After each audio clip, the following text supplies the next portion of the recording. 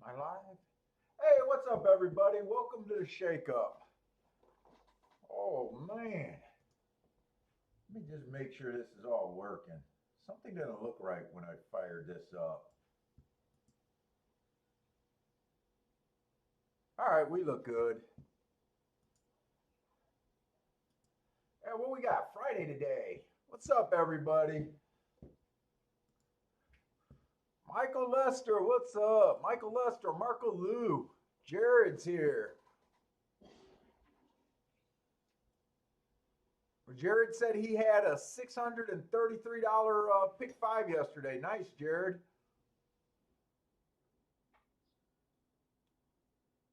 What's up, Dean?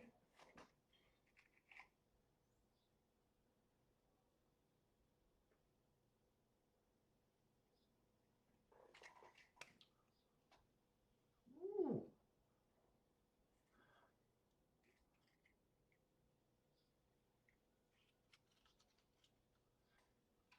What's up, Jared? You coming in hot already today, man? What's up, Bender?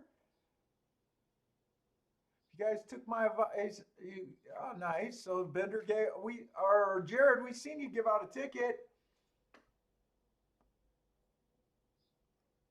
Hi, Jared. You're always gonna get hate on here. Trust me. It's the internet, man. Don't worry about it, dude. If you post your tickets up in advance, don't worry about it, man. Don't worry about it. People are always gonna hate.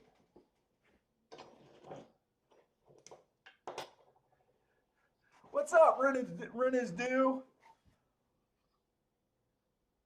Yeah, let's make rent today. That'd be nice. Well, anyways, I handicapped a little bit of Churchill and Gulfstream today. Gulfstream couldn't really make anything happen yesterday. I liked the last minute late day adjustment on the dirt, but missed both ends of that daily double. Kind of sucked, but it is what it is. Uh, the only thing about today, so the first race at Gulfstream is a no. I'm not going to play that. No interest in that race. Uh, I'm really curious to see if we think this track's going to be playing outside, fair, or towards the inside today. I might have to start off a little slow today.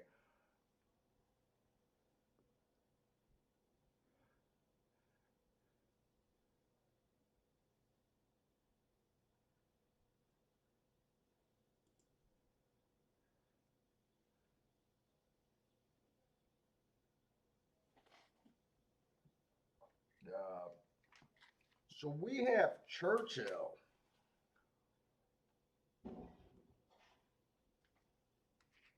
Gulfstream and Churchill is like I said, the first race at Gulfstream, I'm really not interested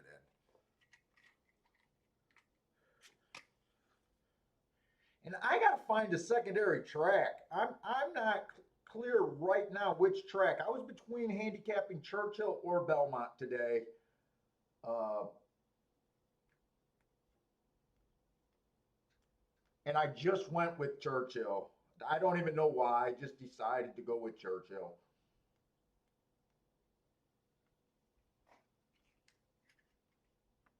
Yeah, Bender's talking about the baby race in the first race at Gulfstream. Just not that interesting.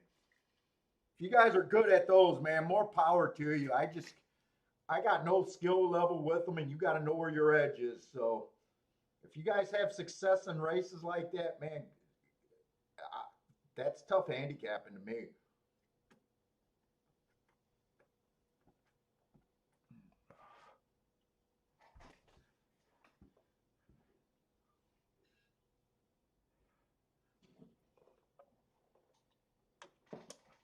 And let's see, Churchill just started. I don't have a real grasp. Let me just look at my bias report. It's early in Churchill. Let's just see if there's anywhere to start looking for these 6 furlong races.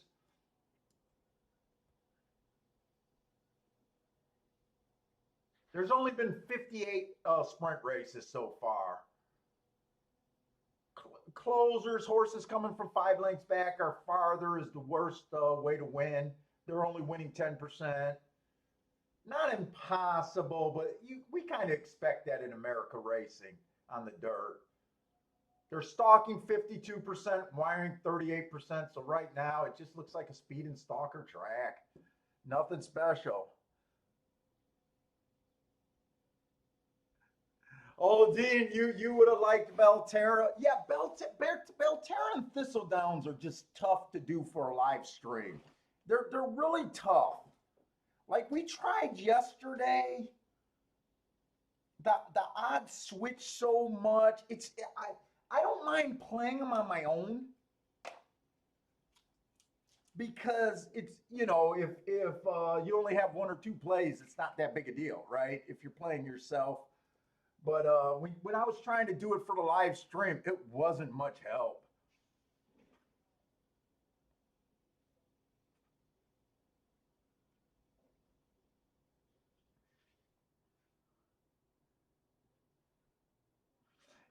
Yeah, and maybe I should have looked at Belmont because of that inside. Maybe that inside strong there.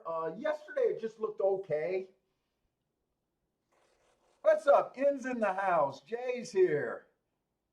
Is Dean and Jared going at it? Man, it's too early and it's Friday for you guys to be going at it. And Jared gave out his ticket yesterday. I don't even know why he came in hot and why he's getting beef. Boulder, what's up, Boulder?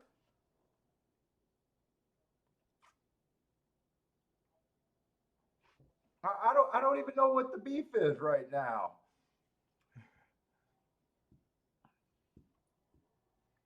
But anyways, we got the first race at Churchill. We got a 5.5 furlongs on the dirt sprints.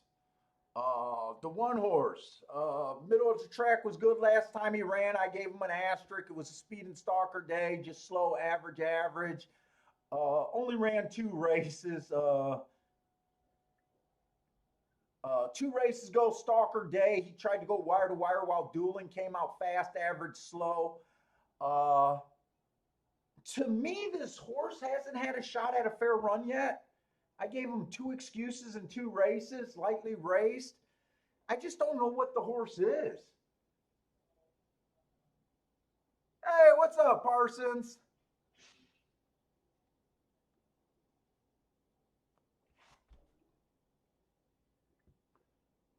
Yeah, I just don't know where the talent level at this horse is. He's interesting, and he's 9-2.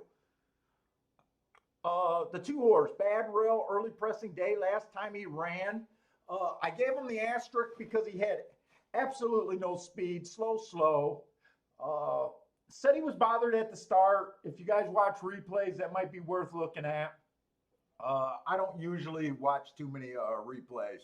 Uh, Two races back, Bad Rail, early pressing day. Kind of ran against the track again. Slow or average, slow. This is another horse, just lightly raced. Got a couple of excuses, and I just don't really know where his talent is. Hey, what's up, Frankie Tubbs?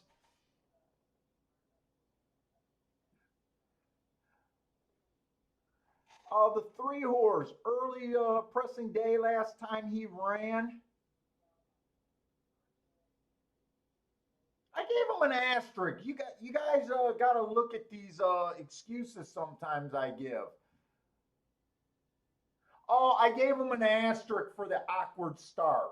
Sometimes when I give it asterisk, it's not necessarily because it's an early pressing day, because this horse was early pressing day, and I was almost wondering. It was the awkward start that I gave him the asterisk for.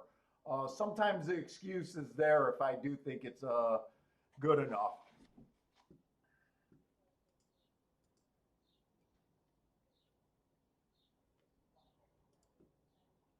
What's going on with Parsons?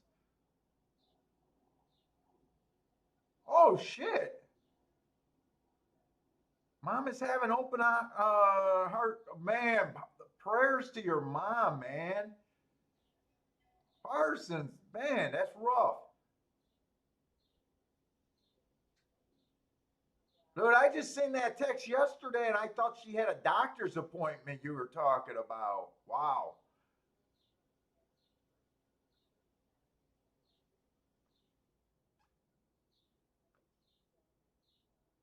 Man, well, everybody hopes and thoughts and prayers to Parsons' mom, man. Open heart surgery. Hope she pulls through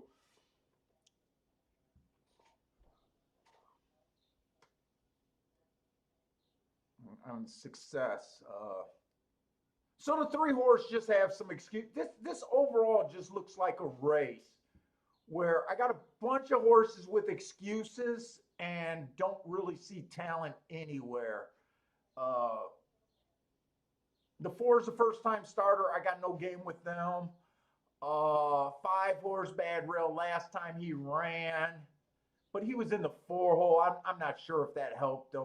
Two races ago, he showed speed for one call on a stalker day. He did go a little bit fast, but I'm not that excited.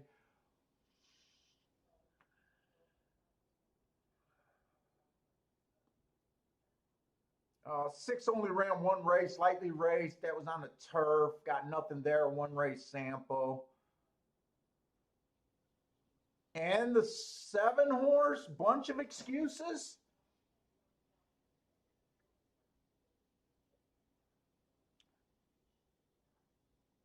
But this horse looks like a closer.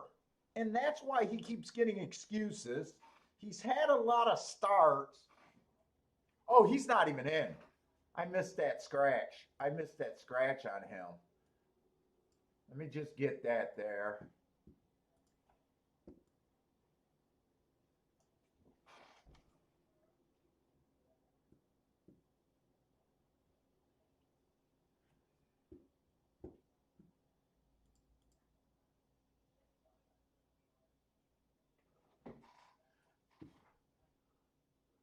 Yeah, so they're betting the six here down to even money off of a class drop.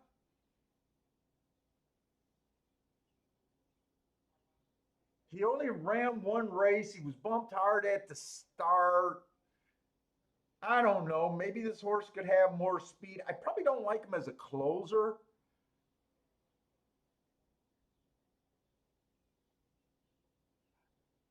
But you can't even safely put him in a closer category.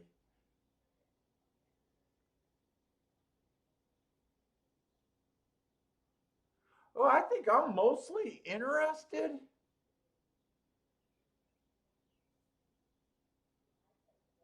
in the one and the three. One and the three. Can I do something here? Probably more so the one.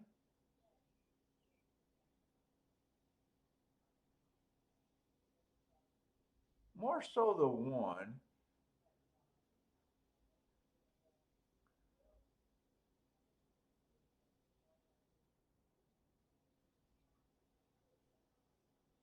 Five might be the other horse to get the lead.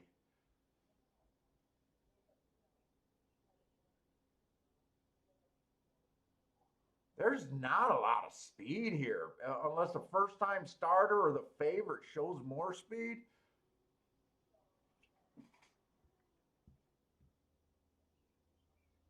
Let's see, I'm going to do a two horse Dutch. I'll start off in my smaller category right here.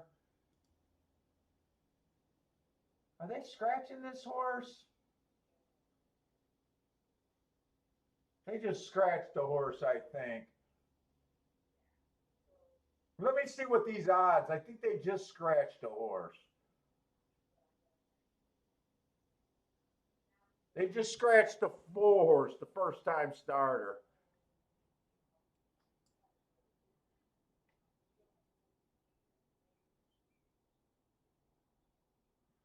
The one went down to 3-1. The five's 12-1.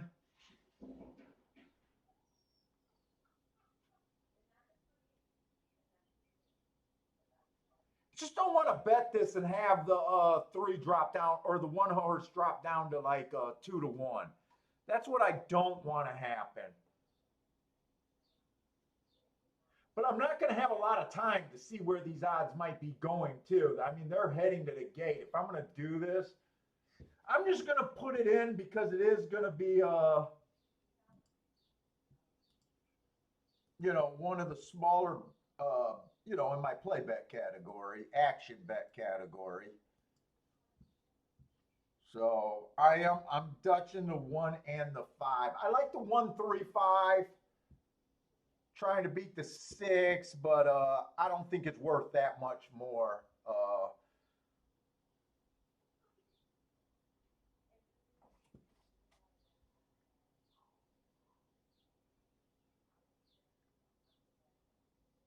Let's see. Elliot thinks the 6 has a huge edge.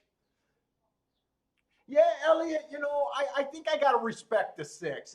If I seen some more races on the 6 and knew that I had a real opinion whether I liked them or not, I would go accordingly. But since he's so lightly raced, he might have a huge edge. He might be a closer.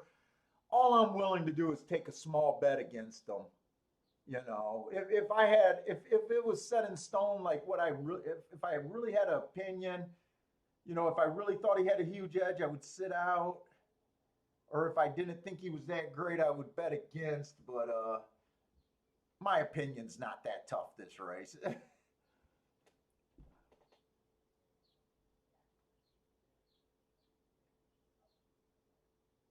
Jay said wild card is the 9 at Churchill Downs. I might be reading your comment wrong, but since there's no 9, if the 9 wins, I will say that's a wild card. You must be talking about another race, though. Let's say 5 did get the lead, but the 6 is the horse that's hounding him. Looks like 5's going to get over. Wait, is that the 5 on the lead? Yeah, it was the 5 on the lead, but he got out of the way.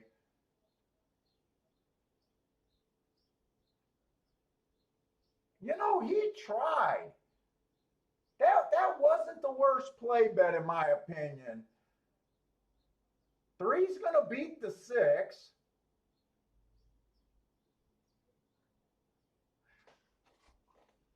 I definitely needed the 6 to run a second for me not to lose my mind because I was thinking I liked the 1, the 3, and the 5, and if it would have came in 3-5, I would have regretted not playing that exacta. But since the 6 got second, I can keep my sanity right there. 5 ran good. The 1-2 fucking put him away. 3 got the trip. 6 was probably over. 6. I think almost every horse is over bet at 1-2.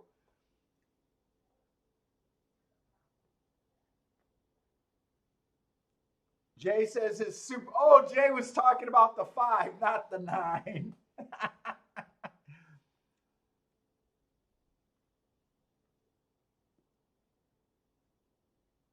Joshua, what's up, Joshua?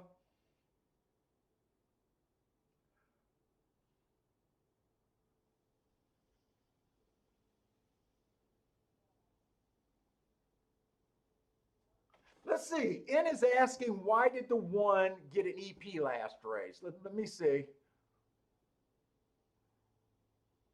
Uh, the the MID is mid. I thought the middle of the track was good that day, and so his running style was right.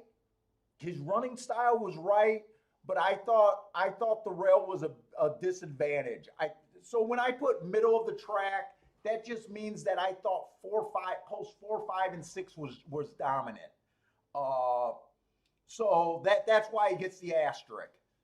That race.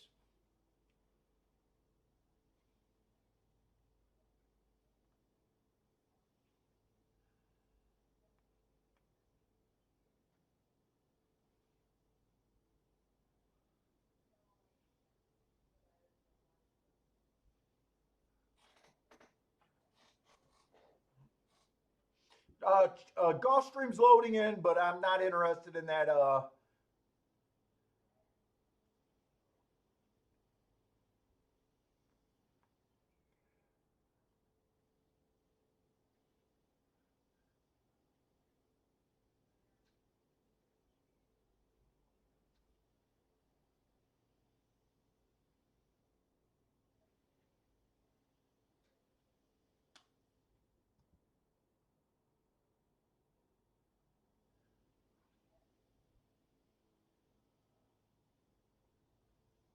Let's see. I'm going back up to see Dean and Jared's little tit for tat over here.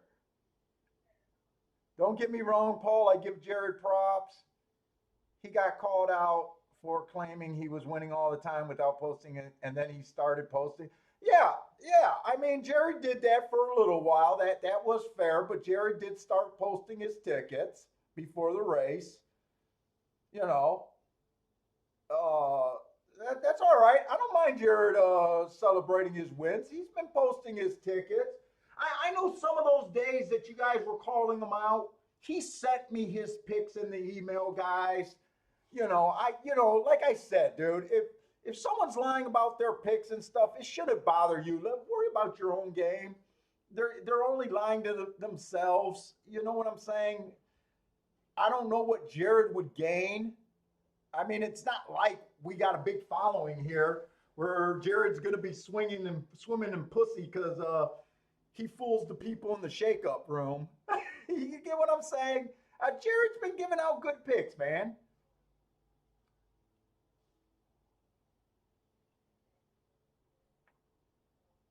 And Jared, I like having you here, man.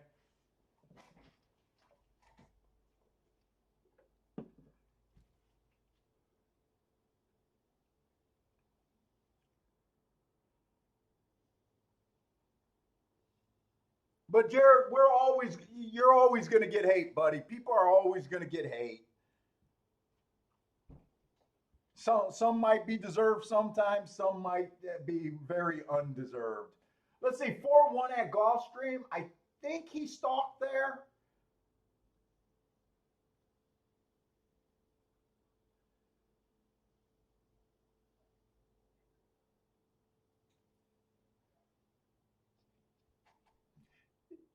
Yeah, Jared, you supposed to come in with some chills and just say, I gave out a $633 ticket. Nice. I know, I seen you put out that ticket. You put that ticket out early.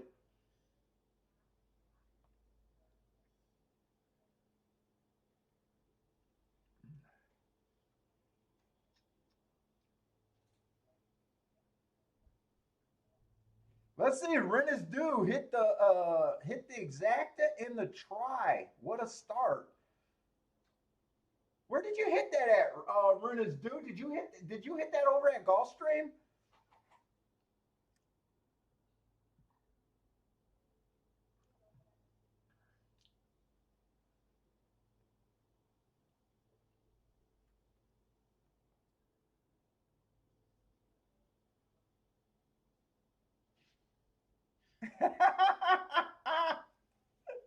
I know, Dean. I like a little bit of beef, man. I like a little bit. I don't mind a little bit.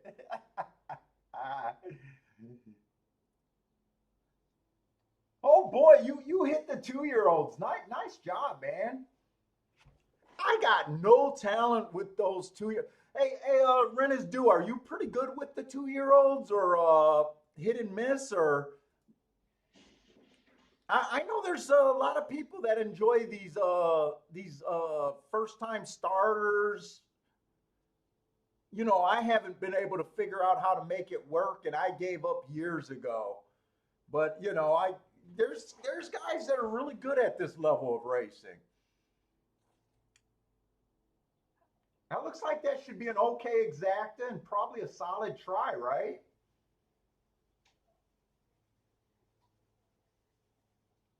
Decent try.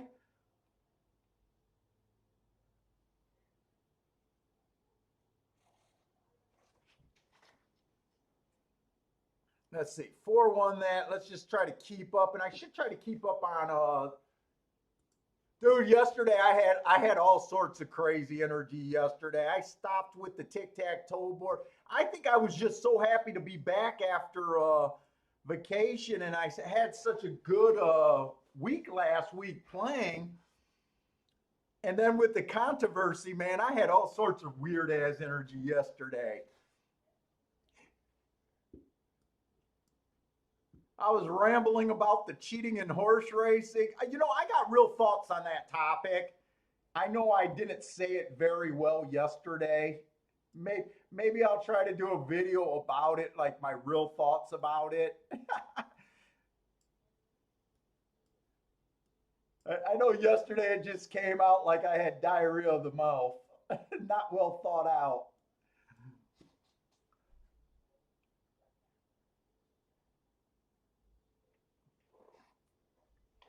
So that's not your specialty. It's hit and miss. You like the 5 and 10, and you combine that with Marco's horse, the 4 horse, and got it. Nice.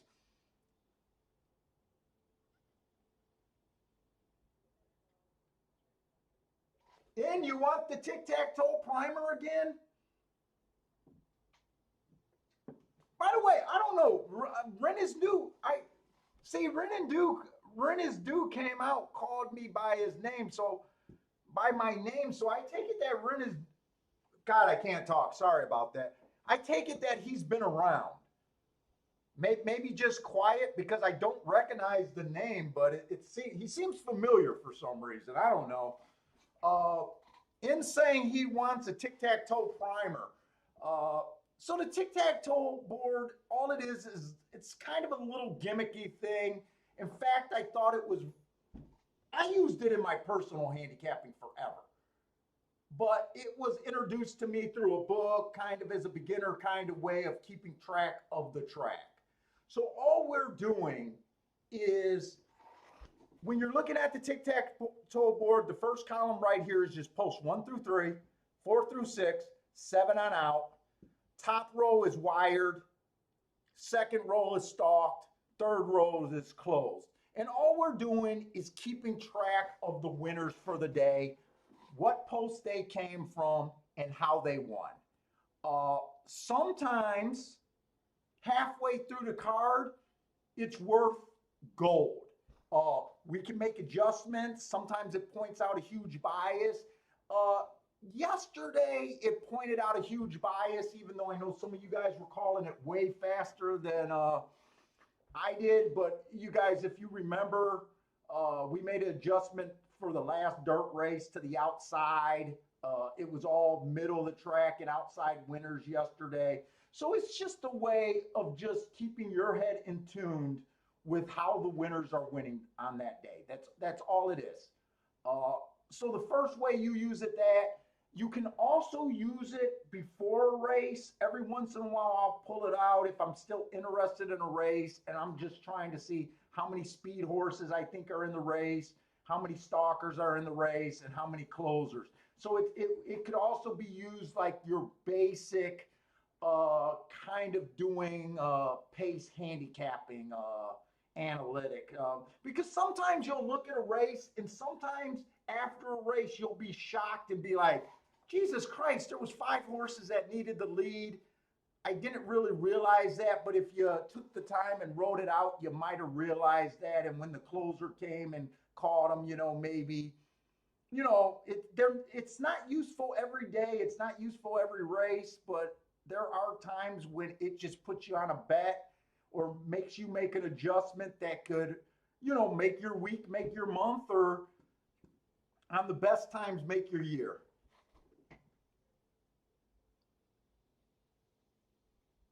So I hope that helped end with the primer.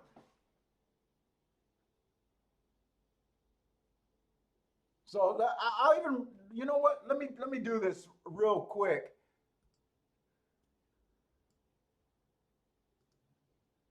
Let me just label. And I do dirt route or dirt sprint, dirt route, turf sprints, turf route. So I break up all the tracks. Uh, but I'm just going to put the labels for the first one.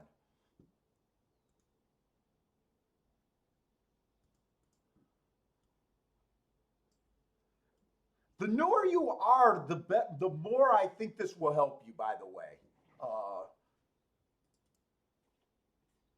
So this is just post 1 through 3,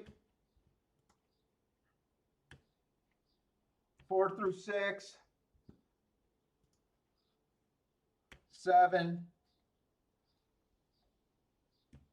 We'll just go out right there. 7 on out. Wired. Stalked.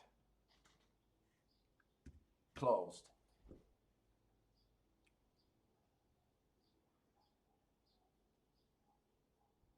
Jay, you are freaking you are not allowed to change your name, Jay. Actually, pick a booger. I can say Irad is a bitch. I can definitely say my mother is a mutter. I'll have all sorts of difficulties.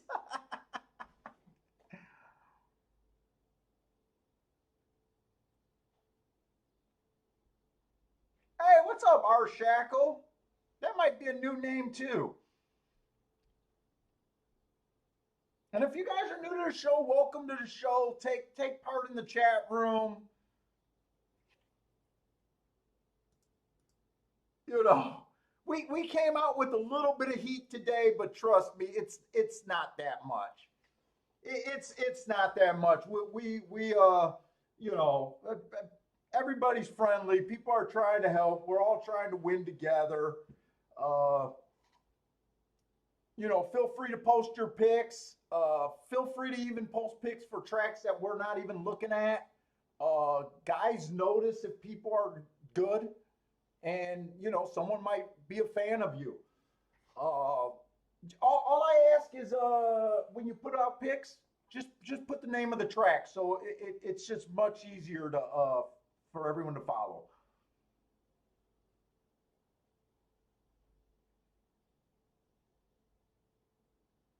Was there a scratch in the first race?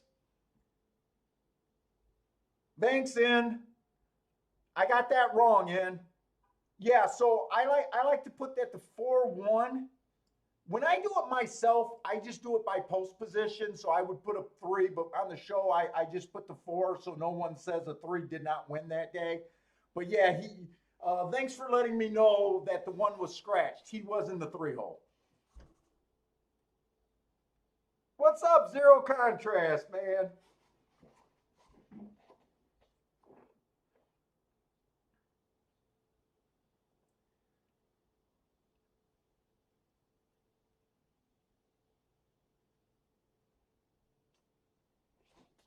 Are you guys looking at Belmont? Maybe I gotta pull Belmont up here. Maybe I should at least keep my eyes on Belmont. I need a second track. I need a second track where I got an edge on. Right now, I don't have that second track. Tampa Bay went away.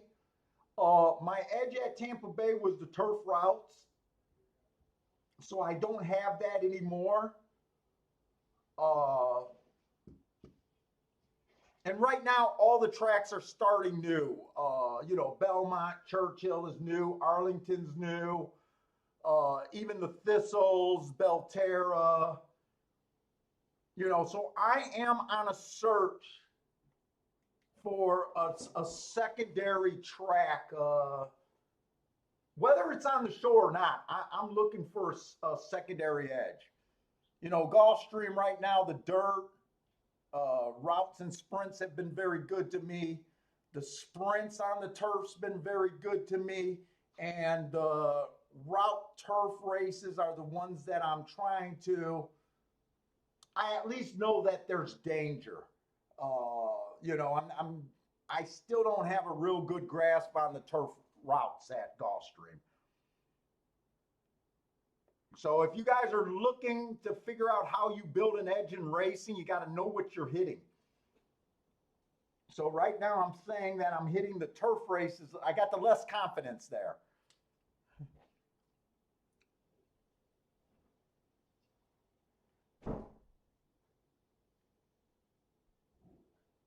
Oh, and I'm sorry, let me get turfways.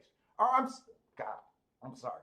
Let me get the things for Churchill, because I want to give Churchill an honest effort today.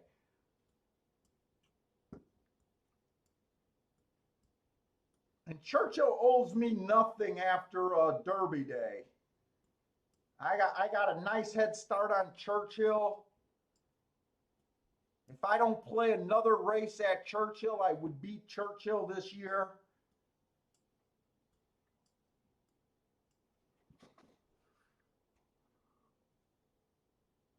Let's see, the 3 horse definitely won.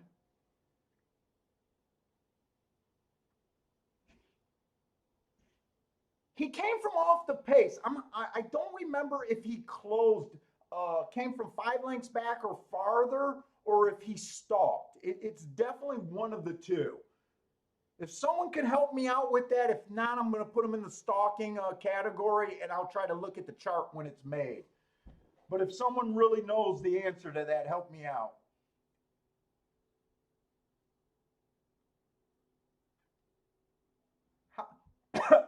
Hey, what's up, Todd? Hey, Todd. If you want to join me this weekend, dude. Actually, you can join me anytime you want on Skype. Uh, it's an open invitation, dude. Almost anyone could. I'll try to keep the room small. Saturday or Sunday's good. I'm not crazy about Saturday's card, but I never know if that's the card I'm going to hit on. Sunday, I plan on doing landscaping, but I'm definitely gonna be done and play the races. It's just am I gonna be here for the first race or not? So any day, just shoot me an email that you want to get on the Skype call, and you're welcome to come on. 3 came from dead last. Thank you, Marco Lou.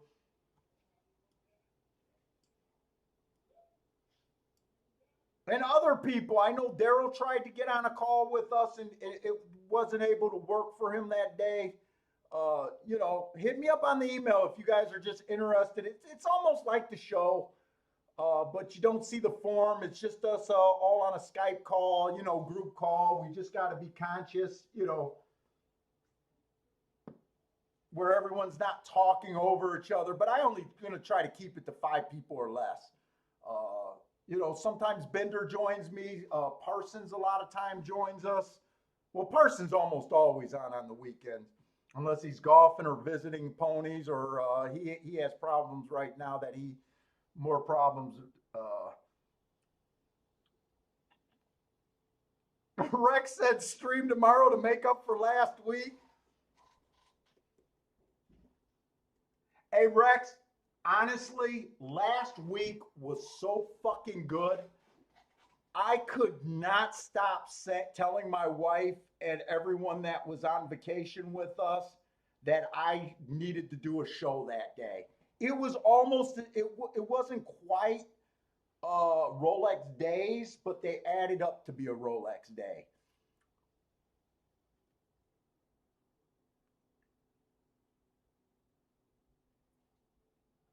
I'd have to stream every day for a year just to put on the show that was really could have been last week.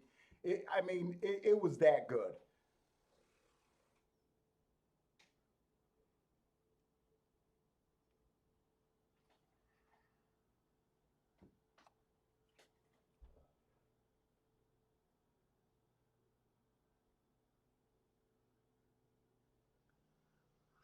Jared, for Gulfstream right now, it's usually the inside of the track for me that I focus my attention.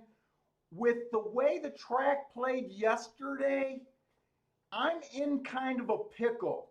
Do I want to start like acting like the outside could still be good today, or do I want to trust the numbers and how the track normally runs and go towards the inside? It's gonna be a tough call at Gulfstream for me today, at least for the first couple races on the dirt. I honestly am a little nervous about that. Churchill Downs, I'm mostly going to be interested in speed and stalkers on the dirt. I got very small samples, so I don't know. Whenever a new track's starting, we gotta first of all get these horses running over the track. We got so many shippers right now at Churchill. Normally, I don't feel comfortable playing a new track until we get like 3 weeks into the meet, 4 weeks into the meet. And I don't think we've had enough races yet.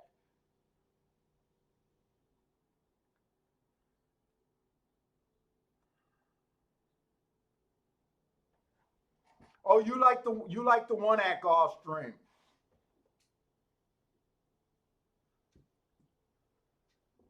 Let me see. I hope these races aren't on top of each other.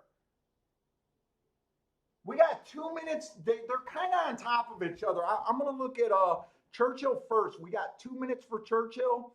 Then I'll go to Gulfstream. The one is the favorite. He's at 2-1 right now. He was average, one tick slower than the fastest winner while dueling last race. I think that's a useful race at a higher level. 2 races ago, he had a bad rail, but he was nowhere near it. He was average, average, average. Well, he started in the 6 hole and went to the rail. You could look at that 2 ways. I go by post positions usually. But someone might say that was if you thought the rail was bad and he got to the rail, that could have hurt him.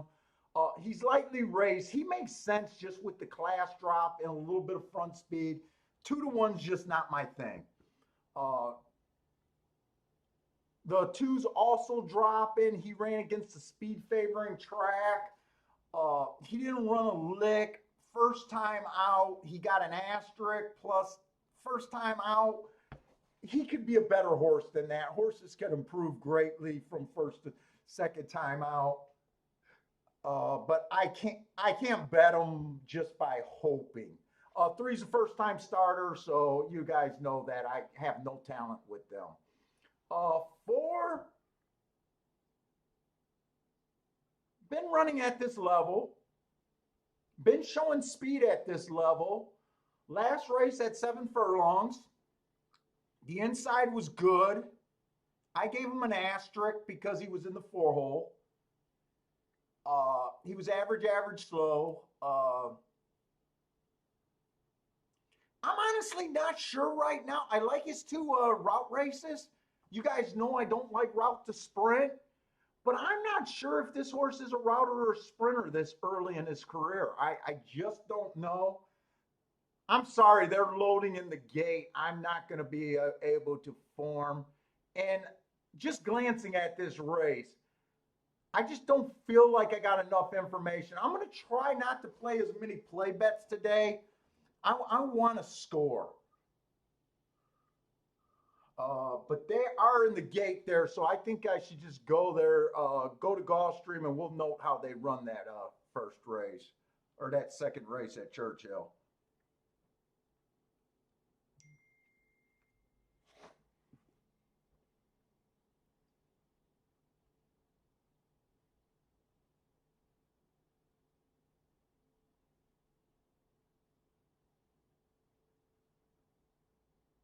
Baptist Hospital will not let me get to Twin Spires. Please allow more than normal time. Parsons wants picks. He's betting at the hospital, but I think he says that he has to call in his bets, so he wants me to make bets earlier. Parsons, you're a sick man, dude. You're a sick man. I'll try.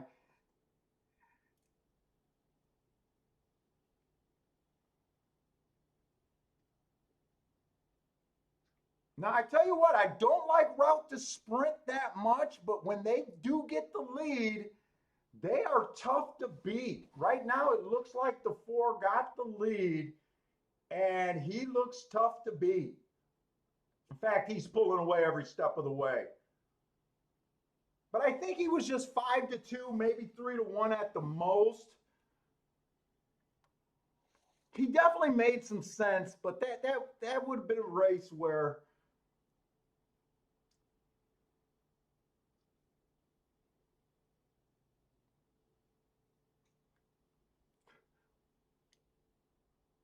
let's see, we got the second race. I'm going to have to speed it up. I'm sorry. These tracks might be on top of each other, and I might have to settle on a Gulfstream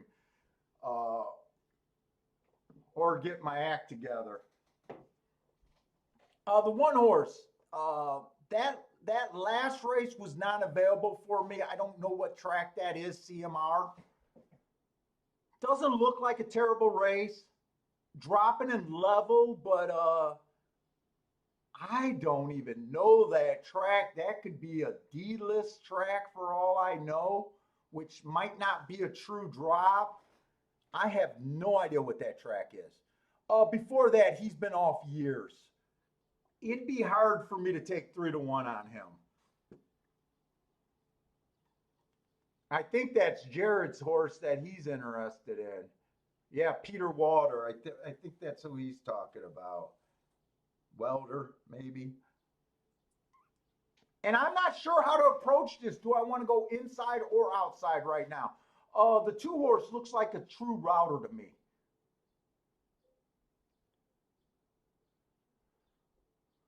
The three has an excuse last race. This horse looks like a closer. I know yesterday they were coming off the pace a bit, but more outside. I think he really needs the track to fall apart. Four has really good marks, but last race was a mile race. Went too fast to win. The race before that, it was an inside day asterisk. Went too fast to win. Uh, 4 to 5. I'm definitely not interested.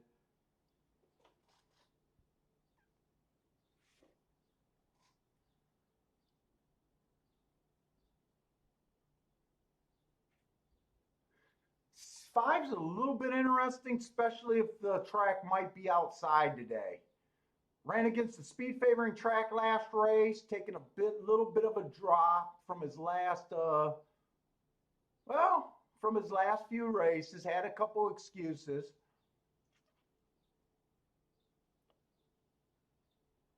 Six is another mile horse.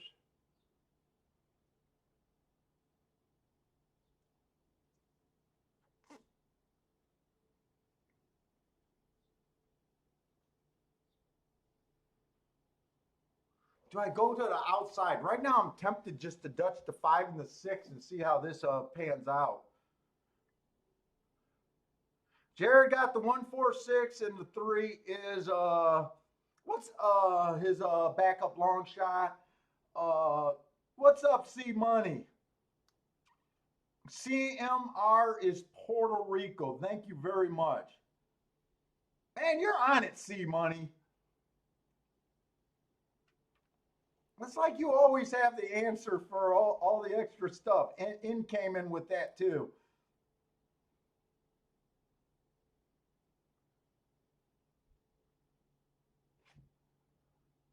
You know what? I'm going to Dutch this 5 and 6. If I can even get it in. I think I'll be able to get it in, though, without a problem.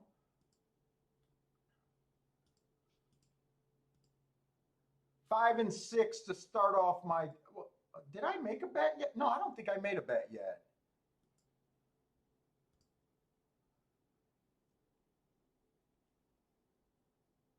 And C Money, I seen you on Howard's show again last night. Howard's getting all the guests, isn't he?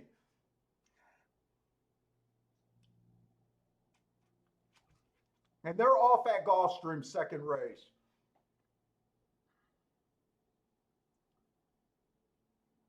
So I bet the 5 and the 6 to win here.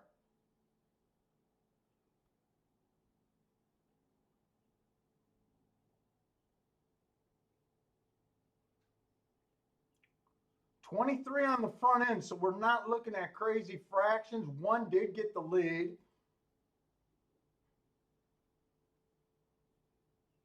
One looks like he's going to be tough on the lead, too. 5 looks like he's packing it in. 6 looks like he's all out and he's getting past.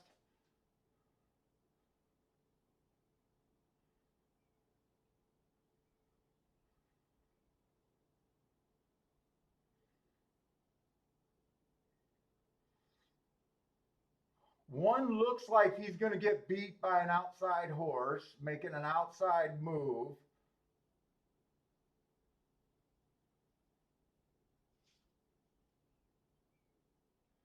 4-1-2.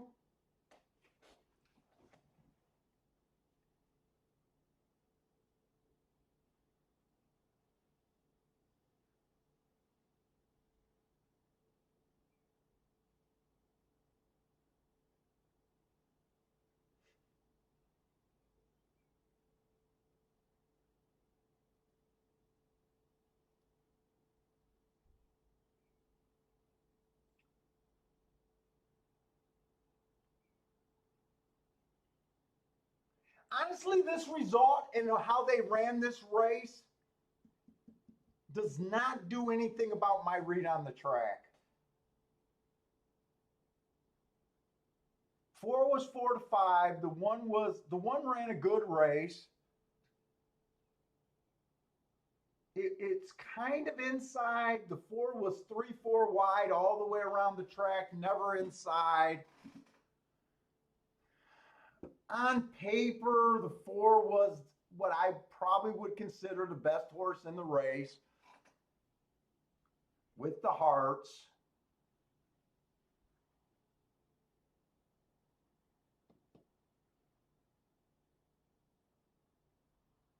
I honestly don't know what to take about that race.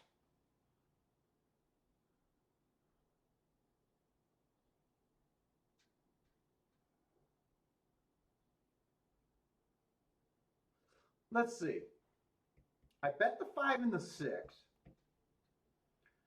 5 went for the lead.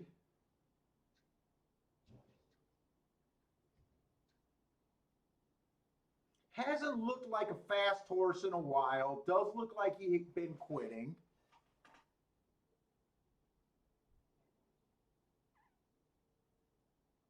Did he quit because he had the outside of the track, or he was just not that great of a bet to begin with? I can go both ways. I can admit that that probably wasn't the best bet to begin with. I don't think the track helped him any. The 6 was just a $6,000 claimer. He was kind of a, when you consider how many horses were dropping.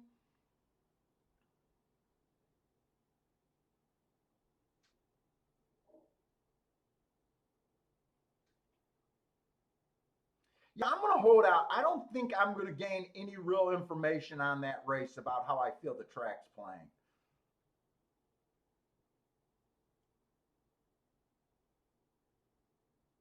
By the way, I aimed my bets there hoping that the track was playing the outside because that was where the only prices were in the race.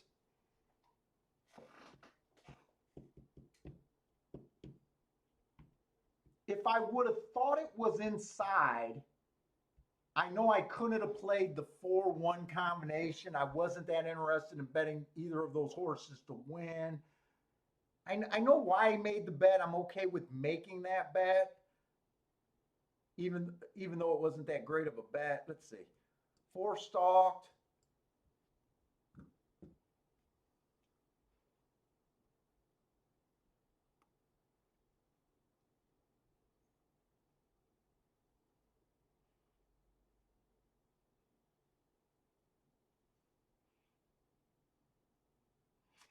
See, money. I don't know if I want to do the guess. I'm a little. I noticed all these shows started teaming up with each other.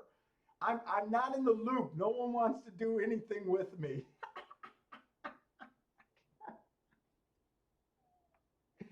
No one wants to do anything with me.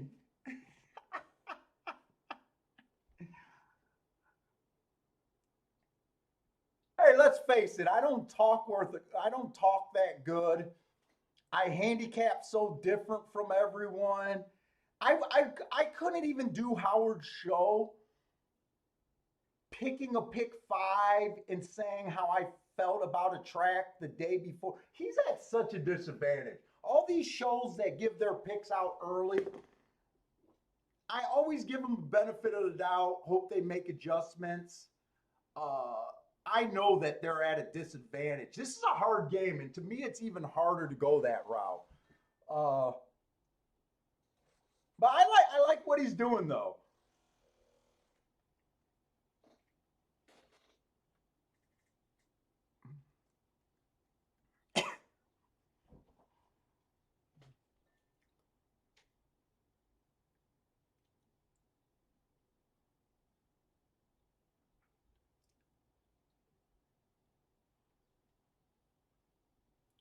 Yeah, I bet a lot of standard handicappers probably don't even like my way of handicapping.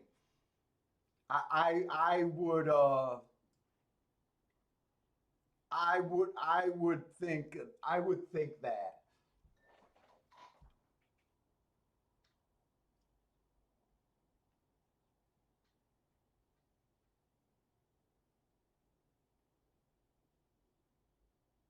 Let's see, Jared's looking at the 11 horse at Belmont Race 2. Dean is playing the 3 and the third at Belterra at 12 to 1. I don't know, that race might have already ran because he said just trying to beat the chalk with the second best horse, or maybe it hasn't ran yet. I can't bring up all these videos to follow bets at so many tracks though, because as soon as I get 3, my video feeds start dying.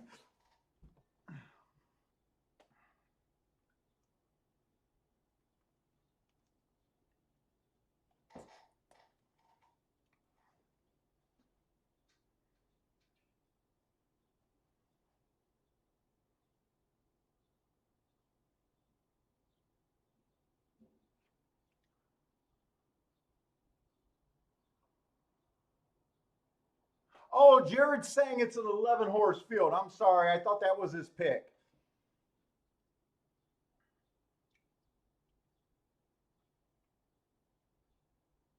But he does have the 11. He has the 7, 8, 10, 11. Hey, Jared, what are you betting? Is that an exact a box, a super, a try? Or you got so many bets there that you got like win, place, and all different combinations there?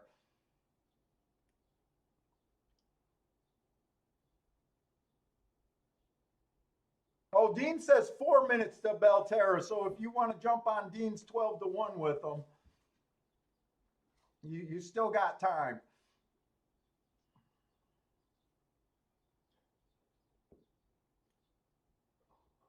Yeah, Howard's show. I thought Michelle was good. I liked Michelle being argumentative. I hate when I watch guest handicappers and they just agree. Great pick, great pick. I like that she would say, "No, that pick sucks. I hate that pick." I thought she was feisty. She was fun.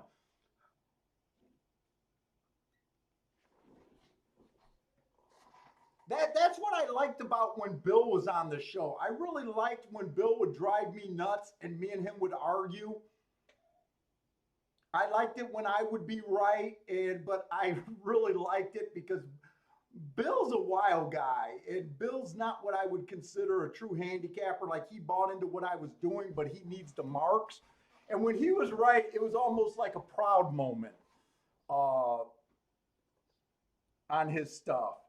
But I like that we would argue and not be like, oh, good pick. I respect your pick. No, no, I don't like that. We're handicappers and we're playing with money.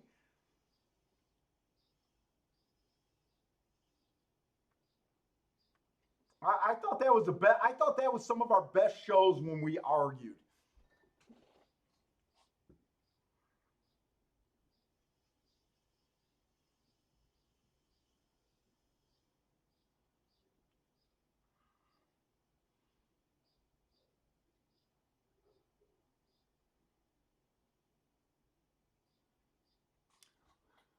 Let's see, Churchill Downs race 3 is coming up. 7 horse field doesn't look too bad. Hey, Marco Lou, did you like that? If you guys in the chat room have an opinion about watching a show and just seeing people agree, even though they got completely different picks, or do you guys like when some guys get a little bit on the argumentative side?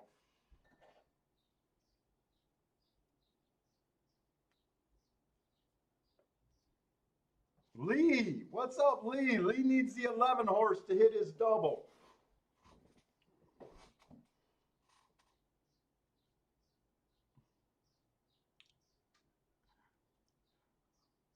Oh, Attila slipped in here. What's up, Attila, man?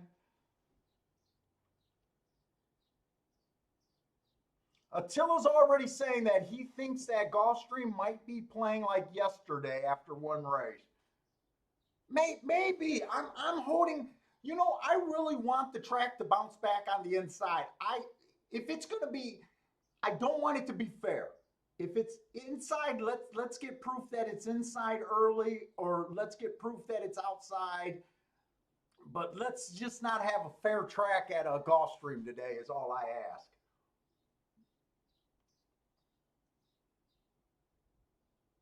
Joshua, man, Joshua's been firing since he hit. Or actually, I don't know. Maybe Joshua always maybe Joshua always fires. But I know Joshua had a great day, followed up by a few more really good days. Joshua was been sharp. He's playing 11 with the 134 and 134 with the 11. It looks like. Good luck. Elliot likes the 5. I'm just not sure what's up. Steve B is here. What's up, Steve?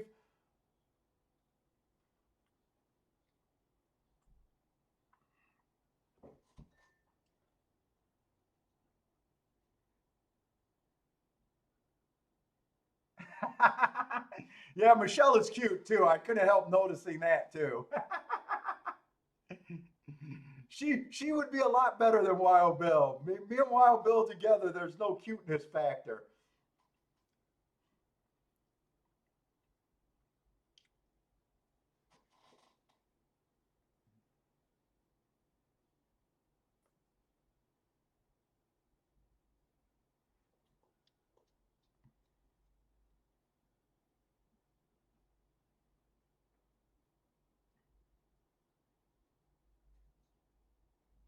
Oh, Elliot, wherever his 5 is at is 90 to 1.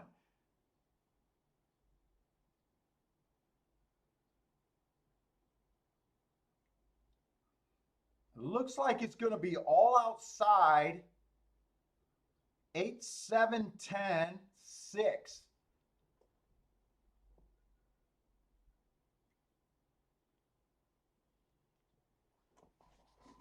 8, 7, 10, 6 over there at Belmont.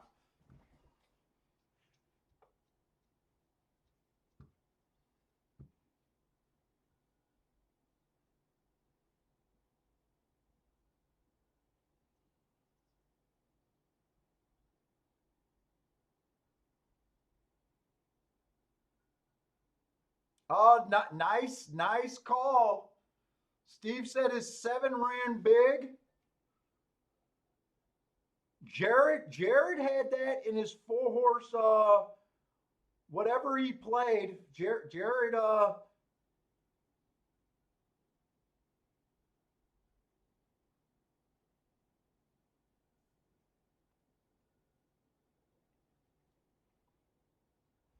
nice pick, guys. That's going to be a nice exacta. Nice exacta, nice try, nice everything.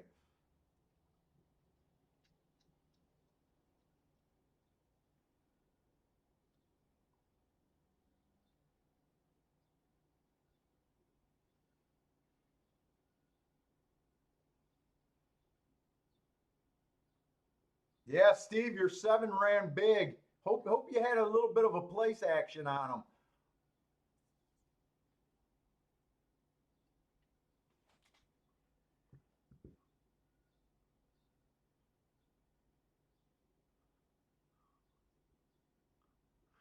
Let's see. Let's look at Churchill. We got time. Look at Churchill.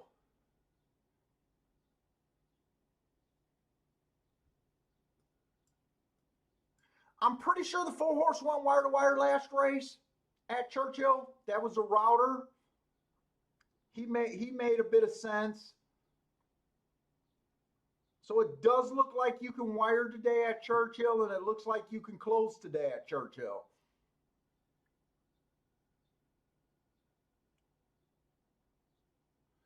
There is an objection and an inquiry over there at Belmont, though. It's on your winner and the 4th place horse.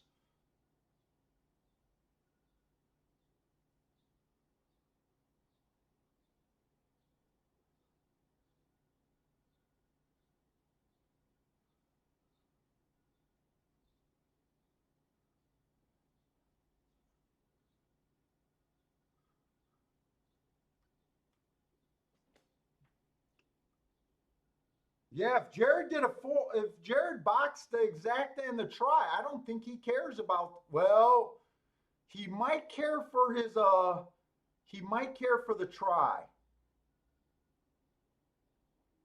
but he'll still have the exacta.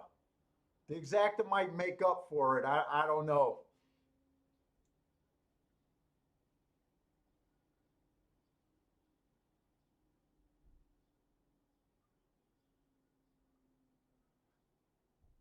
The problem is if they take down the eight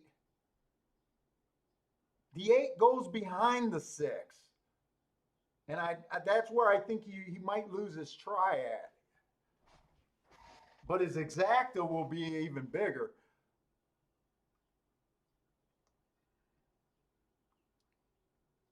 I say Gulfstream or Churchill. This one looks pretty good. Went too fast to win last race at a higher level. Been running some stakes races over there.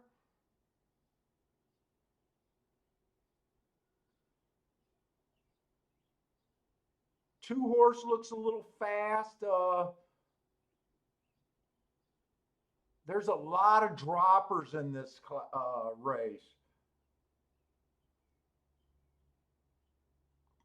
A lot of class droppers.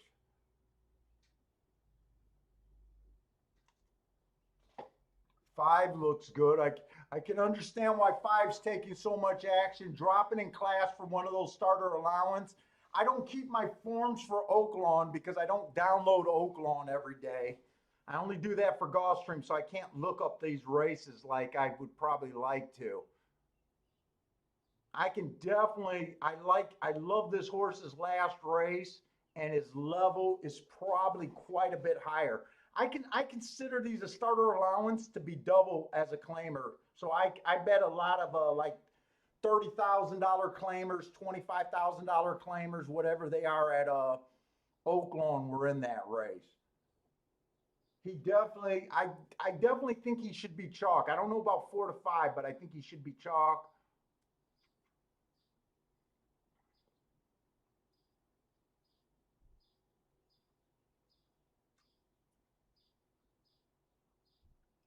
I'm mostly interested in him in the one, and that's exactly what they're betting.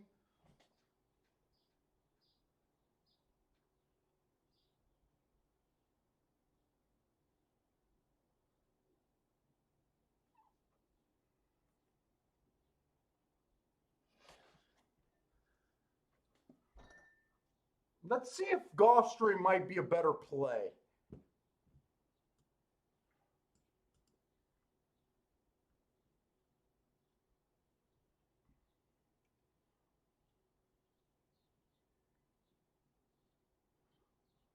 This is a starter allowance 16,000, and we'll just see what kind of horses are in this race. See what I mean by these races can come up tough. We just got a $62,000 optional claimer that's still in this race. That was the fastest winner of the day. Uh, he's definitely on my radar without a doubt.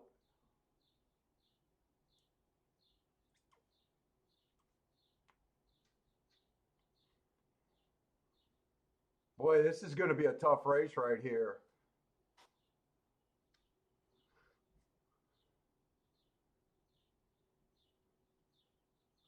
I think the two also fits in this race pretty good. The three, I'm kind of against the three.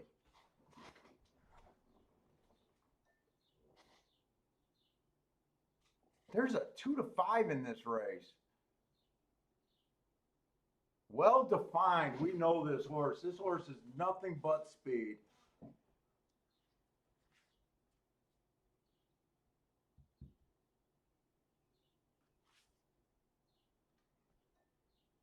Six is out.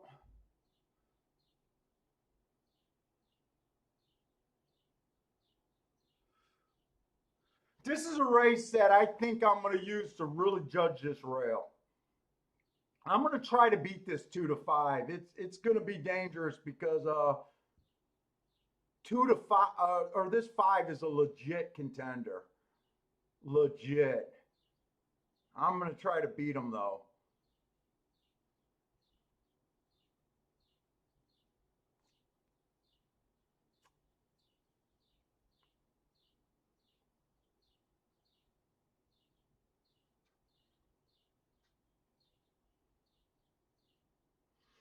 But does anyone stop him? Wait a minute. Does anyone stop him from getting to the rail if he wants to rail? There's no one faster than him at the first two calls in this race, in my opinion. I thought the one had more speed, but the one tends to be a fast stalker.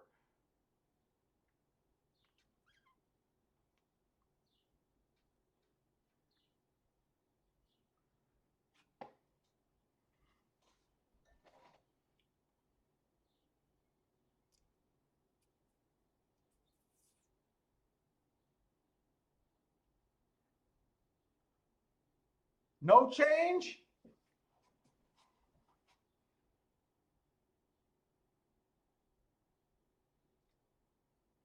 Well, Jared's off to a nice start today. Nice hit, Jared. Churchill, I'm definitely sitting out. They're loading in the gate now.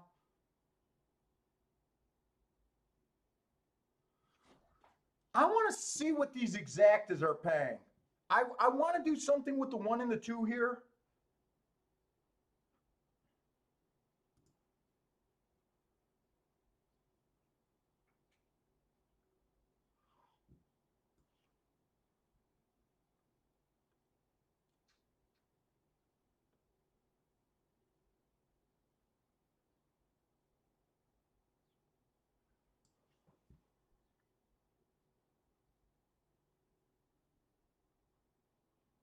Let me write down what I'm thinking.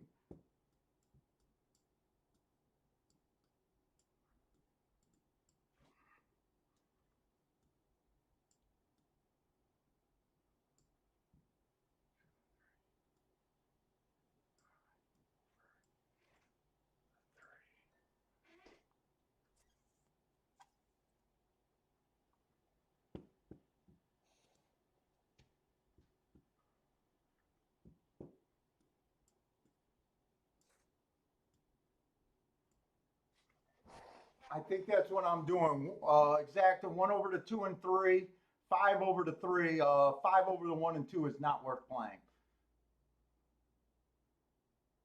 5-3 is paying 33 to 1. I can play that one.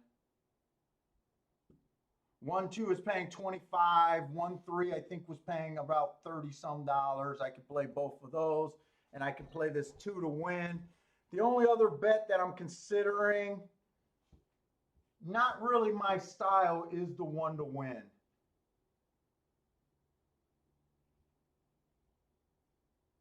That would almost be a defensive bet. Let me get the bets that I know I'm going to do. I'm going to do the 2 to win.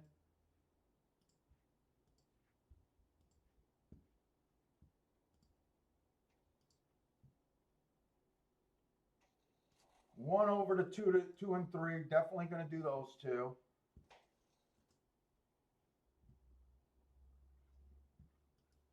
And then the other one was 5 over the 3.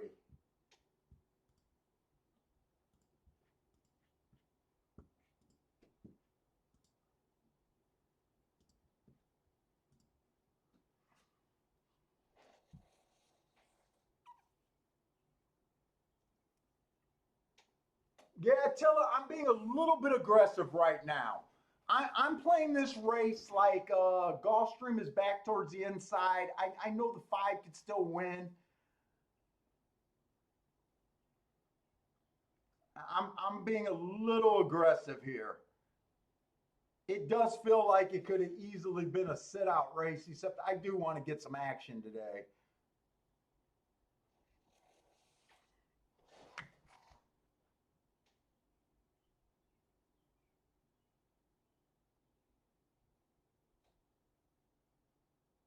Hey, what's up, Cole?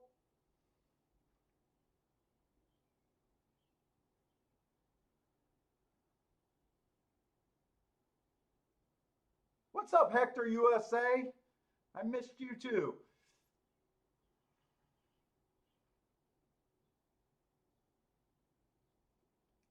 Oh, Roger. What's up, Roger? Thanks, Rogers, for the comment, man.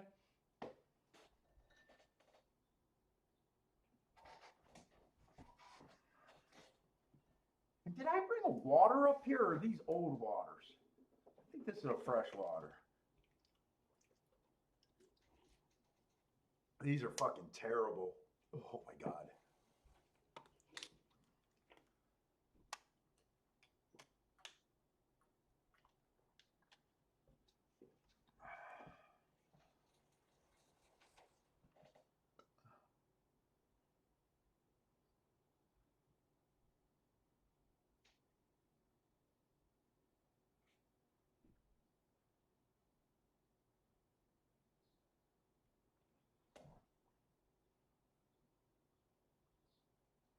Marco Lou thinks, oh, he boxes 4 horses in his exacta. I thought he was saying he thought the floor was going to hit this exacta.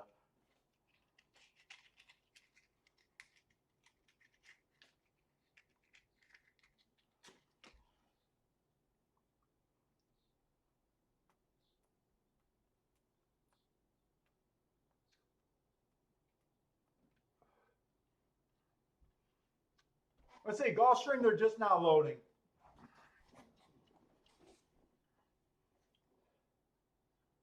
Ooh, and this cigar is putting me on my ass. And I don't know how I'm smoking these damn cigars so fast.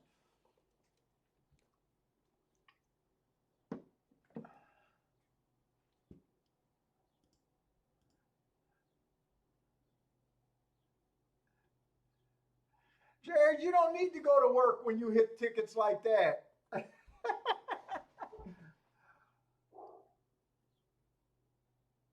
I was worried about this 5 outbreaking. I was hoping the one would be a little bit closer and keep them off the rail. Yeah, I think I'm in trouble right now.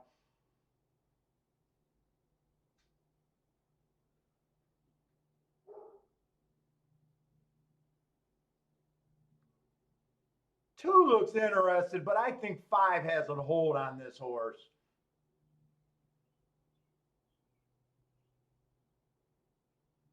And the pace is not even that fast. He got a hold on a horse, controlling the pace, 23 at the first call. This does not look good unless you played the 5.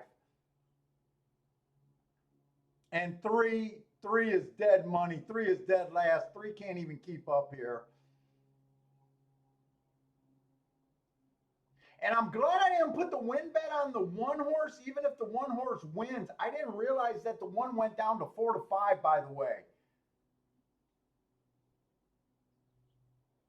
I was considering betting this 1 to win when he was 5-2, and I said it wasn't really my style. I don't think there's anything wrong with the rail today. In fact, I got a losing bet here, but I love the bet that I made. Well, let's make sure that was still paying $25 before I say that. No, I don't love the bet. I should have been watching the board till the last second. I tried to get the bet in earlier. If the 1-2 came in, it was only paying $11. No, I don't like the bet. I should have listened to, I think it was Jay that said it was a sit-out race. I should have listened.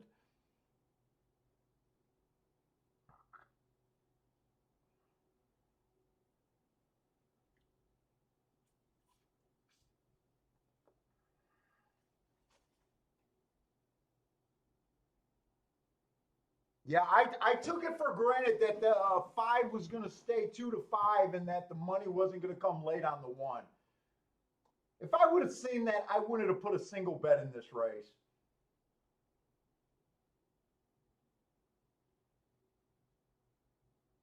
Race made perfect sense, but there was just really no way to extract money.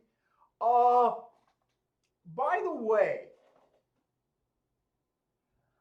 I'm going to lean, right now, I think I'm leaning towards that the rail's okay.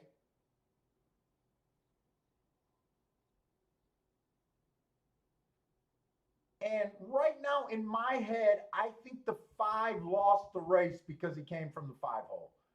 This horse got 23 on the front end and looked under wraps and still got beat. And he's a good horse. Well defined's a solid horse.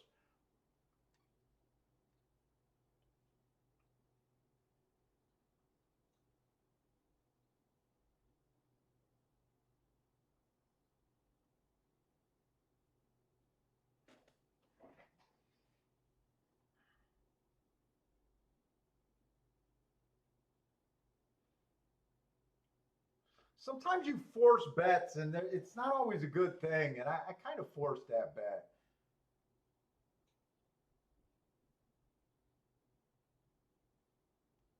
Yeah, it might be a day not great for front runners, or it could be my first theory. We'll hold out on the complete theory. It could be a day where front runners. I don't think front runners did well. There was one horse that wired yesterday,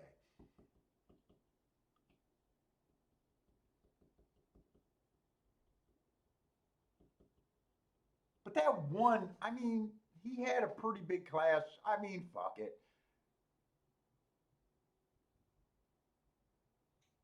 Probably should have just used the information and sat out that race. Really.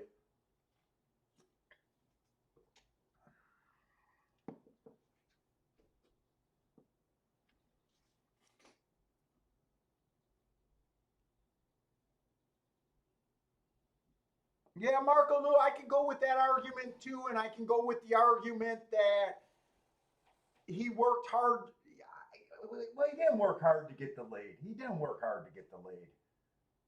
You know me, I'm such a believer in post 1 through 3. I'm such a believer in post 1 through 3. And a lot of times I'll try to always aim my argument that it's 1, 2, 3, right? You know, I blame the 5 hole. I could be wrong. Look, I could be wrong.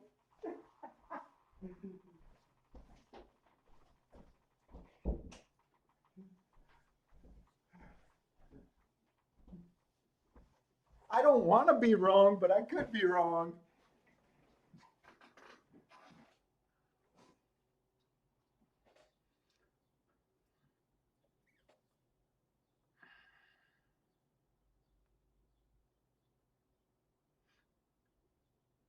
See, at Gulfstream is unlike most of the tracks where I call the bias. Like Gulfstream, I tend to not.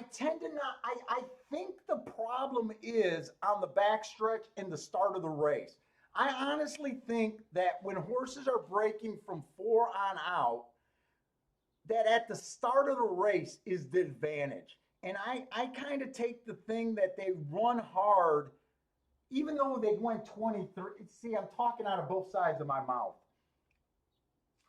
Hey, what's up, Disco? Oh, we've been good, man. I've been on a win streak since Derby Day. Yesterday was a little bit of a kickback to reality, but ever since Derby Day, man, it's been huge.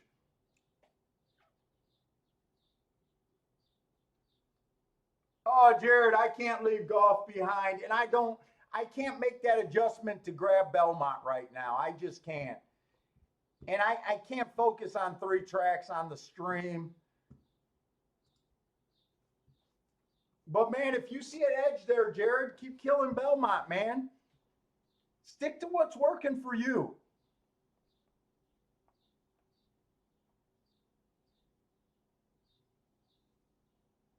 See, I'm agreeing with Attila. I thought 5 got the lead so easily that it's not normal for him to get beat like that at Gulfstream.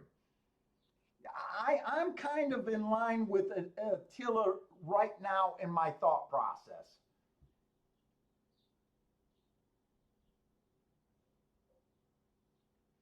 Hey, Disco. Yesterday on the show, I brought up. I noticed last week, post 1 through 3 on the dirt won 90% of the races, and they're at I want to say 67% for the meet. It's insane.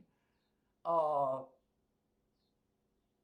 I I got my eye on it, Disco. I know exactly what you're talking about, and I know you play it, so it sounds like just you talking about it.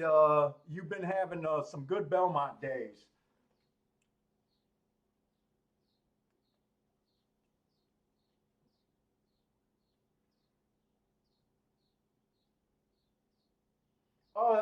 Jared's saying that the or the five lost because of yeah, that was a solid second quarter. But when you consider that he got 23 on the front end, like 45 and three is fast, but it's not extremely fast for Gulfstream. It's more, I would say that falls into about average, doesn't it?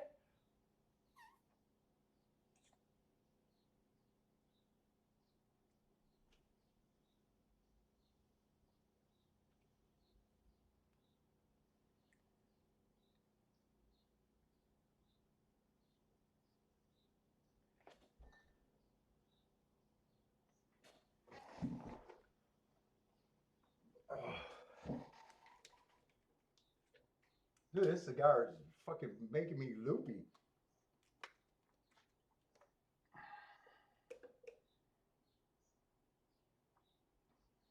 Hey, what's up, Frankie? Frankie 888 is here. He likes the one at Bel. Good luck, Frankie. Frankie's giving out a 25 to 1. Love to see him come home for you, Frankie.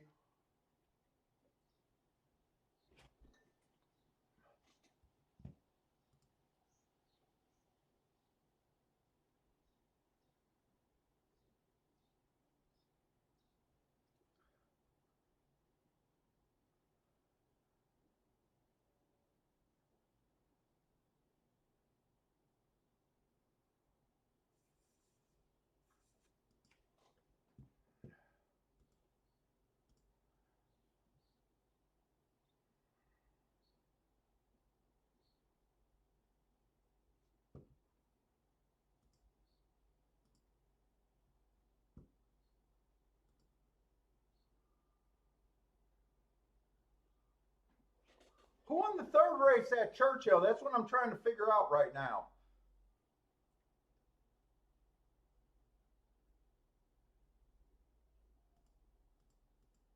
Give me my results. Are the results not up? Those results should have been up. The five horse. Yeah, I might have picked the wrong track at Churchill. The five horse did win that race.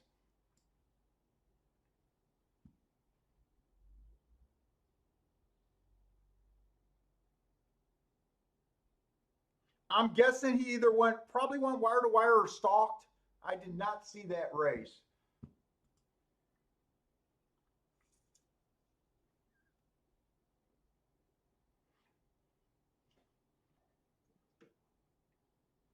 Let me grab the fan over here, man. Holy shit, it's getting hot in Michigan.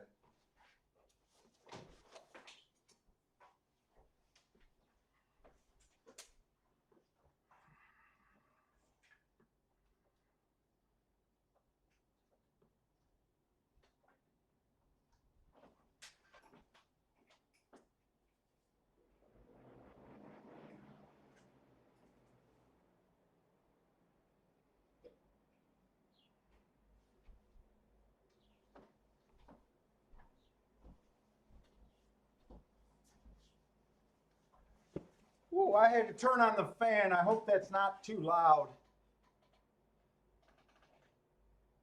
We got a colonial house over here at Michigan. I haven't turned on the AC because our first floor is freezing still, even though it's 90 degrees or close to it. But our second level is just fucking hot.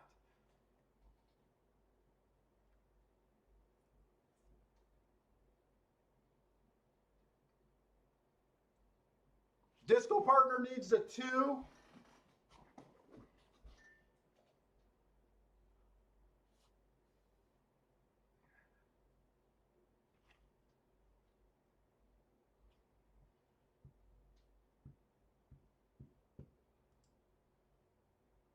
Hey, what's up, Larry?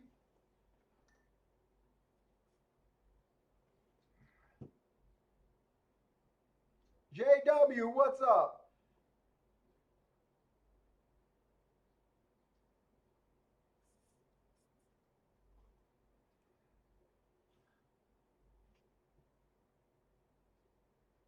Oh my God, that's a terrible fucking pick three.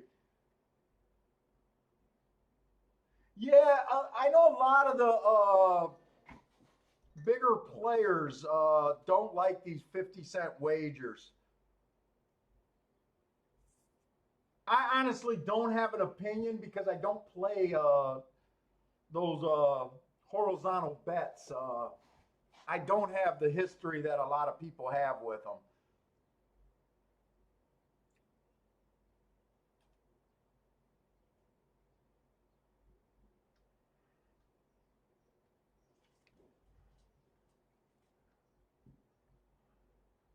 Where we going? We're going in the fourth race at Churchill. Churchill has not been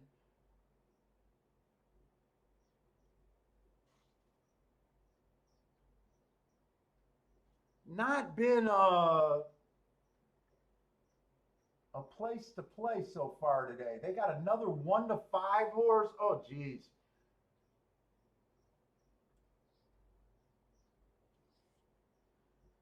This is a 2-year-old baby race. Oh,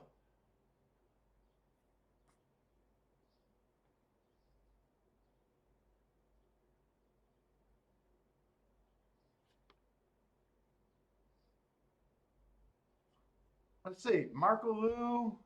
Why is a 2 not the favorite?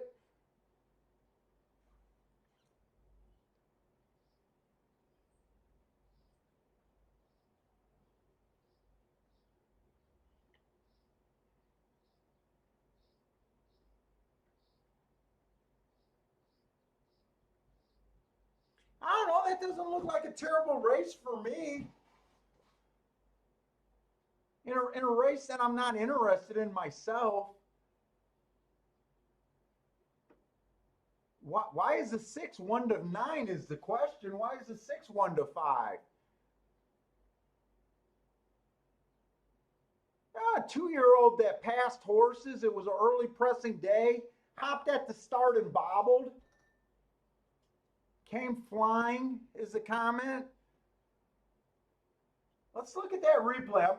I am not betting this race. I'll tell you that right now. I just want to see how much trouble.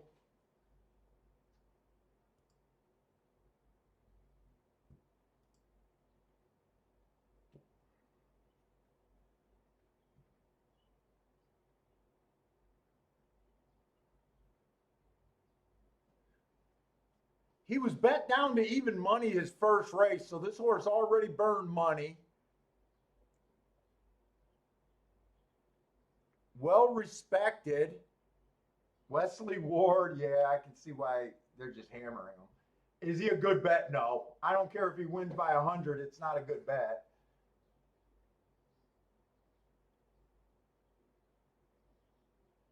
Let's see, he would have been the 7 horse that day at Keelan. Yeah, he lost all chance at the break.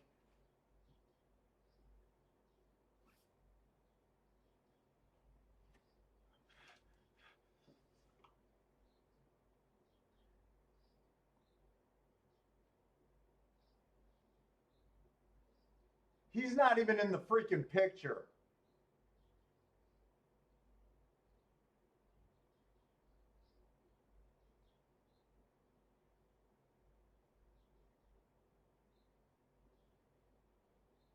This is an impressive rally he did, without a doubt.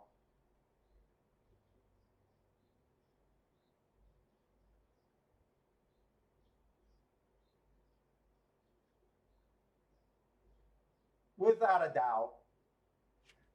That was pretty impressive, but he's a terrible bet at 1 to 9. I don't care if he wins by 100 or 1 to 5. But horses that run super hard first time out, overcoming trouble like that, he has a chance to bounce. but I'm not touching this race.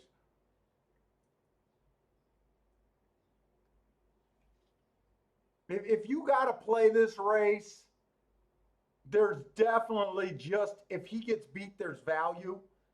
I can't make a real case.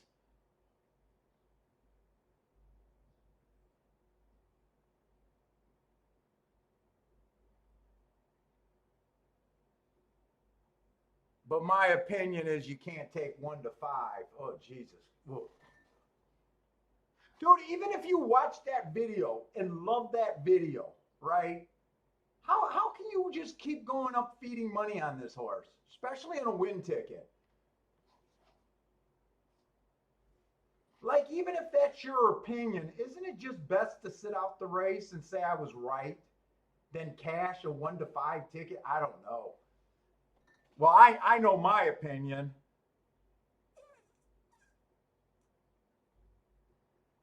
But I'm going to Gulfstream. This race is not for me. We got 5 furlongs on the turf. Maybe I got to get to work. Well, we still got 14 minutes. John, like, hey, what's up, John? John comes in. John only gives out one horse when he bets. That's what I like about John. I don't know if I've ever seen John give out multiple horses in a race. He likes the 7 at Churchill because John, I like how John comes with his picks. Let's see, the 7's a first-time starter, so I can't get to him. He's another Wesley. You know what? He might be the right Wesley.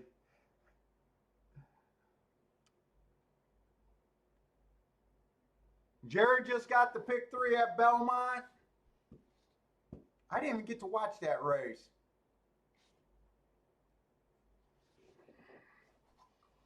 Frankie's one horse ran well. 59-1 got third. I respect the pick, Frankie. I think it was Frankie that was all over this one horse. I respect the pick, Frankie. Definitely. 59-1 getting third.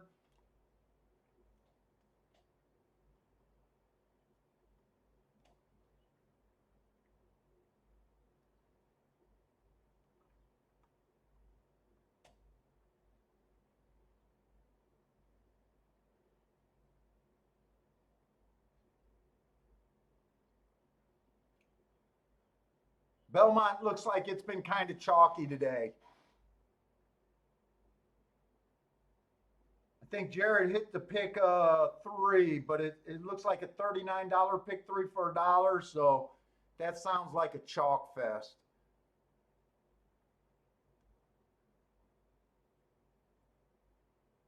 Disco, I think, needed the 2. His horse ran well. Just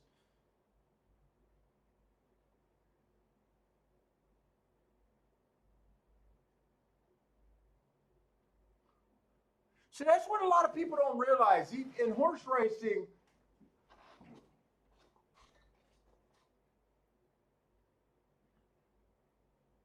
when you have 59-1s and they still hit the board and that's your horse, or you're trying to beat the favorite with a horse, and it doesn't work out, but your horses perform well, it's still good handicapping. I know it's like it's not what you want, but if you're making the right plays in the long run, I think the money takes care of itself.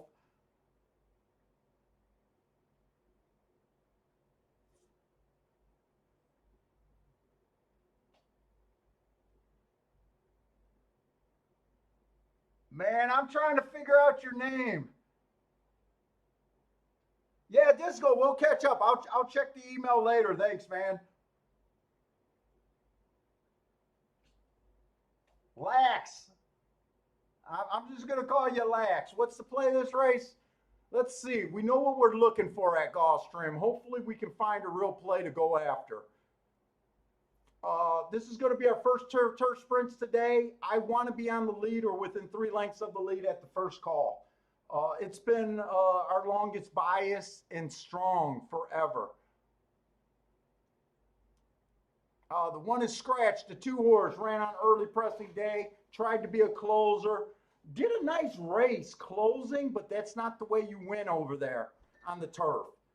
Uh, 2 and 3 races ago were annoying, both one race samples. 4 races ago on the dirt, inside was good. He won while having the good inside and showed speed. 8-1.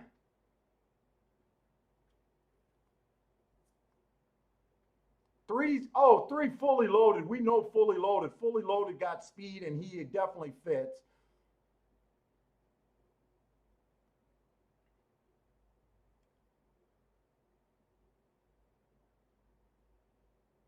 I don't think the 4 fit. He's a closer. Sometimes he can be close enough. He ran a really good race last race, but that's not the running style you generally want. Who are they betting? They're betting the 6-horse.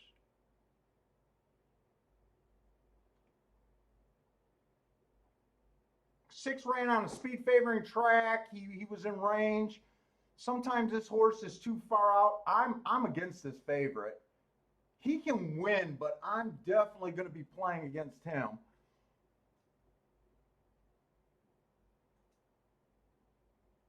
Seven fits. My biggest problem with the 7 is just his class, and the 8 is out.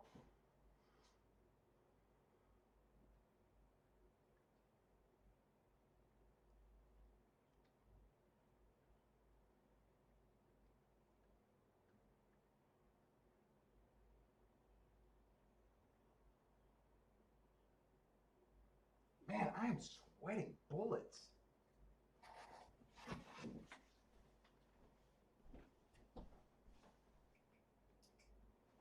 Let's get some air going. Holy shit, it's hot up here. I don't want to bring my mobile AC unit here.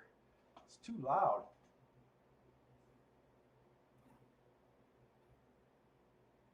I think the horses that can get the lead are probably the 3, the 2, or the 7. I'm probably reaching a little bit for this 2-horse, but he's the one with the most value. Wait, is it the 2?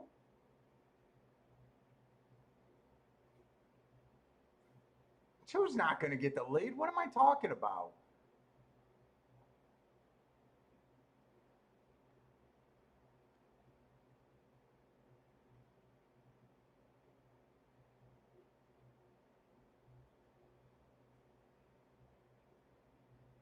I probably like the 7 and the 3 the best. They're not. I'm going to look for doubles here. Maybe the 2, but I like these 2 better.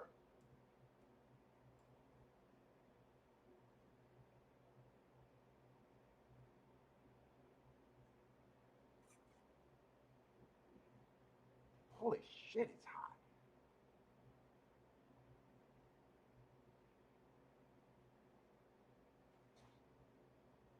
Let me get my tablet so I can see doubles, by the way.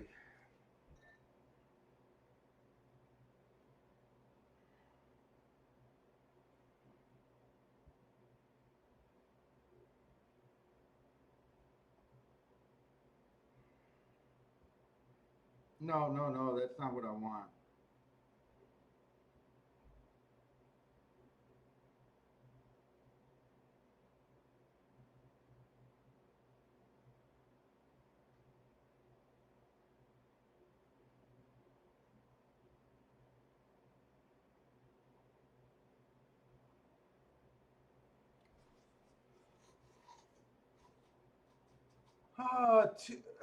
They're both 5-2 now. God, they're not giving us any. I think I'm going to have to try to play this in a double.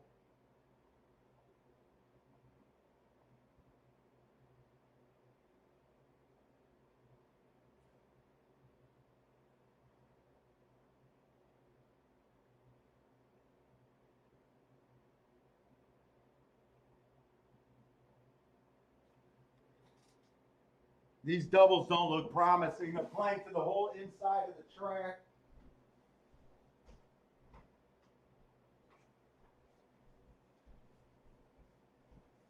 Turn that up. All right, where we at?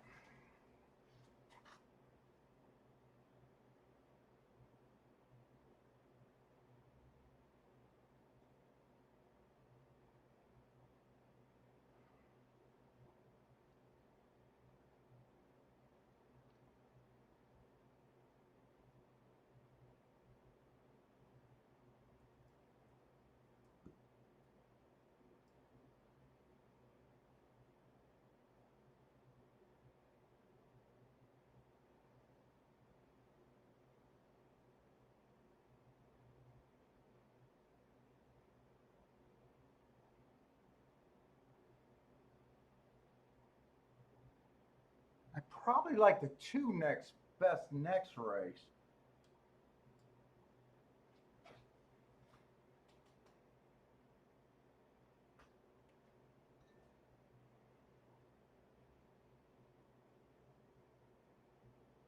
These doubles aren't good. 3 to the 1 is paying 19. 3 to the 2 is paying 8. 3 to the 3 is paying 21. 6 to the 1 is paying 17. 6 to the 2 is 10. 6 to the 3 is 31.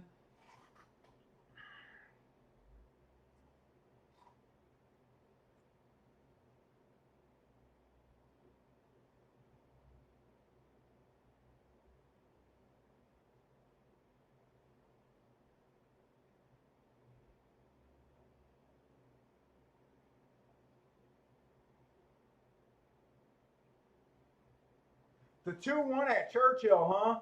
That was Marco Luzor's, but I don't know if he got the odds where he wanted to bet there. And they beat that. They beat the favorite.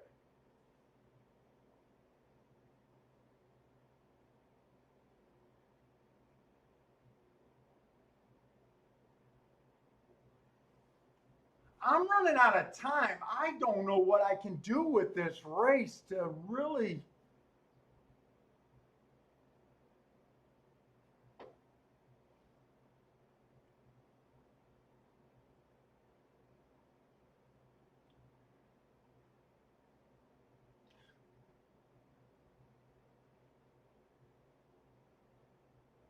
I could go 2 to the 1, 2, 3, but that is my third choice. Those offer value.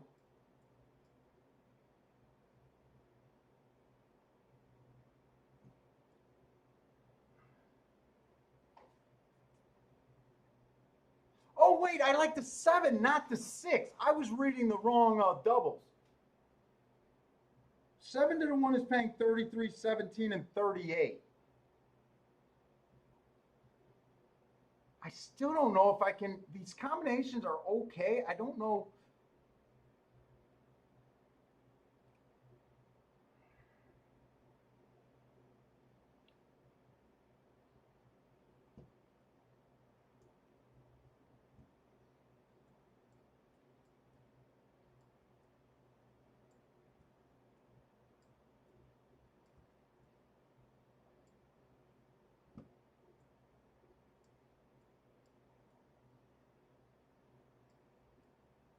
That means I got to leave fully loaded out.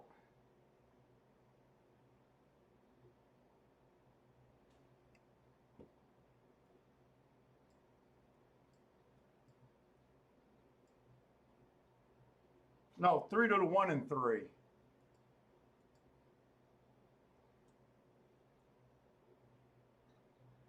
Three to the 1 and 3.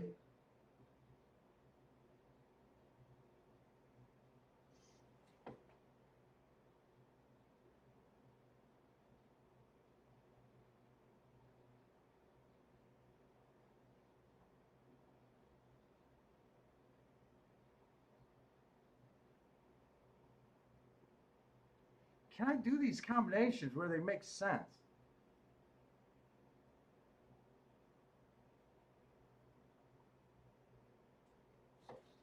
I got 0 minutes. I got to bet if I'm going to bet.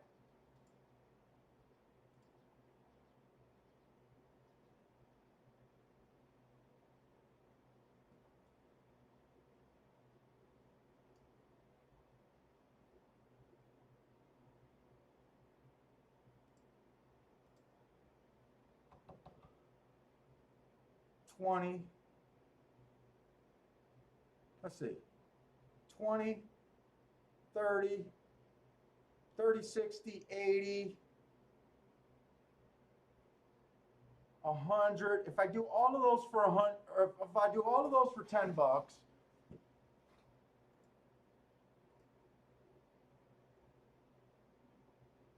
I won't have the 3-2. I think I'm going to do that.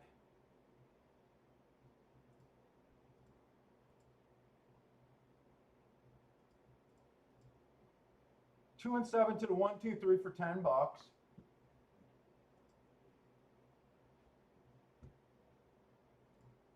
3 to the 1 and 3 for $10.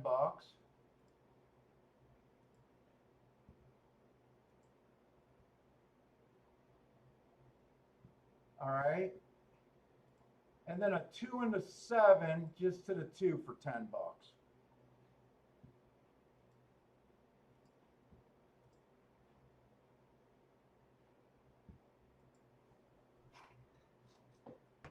So if it comes in 2, I got it for $20. 7-2 I got for $20. I don't know if this is a good bet, honestly. I'm investing $100 in here. If it comes in 3-2, I'll lose everything. And 3's kind of my top choice, and 2's my top choice next race. I guess I feel like gambling a little bit.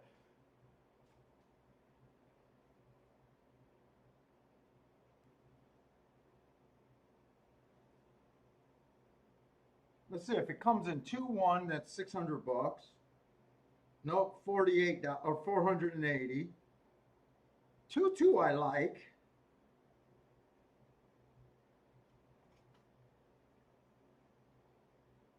We'll see. We'll see how it works out. I'm not sure. I'll have to see. Did I lose my sound?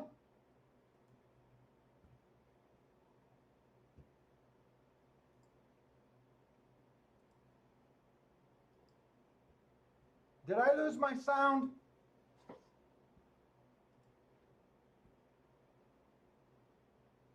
Hey guys, did I lose my sound? I guess you guys won't be able to answer that.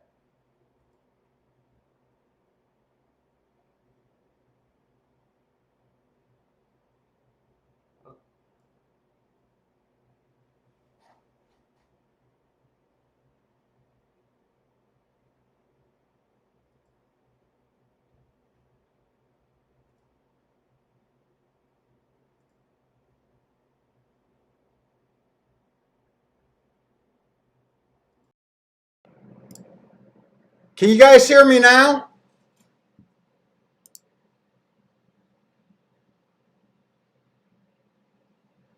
All right, I switched to speaker. I'm not sure. Some of you guys were talking about sound. All right, thanks. Yeah, I'm not sure this is a good bet, so. Oh, and they're off. If the 7 wins, I think it'll be a great bet, but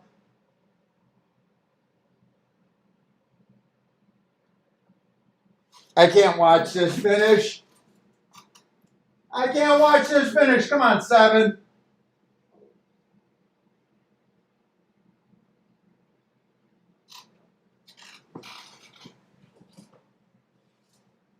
I think the 7 held on, but I'm not sure. 7-1? Okay, I like the bet all of a sudden. I like the bet now. If it comes in 7-2.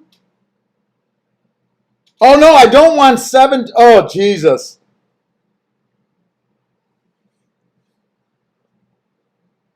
The payoffs went down. If it comes in 7-2, that's paying $9, but I'll have it for 20 times. Not the greatest bet in the world. If it comes in 7-1, I pick up 340, or if it comes in 7-3, I would have been better off just betting the 7 to win, dutching the 7 and the 2. I would have probably been better off just dutching the 7 and 2 and leaving the 3 off completely.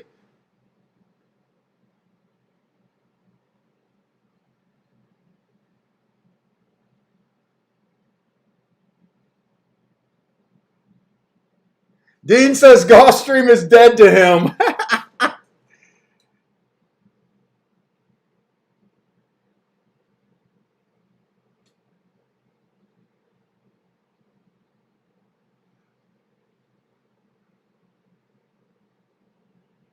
Hey, what's up, good knowledge?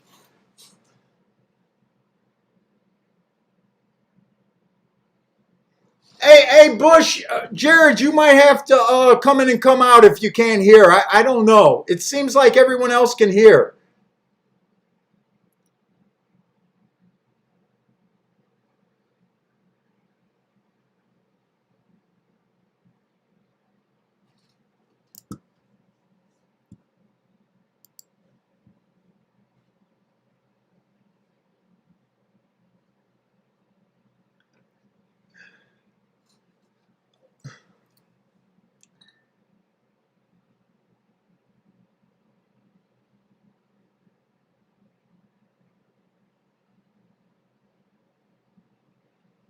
Yeah, Fully Loaded is one of those horses that I like, and I usually give him a lot of respect, and he usually deserves it. But I did not see the start of the race. I don't know where he was. Usually this horse is pretty dependable.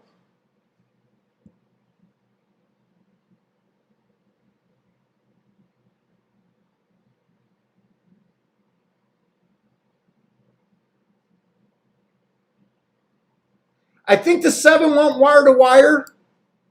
Like I said, I did not see the start of the race. Maybe he didn't. I'll try to catch the replay. Hey, what's up, good knowledge?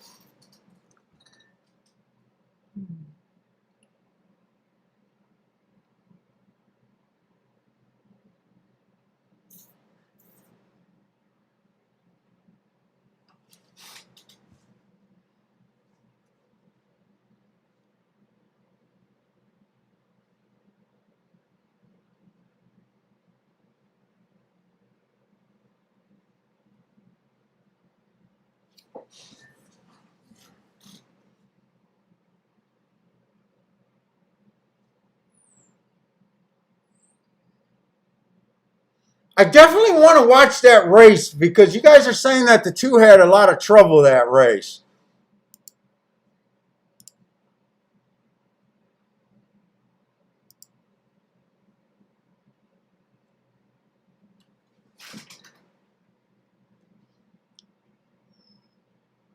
$21-3, 43-3. Wow, that half was legit.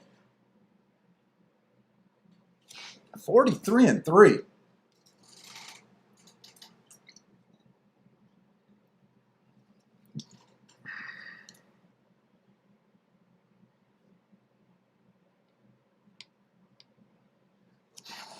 Yeah, Marco Lou, she's suspended, but doesn't she get like 2 years to fight it or whatever?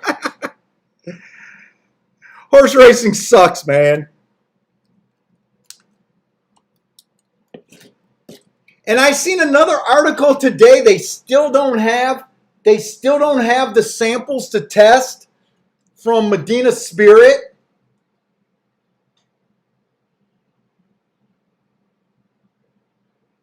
Hey, what's up, Charlie? Charlie from Australia. What's up, man? Oh my God, Charlie, you're looking at Belterra Park. You're tuning into American racing, and that's what you come up with, Belterra. I've never played Australian racing, but from what I understand, you guys got a pretty good circuit out there.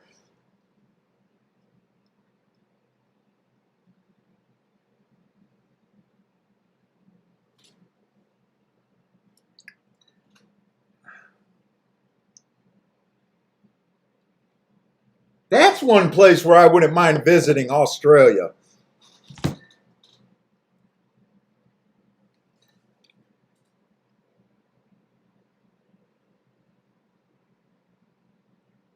I wouldn't mind going to the racetrack in Australia and meeting my favorite YouTuber from Australia, Paul. Paul Pluto, or however he says his name. Artie Luxury. Do you guys watch that guy?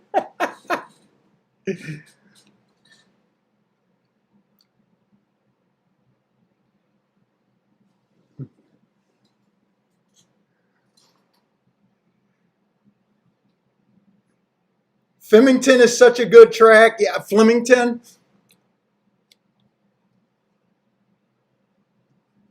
Yeah, I've never played races overseas. I don't know anything about it. Whenever I see it on TV though, it looks pretty amazing out there.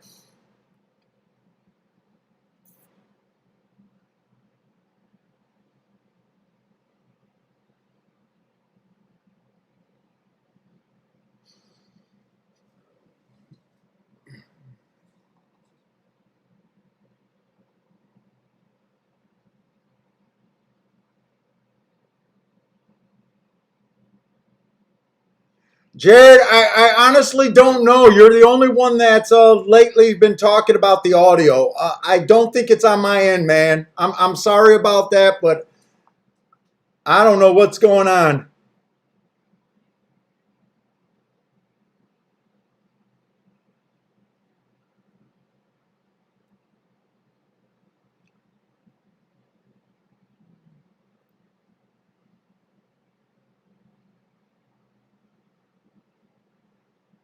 Two did come flying. I missed that break again.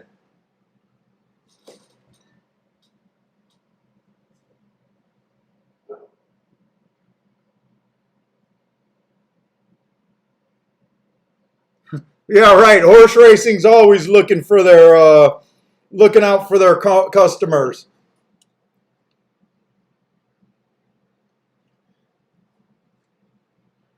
Let me see if I can turn that down then, Marco.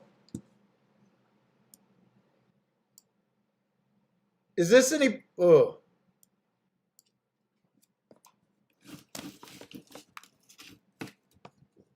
Is that any better?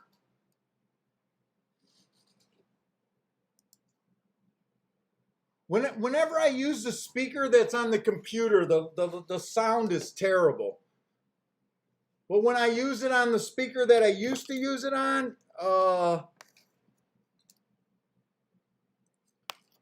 let me know if that's better, Marco.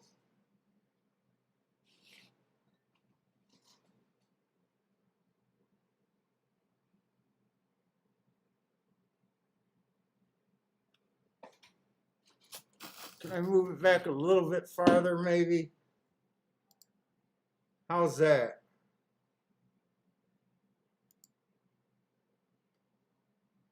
That should be better. Oh, that's getting nasty.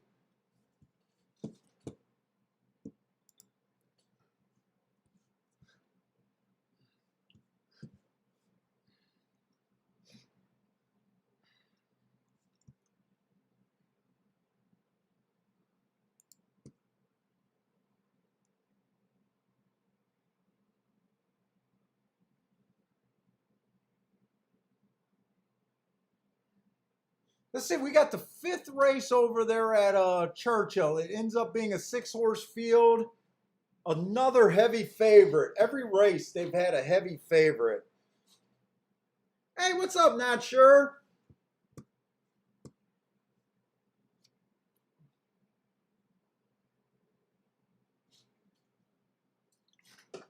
All right, that's done.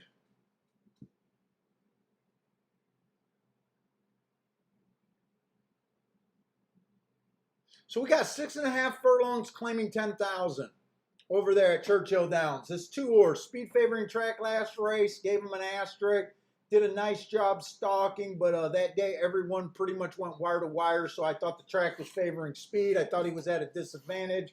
Average, average, average. 3 to 1. I definitely got to see what this 6-horse looks like. 3 is shipping in from Hawthorne. Early pressing day. Came out a little fast. Average. I think that's a good race. 2 races ago, he won at 5,000. Before that, he earned an asterisk in December.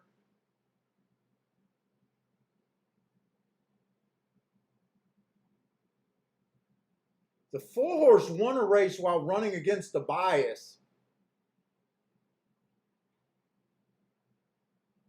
Just, I don't trust him with any speed. I don't know. I haven't been paying that much attention, but I feel like at Churchill, you need to be closer than 5, 6 lengths back, and that's where his problem's at.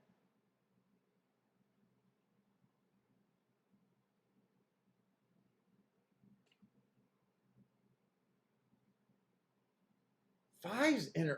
Wait, who is the favorite?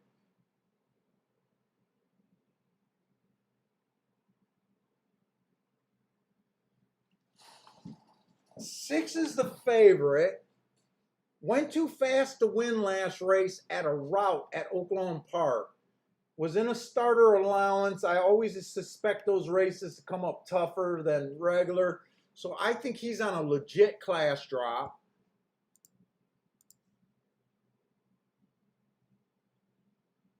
I don't like route to sprint,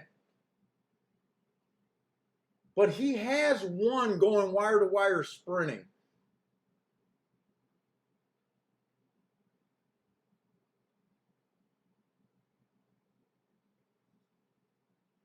And this 7-horse is taking a pretty big class drop.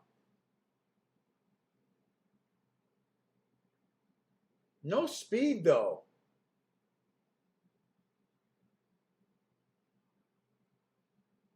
How has Churchill been running today? Someone has closed today.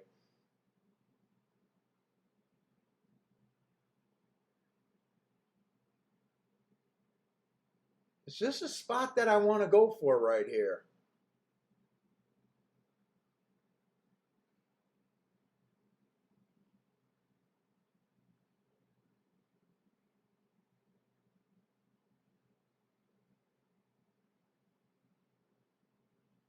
I find this race a little bit interesting.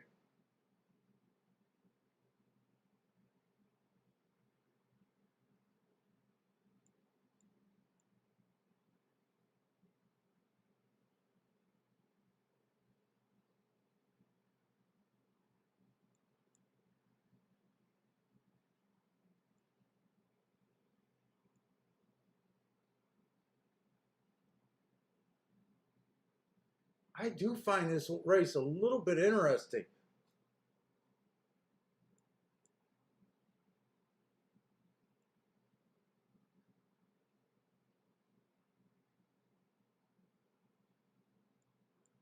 Who did this 5 run with last race? I'm trying to figure out who beat this 5 last race.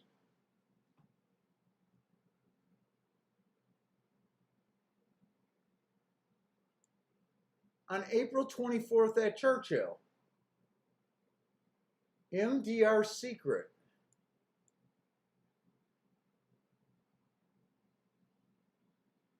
Oh, that's the 1-horse. Okay.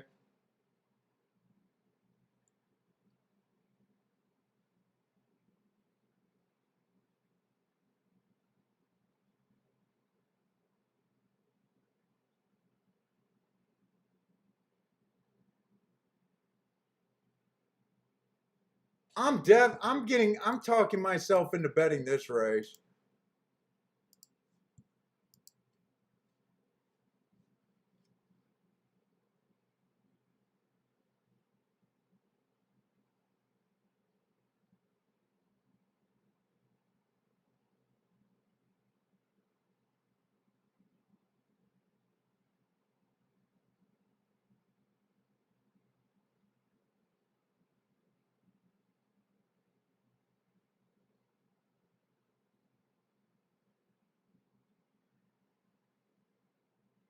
I think I want to play this 5.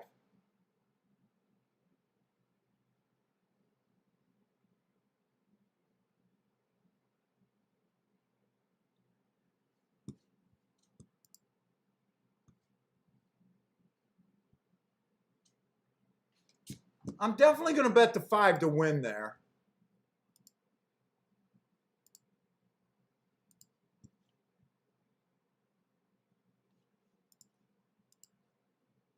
Betting the 5 to win.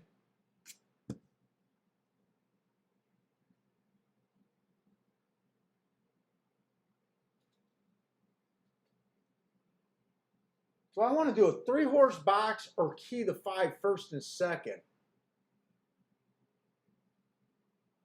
The 3-horse box that I'm considering doing is the 2, the 5, and the 7. Or do I want to wheel the 5 first and second with the...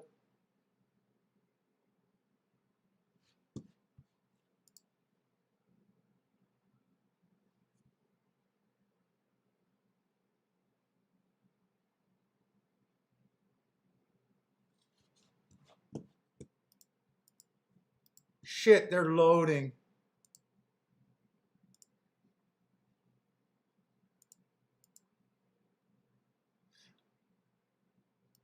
I'm putting the 2, 3, 7 on top of the 5. That's going to be the first exact... I'm not worried about time. I'm not even close. Okay.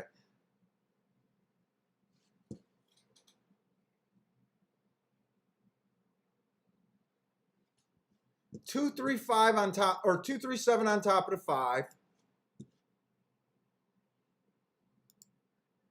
And then 5 on top of the 2, 3, 7. And I'm going to throw the 6 in underneath.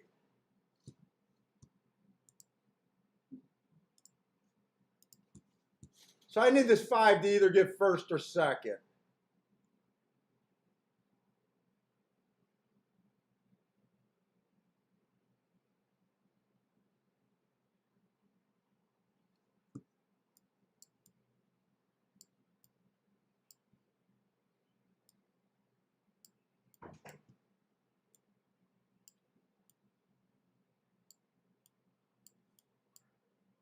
No, I didn't do the 4. I didn't do the 4. I did the 6.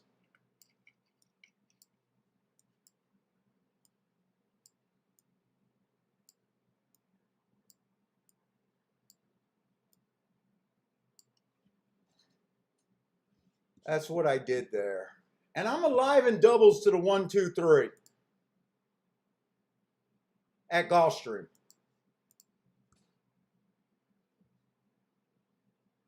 Dean got a winner over there at Pimlico. John likes the 3 at a price, just not sure what track. Hey, what's up, Dan? Oh, I was really hoping the 5 could get the lead here.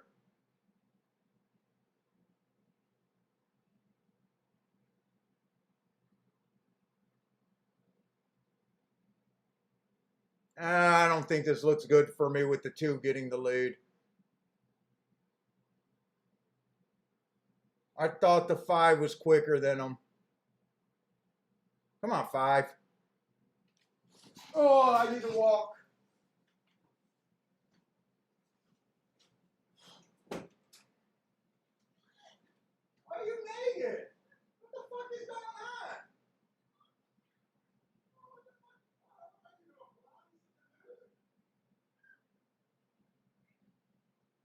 Woo! I don't even have to go to Pornhub.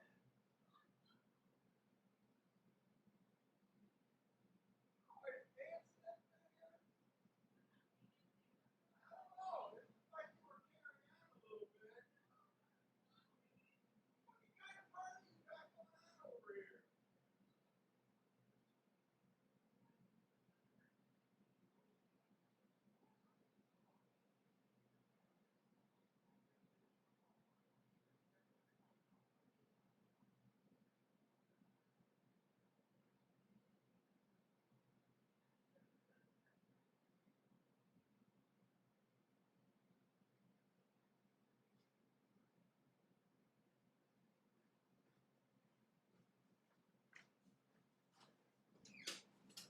Holy shit, I got distracted. My wife's running around the room all naked. Came in 263.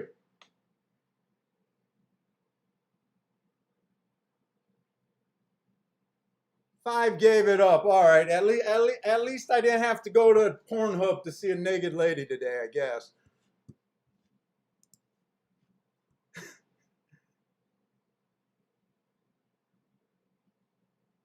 I thought whoever got the lead there was going to be extremely dangerous, and I just thought that 5 could get the lead at a nice price.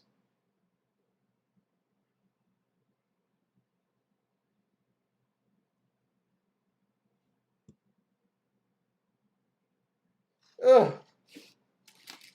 Churchill, another chalk. Well, second choice, but shit, 8-5, still a chalk.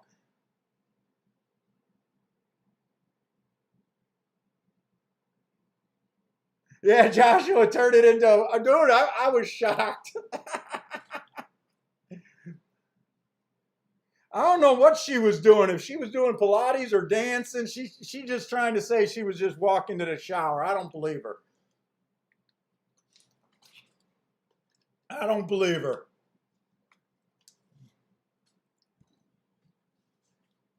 She picked up a towel like she was doing something bad. I don't know.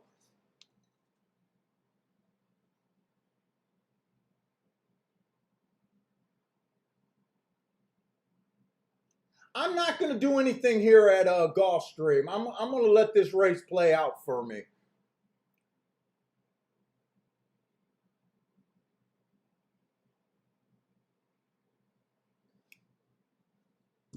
Two's my top choice. He's the favorite. Wait, is that even the right race? 5th race. Oh shit, next race is another dirt sprint. Wait a minute, I might take that back.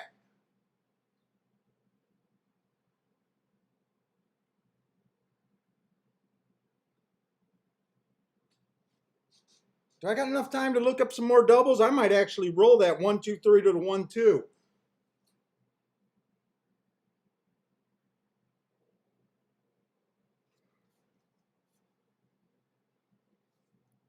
Let's see, 5th race.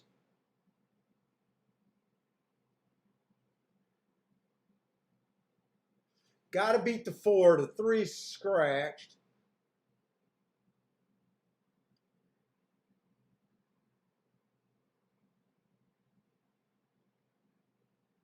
Dude, I'm not that crazy about the 4. He is dropping, though. I'm going to do that. I'm going to wheel another double. 1, 2, 3 to the 1, 2.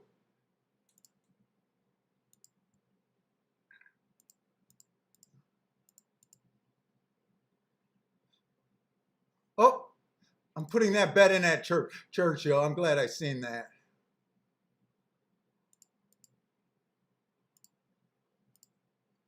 Gulfstream, 1, 2, 3 to the 1, 2. All right, that makes sense.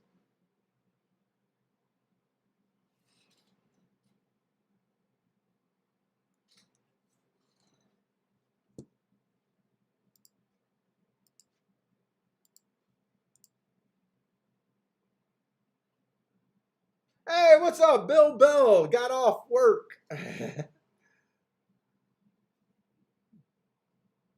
You did not miss much so far today. It's been pretty chalky.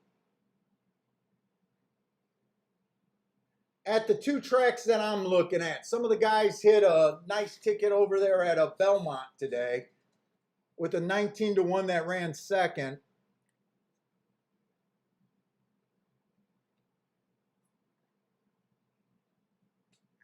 Oh, maybe my wife. I don't. We don't do TikTok, but who knows, man? I don't know. I'm still curious what she's doing.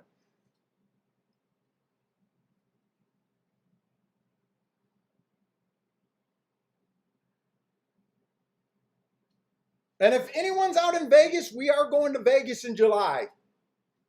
If anyone's going to be out there, I think it's the 12th through the 16th or something like that.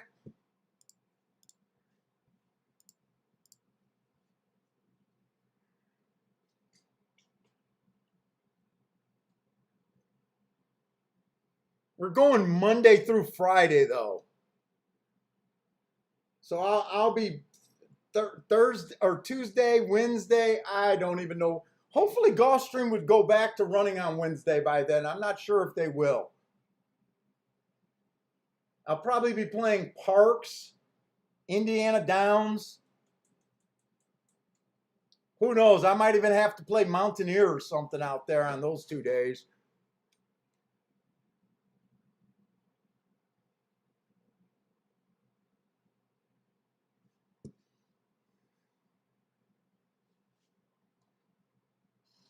Hey Joshua, I heard that. I heard that when you guys go out of the country in Canada and try to get back in, I thought I heard that they were making you stay someplace and giving you like a $2,000-3,000 bill after the 2 weeks or something.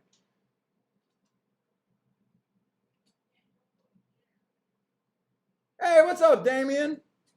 Well, we would love to meet you guys. I'm hoping to be able to do some traveling. I can't wait till this band starts, but I am lazy. What's that? Yeah, I already said we're going to Vegas the 12th, right? 12th through 16th. Hey, Bill, I am the boringest guy in Vegas. I do like craps. The problem, I'll just tell you the level of craps that I play. I will literally only risk $100 for any other games outside of horse racing. Usually it goes to the crap table. So if I can melt that $100 or get off to a good start, I'll be playing craps. But if I lose it the first half hour, first 10 minutes, I'm done. But I usually go to the cheapest table I can find, and I usually just place bets, $5 or $6 at a time. Come on, 3 would be a good outcome here, by the way. 3 or 1 is my best 2 outcomes at Gulfstream.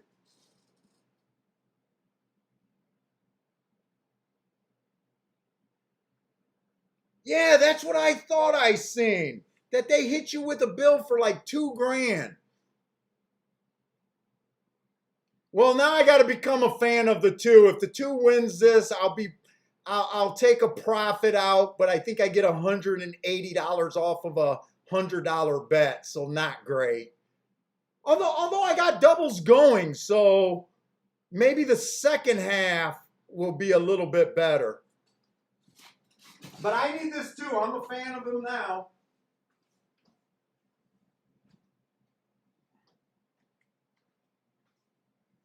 Oh, I see titties. See titties. You don't want me to look. Close your doors.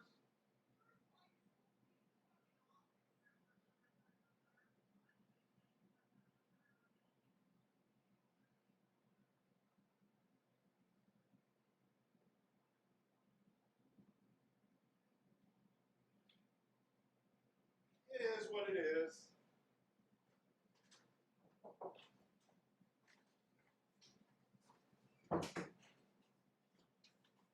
Yeah, it's not the greatest bet. I hit the double for $20, but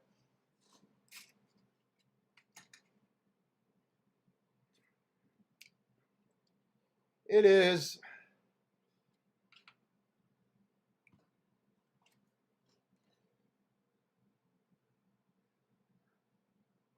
Three died on the rail. I thought the 2 was. I mean, I said 2 was my top choice in this race.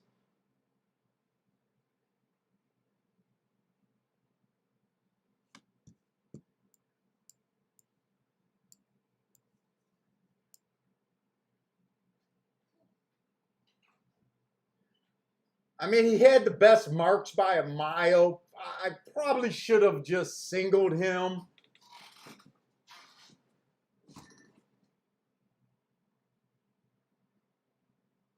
I mean, on the marks, it's almost when you look back at the race, you're like, why did I play it like I did?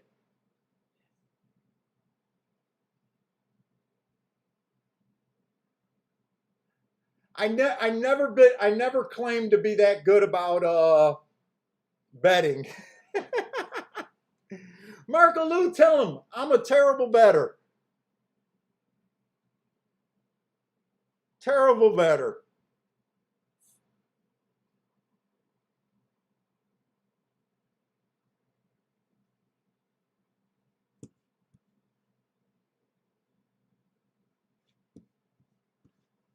So I'll be alive to the 1 and 2 next race.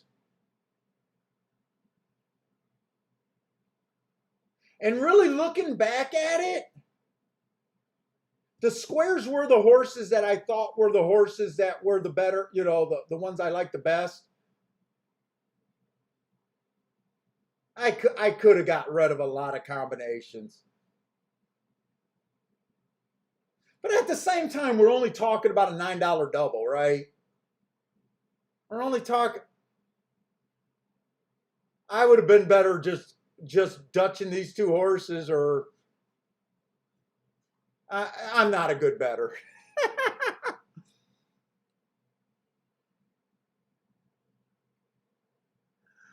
Oh, so Monmouth's going to open without whips, and PETA's still going to be out in full force.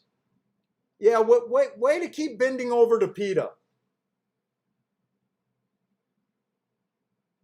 That they'll never stop. They'll take something away, and then all that does is make them go stronger.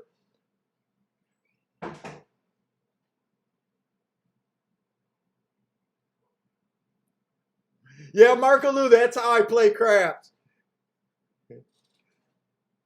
Play for the first drink, free drinks. Dude, I used to play craps.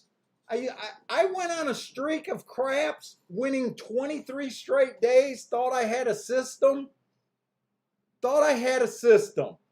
And I was so stupid because this was literally my system. I would go to a crap table, and I was working downtown, so I was always downtown, and that's where our casinos were. And so after I was done, I had a crappy little job that I only worked like 3 hours. So then I, had all day. So I would go down to the crap table. I would look. Now I know dice, the odds never change. I'm not that stupid. But what I would do is look and just watch the table for a while and pick 2 hot numbers or whatever I thought was a hot number. And I would place it for 3 units. So if it was a $5 table and I played, let's just say the 5, I would bet $15 on the 5. And then let's say the other hot number was the 6. I would bet $18 on the 6. All right. So when the 5 hits, what I would do, I would take the money that I won and I would take it down a unit. And then if another number hit again, I'd take the money that I won, take down a unit, and continue. And once I got down to a single unit on both numbers, if I was that lucky, I would just let it ride out. I made money during that roll. I would just let it ride out. And I actually went for I think it was like 22, 23 straight days of winning. Some of the wins weren't that great, $100, $200. I'm not a big crap player. Just kept freaking winning. And then eventually, I wasn't able to find the hot number, and I lost all interest in it. But that was my system.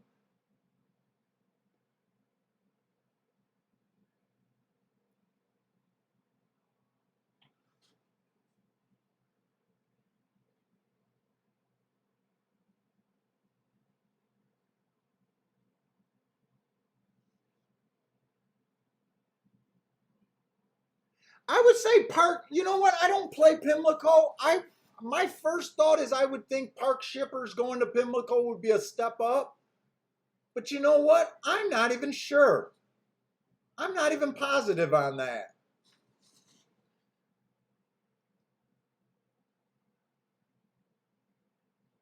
But isn't Pimlico basically Laurel? Isn't it almost like a Gulfstream Park West for Gulfstream? Isn't it mostly just filled up pretty much with a lot of Laurel horses except for the bigger races?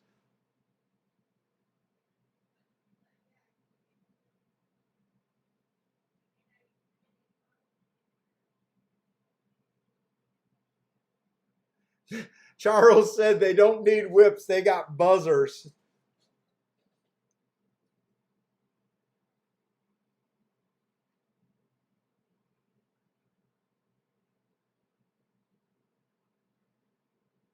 What if taking the whips away from the horses or the jockeys? What if all of a sudden I'm gonna watch it. I'm gonna watch it. I'm still gonna do my notes for Monmouth. But what if there comes a crazy little theory? And I'm gonna say it might be a crazy little theory, but everything I do is a crazy little theory. But what if it hurt horses coming off the pace? What if all of a sudden it just looks like it's a big speed bias because horses aren't getting whipped, and after not being whipped, they don't even respond to get going, and they think it's a work. Well, who knows? Who knows how that's going to work out? Maybe that might help front runners a little bit more. I don't know.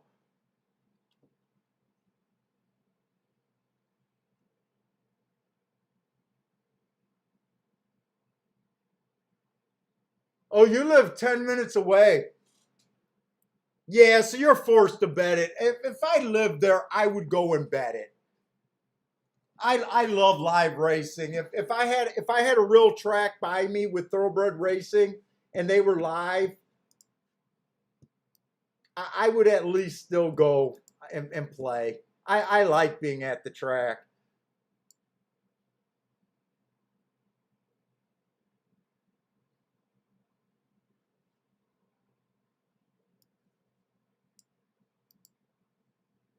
And then what would probably happen if I just felt like I got a lot of bad beats, and if I convinced myself that the whip was a different, maybe then I would walk away from it.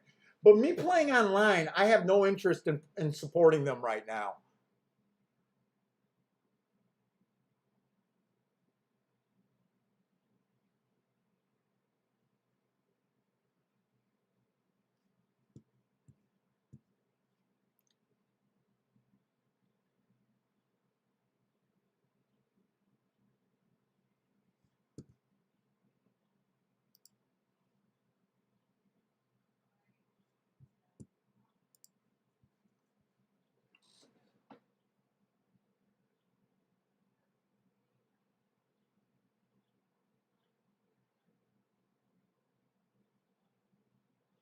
Let's see, Belmont's going in the gate right now, and it's a dirt race. I just want this to be an inside bias there so bad. But I don't think they had any prices today to make me think anything. I don't even know if they have whips in Europe, Bill. I don't know that. I don't watch them. Every once in a while, if I just turn on TVG too early, is the only time I'll catch a European race, and I don't pay that much attention.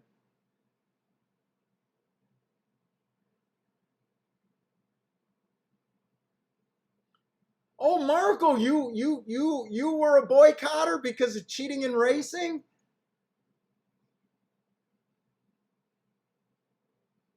Dude, I think us as gamblers, we just got to accept no matter what your sport is, there's cheating. Now, at the same time, I think because he's not submitting the test to be retested, he's waiting for that to work his way out of the system.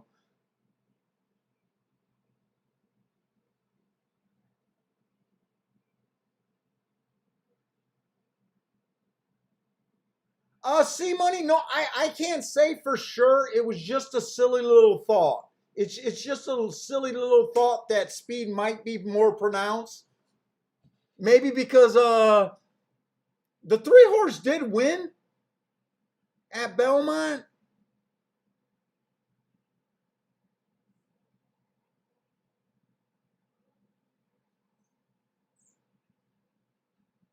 Oh, she's not going to the Belmont Stakes?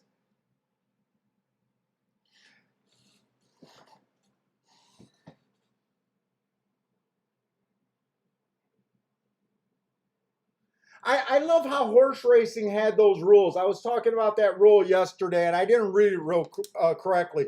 So whenever you get popped, from what I understand, from what I read, the testing, the track has a certain number of days to tell you you popped.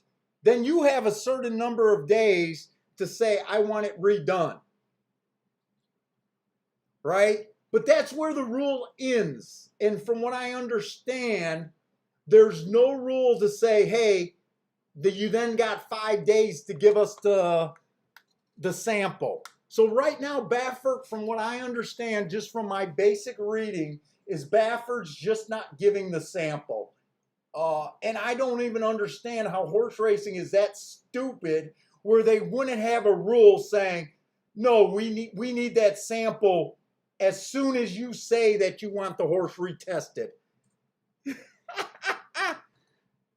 But it's like I always said, the people that run horse racing are the stupidest people on the planet. And they're lucky they got that job. Because I don't know how what I just said doesn't make sense.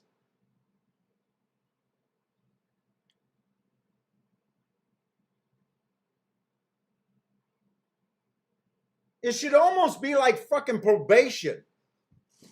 You give us a phony fucking sample, you're popped. Fuck you. There's a masking agent. You're popped. That's dirty, buddy.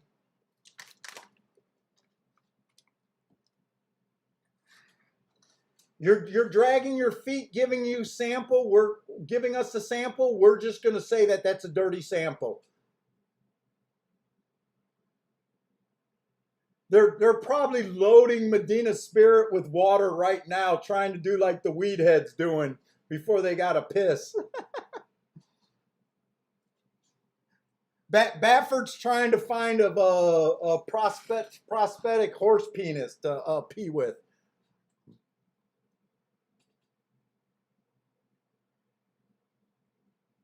Yeah, Marco Lou, I'm absolutely saying that we're playing a game run by stupid people. That might not say much about us either, but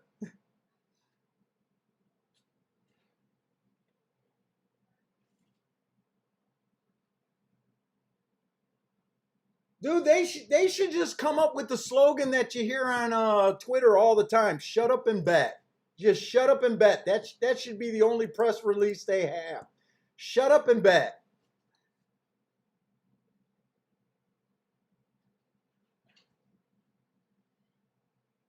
I wouldn't buy a used car from Baffert, but I'd probably still send him a horse.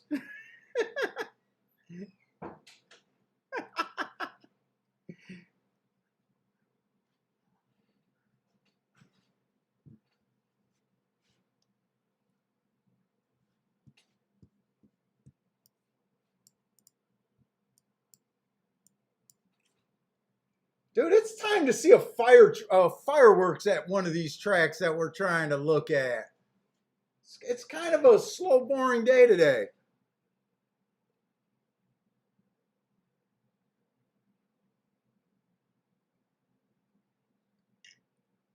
Yeah, Jay, they're waiting for the split sample, but I just read 2 articles saying that the second sample hasn't even been submitted yet. Fuck, I want to say that was on YouTube today, or not YouTube, Yahoo today.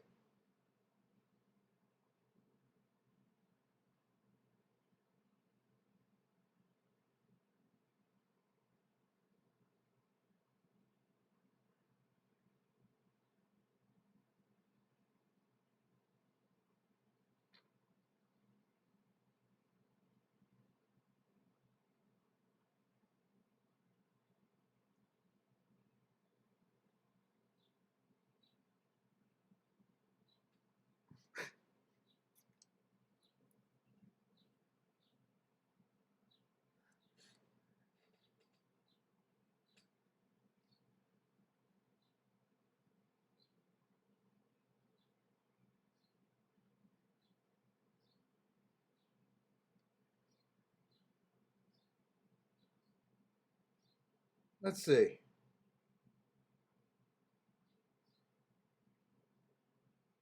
I swear I seen that on my feed today. Let's go to Yahoo Sports.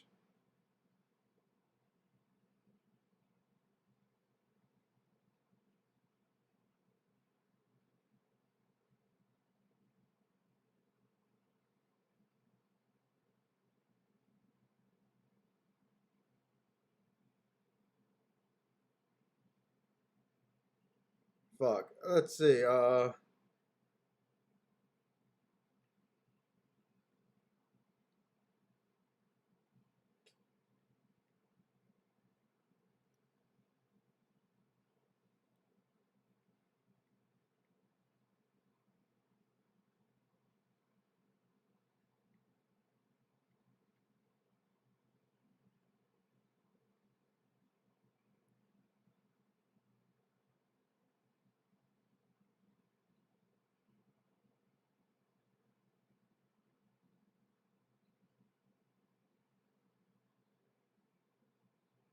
Yeah, 1 day ago. As of 1 day ago, they're claiming that he still has not. Medina's split sample has not been tested as of yesterday.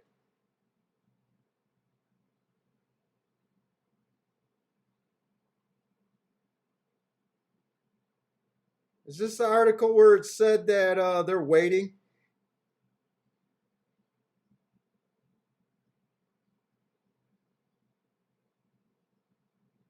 Yeah, they're even saying, I imagine his initial strategy was let's wait this out, drag our feet, see if we can get into Belmont before the sample. And the NRA just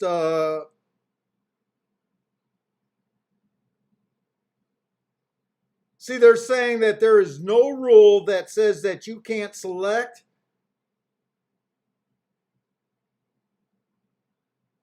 So he's working on the loophole.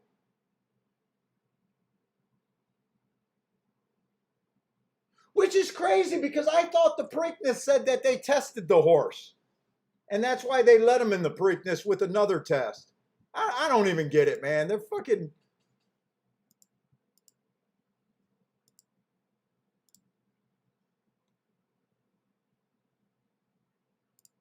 Whoops. No, I'm not.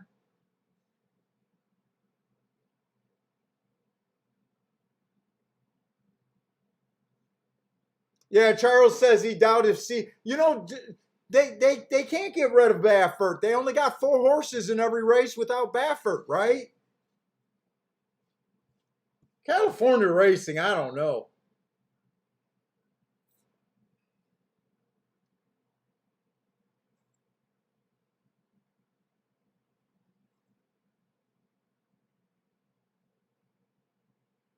Now, I really think the reason he won the Derby is because he went to the lead.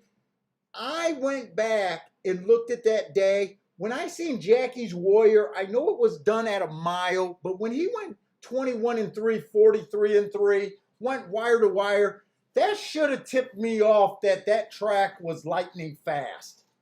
Uh, and I looked at the earlier races that day. There was a couple horses that came off the pace, but the leader of all of those races went extremely fast, and they held on for second. I think there's an argument to be made that that track was kind of playing towards speed. No one's really rallied in the Derby. I don't think 23 is the fastest pace for the Derby. He only improved his speed figure by 3 points, according to Brisnet. I kind of just look at it like I had good marks on him, but there was a lot of horses that had good marks. There was like 8 horses that all looked like they needed to take a step forward, and he was one of them. You know what I'm saying? I didn't. I'm more worried about someone improving by 20 points. I'm not worried about someone improving by three points. That's why I don't let that affect my game. I could be the idiot in the room, but I know how good racing's been to me. So, you know, if I really felt like it was a deterrent, first of all, I wouldn't be doing what I'm doing. I couldn't continue.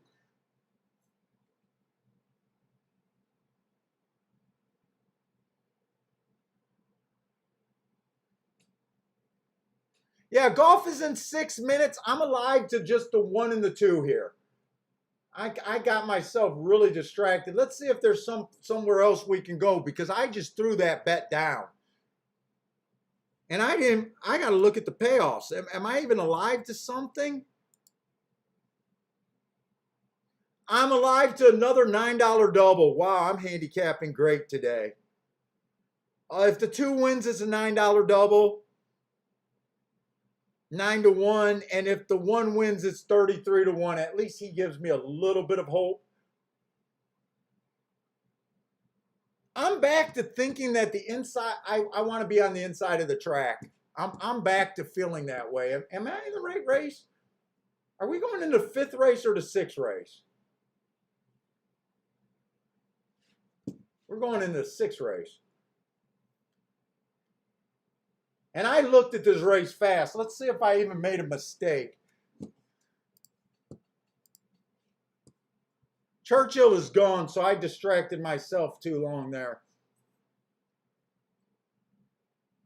Let's see, we got a 30,000 claimer, 6.5 furlongs. This one horse ran on an early pressing day, slow average, at a little bit higher of a level. I can't explain that race, but 2 races ago, I liked that race. He was fast for the first 2 calls before kicking it in. I like that race, and I like his race 3 races ago at a much higher level. So I'm alive to him. I still like him. Oh, I'm looking at the wrong race.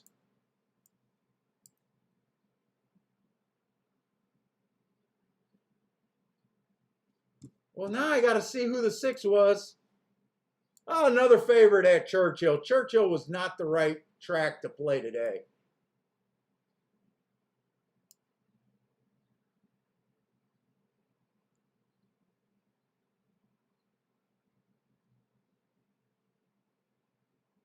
He looked okay, but so did the 1. Oh, 1 was 37-1. Did the 1 do anything? Let's see, 6 race at Churchill. Okay, or Gulfstream. This is what I'm alive to. It's a $6,000 claimer.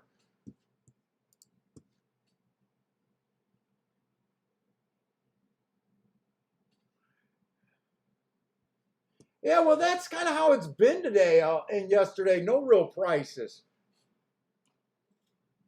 So I'm alive to the 1. The 1 went fast for the first call before kicking it in. He got the inside today. 2 races ago, he was at 20,000. 1 race sample, can't judge that. I got him.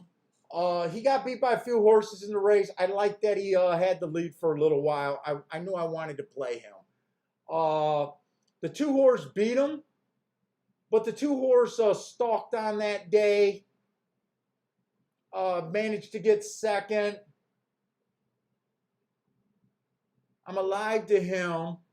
2 races ago, it was inside stalker day. He tried to go wire to wire. I like him.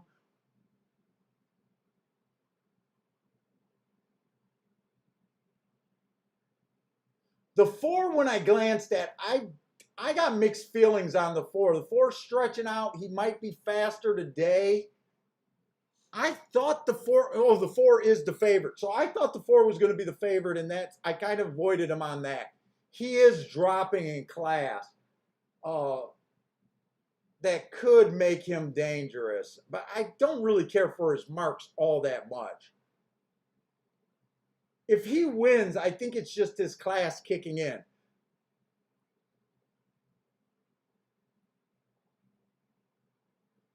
The 5 horse doesn't look that great to me. He did have an excuse last race, but I think he needs a meltdown here.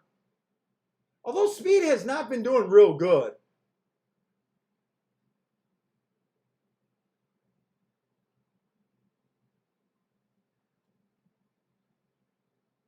And I don't really like the 7 or the 8 all that much. If I'm right about the inside, I'm pretty sure the only horse I got to worry about is the 4. If I'm right about the inside.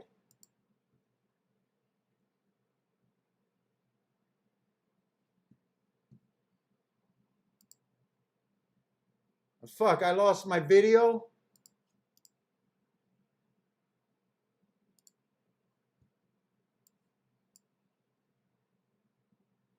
All right, there it is. And the next race is going to be on the turf. Turf route. Turf routes I have been hit or miss on. Man, this one got some great marks. What is his morning line supposed to be? 4-1.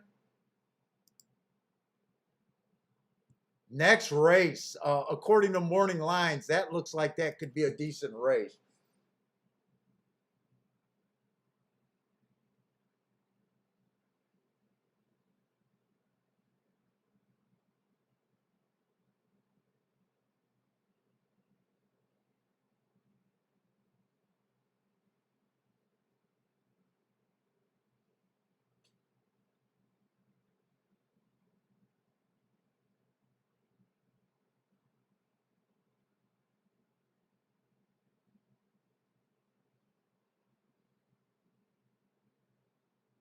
I like the 9 and 10.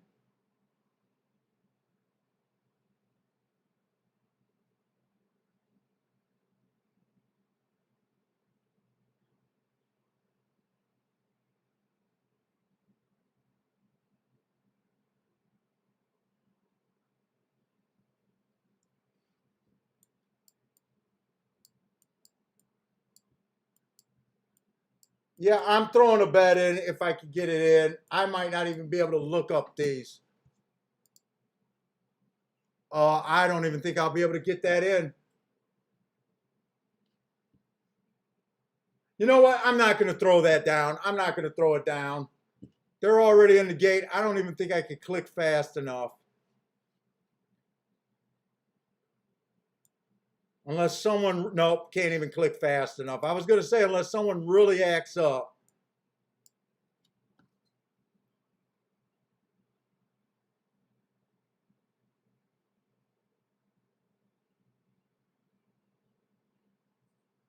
Shit, maybe we'll go to New Jersey one day.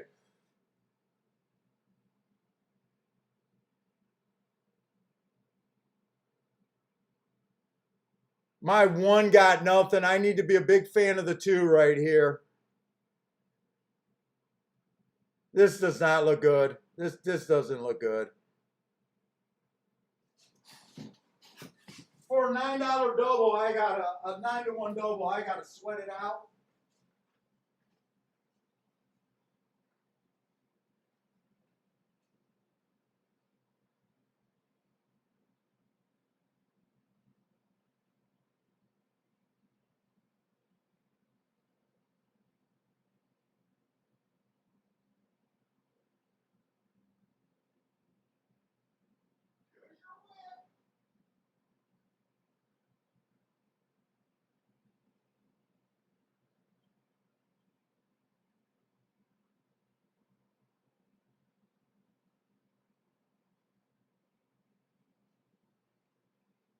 I've been betting rain.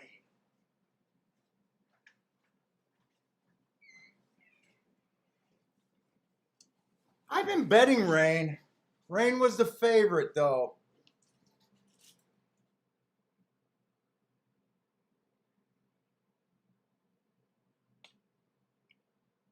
Yeah, Marco Lou, I keep seeing that. I am not sure. I am not sure.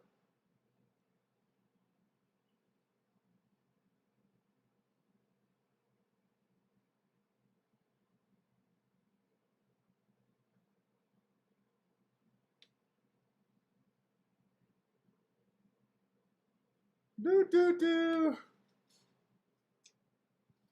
Oh, rain ran him down, huh?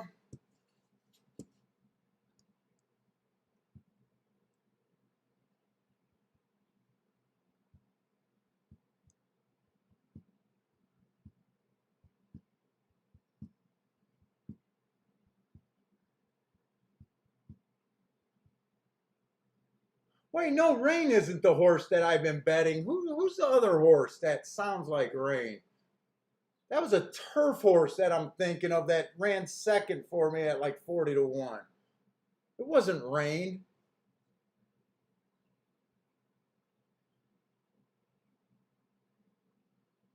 It was a similar name, but it wasn't Rain.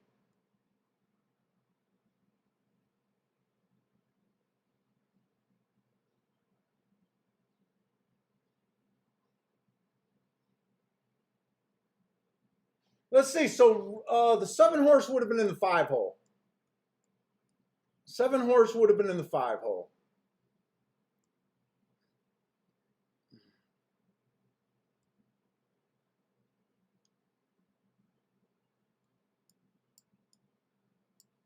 That was a sprint race, right?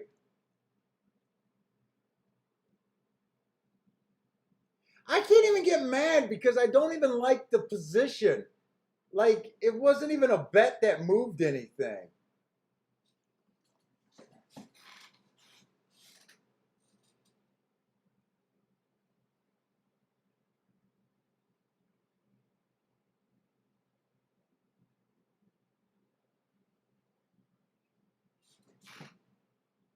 This horse definitely made a little bit of sense.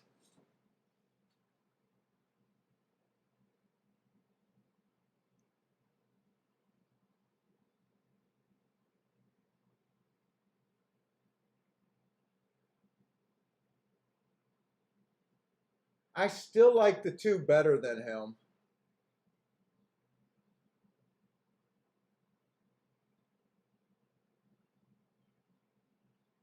Is that our first sprint race on the dirt today? I think it was.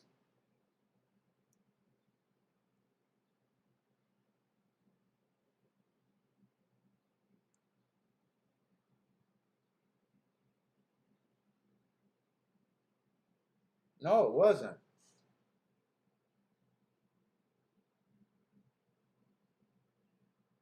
Who won this race?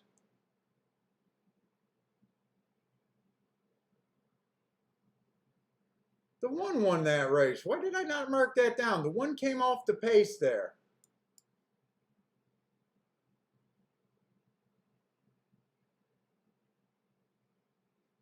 Chalk, chalk.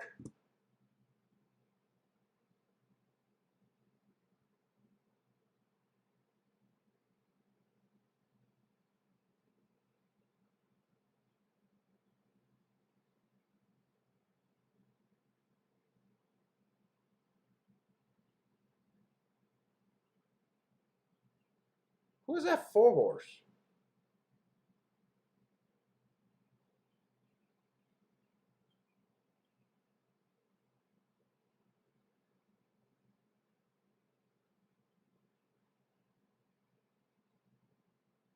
Am I just missing races? I didn't do that good of a job today with the tic-tac-toe board, I'll tell you that.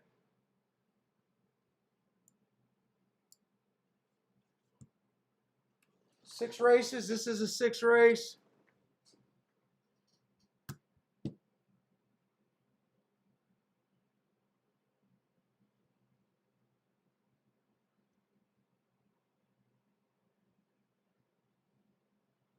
What race did that 4 horse win? I don't even remember.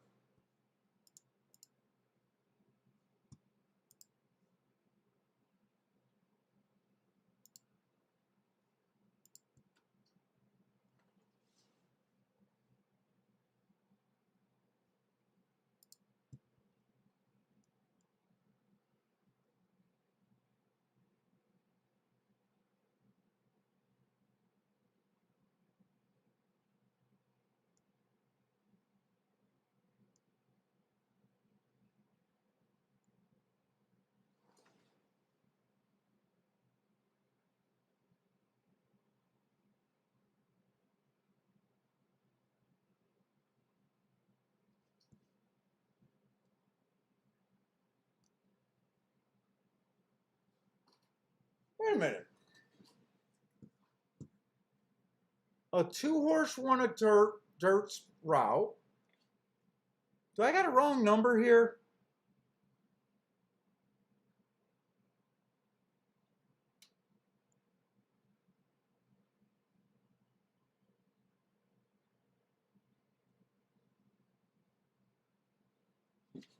Ah, I see what I did wrong.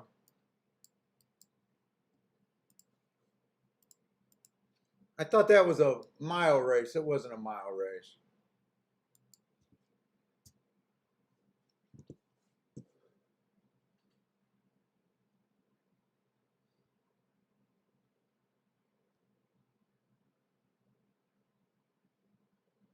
So other than the first race in that 7-2 winner, wow, it's just been chalk at Gulfstream.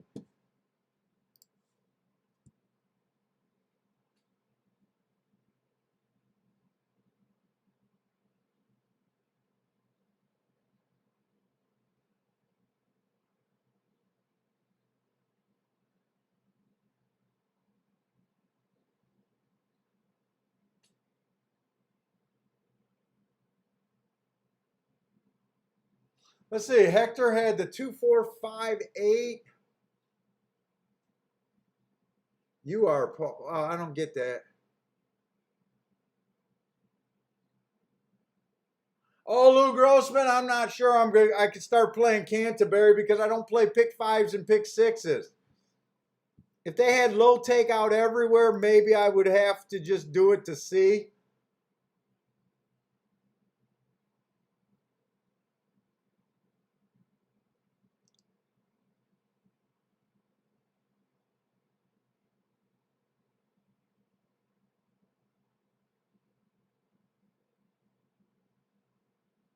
Oh,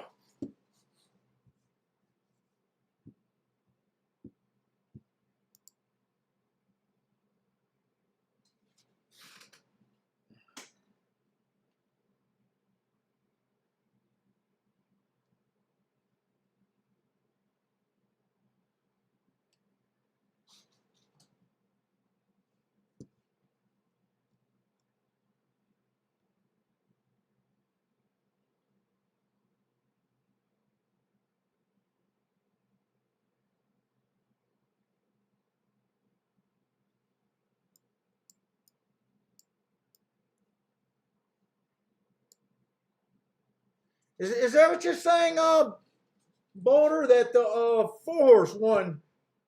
That's the race that I made a mistake. The 4-horse run the second race, and I just had him in the wrong column. I had him as a. I thought that was a route race.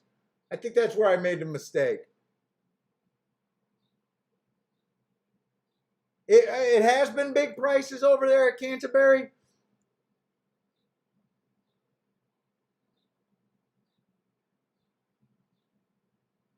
Yeah, the prices for the last 2 days at Gulfstream has a lot to be desired.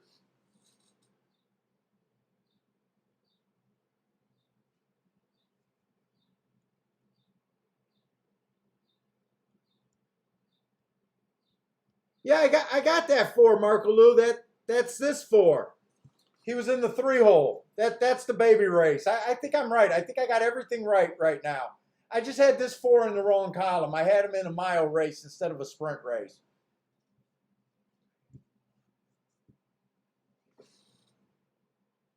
Yeah, in race 1. So we had a 4 win on the turf. We had that 7-horse win on the turf. We had that 2 that closed out that double. And we had that 1 that was bet down to 4 to 5 late. We had the 4 in the second race that was like 80 cents on a dollar. And then we just had the 7-horse right now. Yeah, it's just, right now the goal for what the races have been today, I don't know what I could have done different.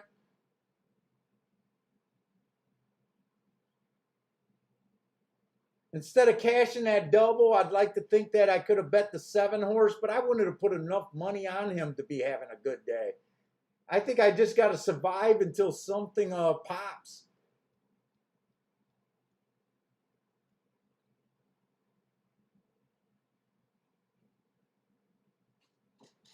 Oh, Dean, you've been crushing it at Canterbury. Hit 50% of your bets.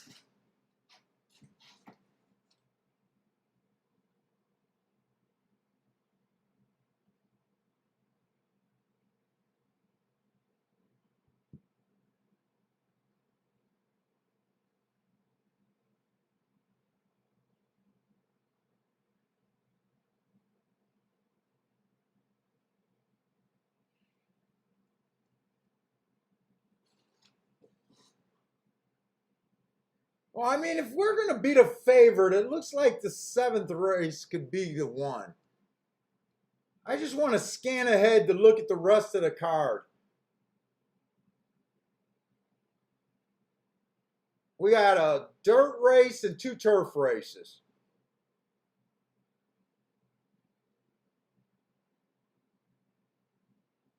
Two turf routes. A nice cheapie, though.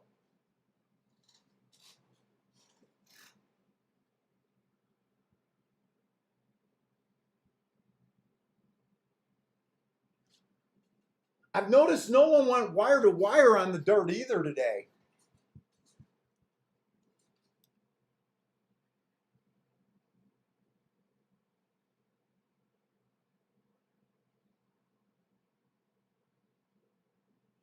I'll tell you what, you might want to look at these turf route Tampa shippers that showed speed over there at Tampa. I got a feeling they should be lighting it up wherever they end up. That Tampa turf course was unkind to. You want to know what was funny? The last week at Tampa Bay, I was watching TVG and I lost my shit when Matt Carruthers go, I'm going to have to go back to my notes, but I don't think speed's been good on these turf route races at Tampa Bay. And I lost my shit. No shit, Sherlock. Why do you got to go to your notes to see that? Oh, my God. And he says he loves Tampa Bay.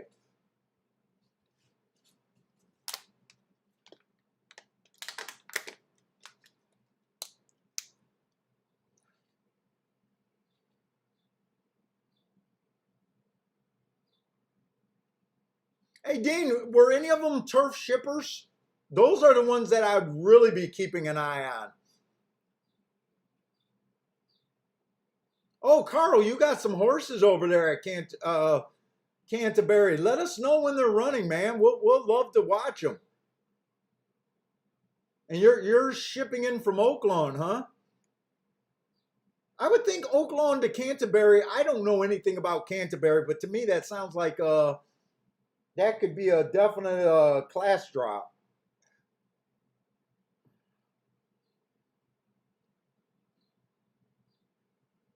Yeah, I think him and his wife does Tampa Bay. I think they both work for TVG.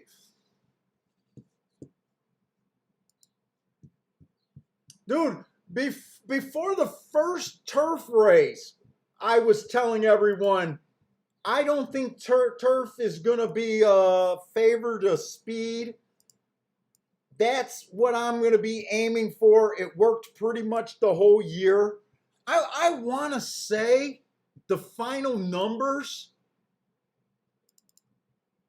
I'm handicapping shitty, so I can look up bullshit right now.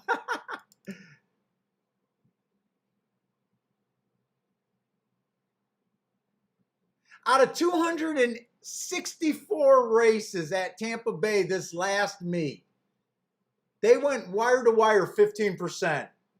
Absolutely atrocious. Terrible. Terrible. Matt Carruthers caught on in the last week.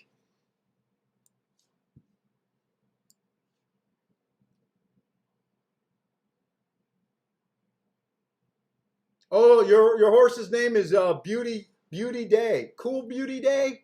Or are you saying cool? I think you're saying cool. The horse's name is Beauty Day.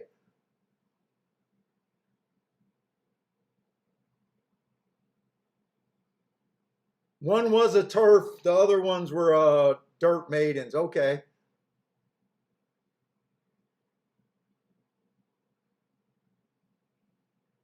Yeah, that would be an angle for me if I seen. We caught a few of them shipping to Gulfstream, but there hasn't been that many. And when I caught them, it was early during the meet. I think I caught like 2 or 3 9-to-1s. We'll see if they keep coming to Gulfstream, but Indiana, they should have a huge edge over there at Indiana, I would think.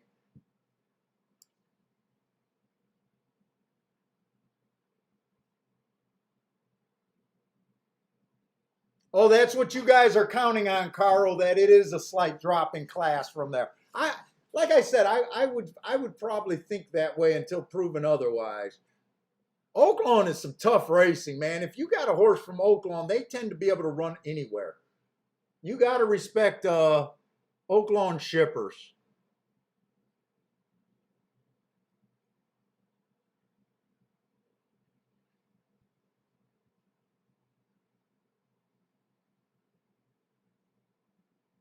Let's see. I haven't been paying. This is our first turf race over there at Churchill today.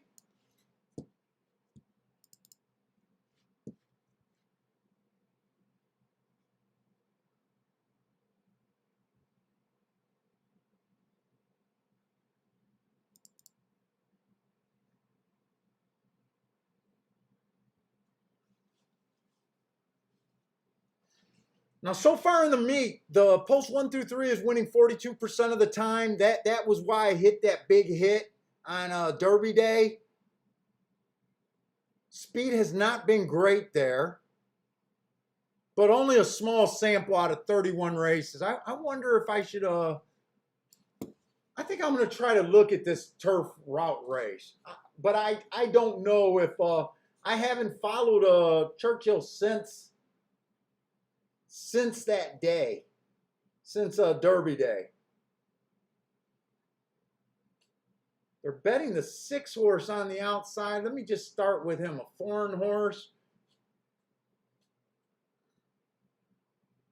Looks good. I can definitely see why they're betting him. Coming from Keelan, just all right.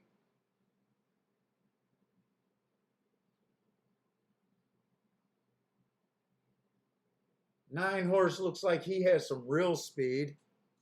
3-1. If I play this race, I'm going to play this race like I think it's inside, even though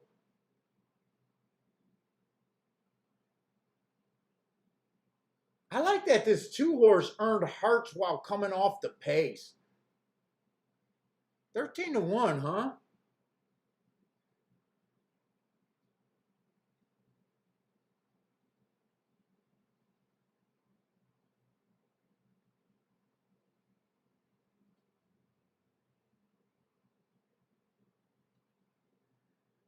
And the one's 32-1.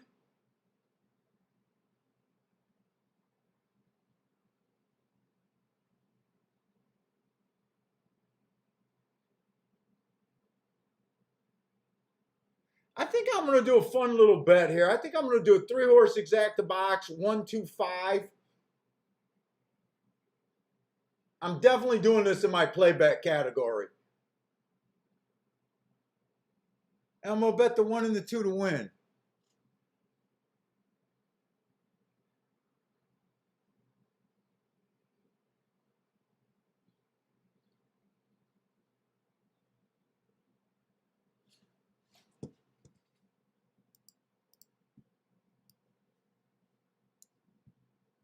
Churchill. I got to get to the right damn track. 1 and 2 to win.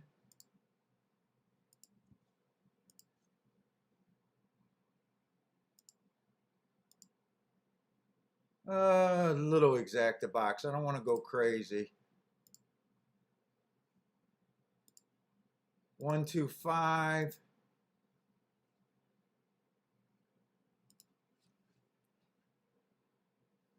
And then I think I'm going to do a couple more exactas.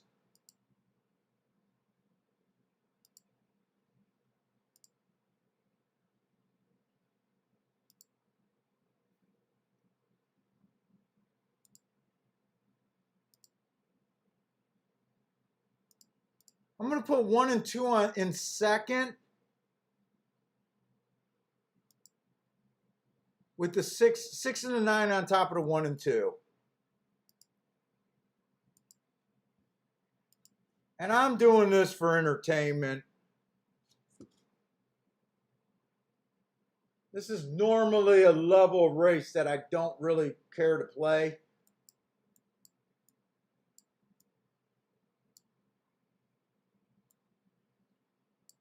One, two, five in a box.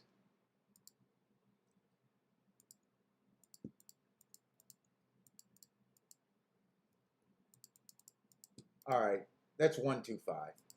Okay, 1, 2, 5. I think I got 1 and 2. What was it? The 6 and the 9.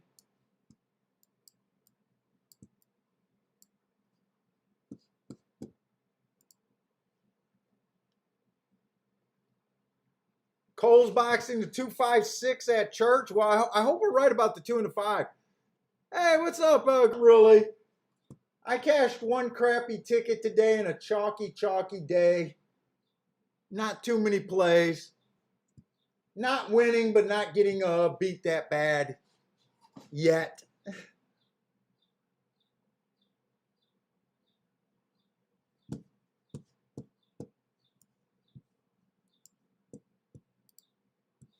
And then I want to go to Gulfstream. I need to look at Gulfstream serious. Right now, I think we got some races that could possibly beat the chalk. I wanted to use the 1, 4, 9, 10 in a double that I did not play. 1, 4. Okay, so no chalks there. 6 is a chalk.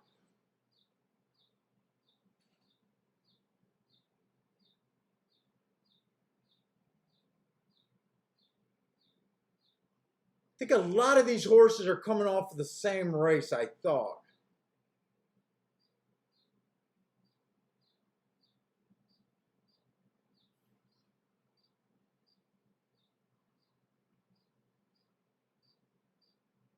I honestly don't see much difference between the 6 and the 9.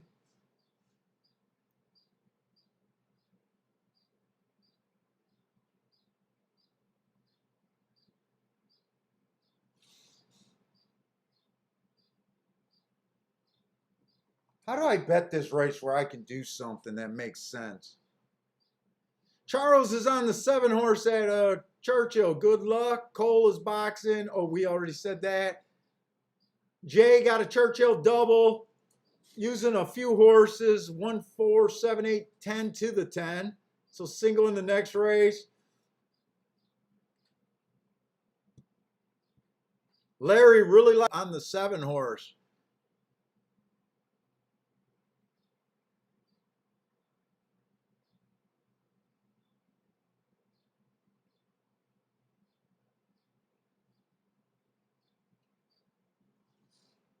Let's say Churchill is off. I can't even tell who got the lead there. The 9 horse. Okay, we kind of thought the 9 horse had a lot of speed.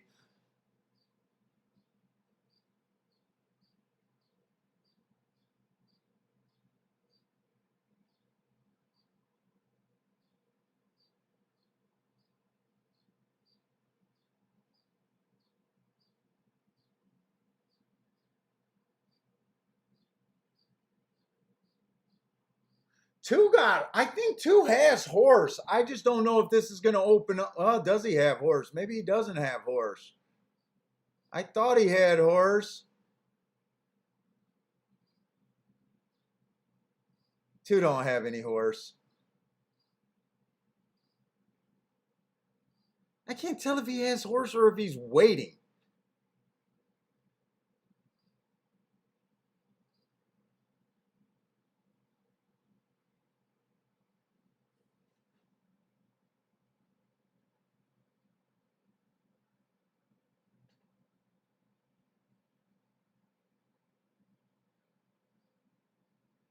Man, your guys' 7 ran a really banged up race there. But I think he was just 7 best, 6, 7. Good for Larry.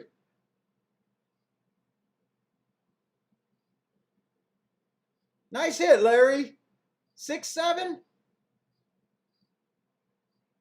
I think you. 7 got second. Yeah, 7 got second. 6, 7, 10 it came.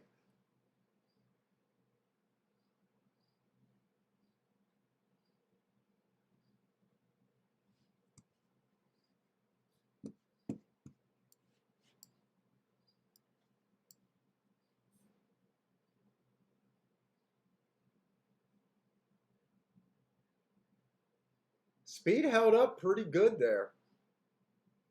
Well, no, not the 9. 9 fell apart.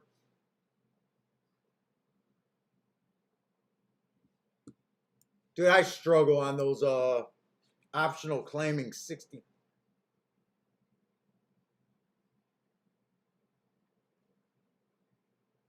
Let's see, I need Churchill to come, or Gulfstream to come through for me. And I got to stop worrying about inside, outside of the track. I'm all over the damn place.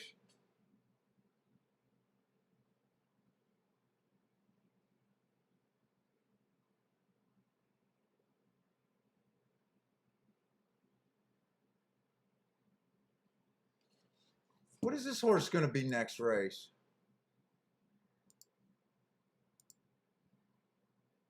Fuck, I got 0 minutes. I don't really have time to worry about next race. 6 is 4 to 1.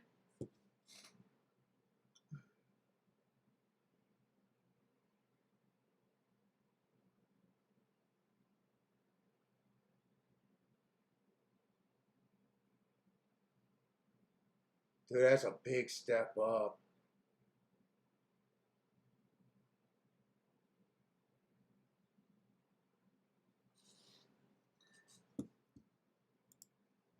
Gulfstream, they're just now getting on the track.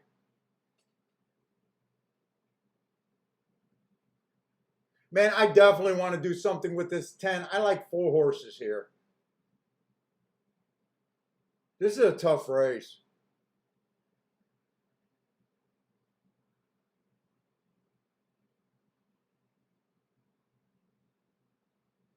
I like 1, 2, 9, 10. I don't know how to play this.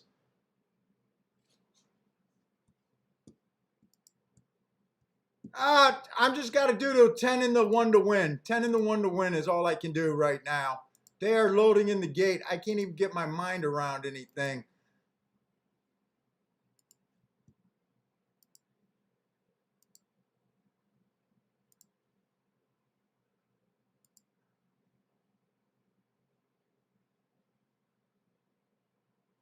Can I get a 1, 9, 10 in a box?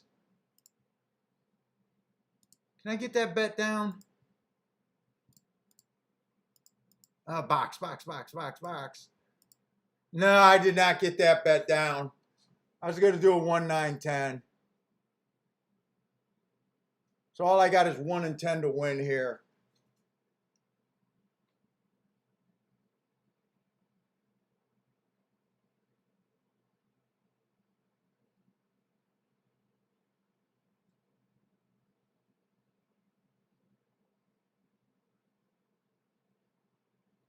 Who is the one fighting with this 4?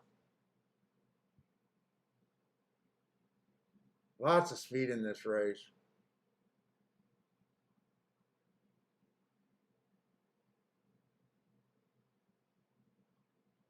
Lots of speed in this race. That, oh God, 22 at the front end. That even felt fast. That felt ridiculously fast.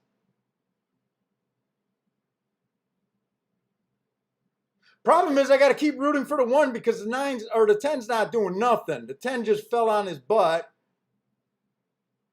I don't think this horse can win going this fast.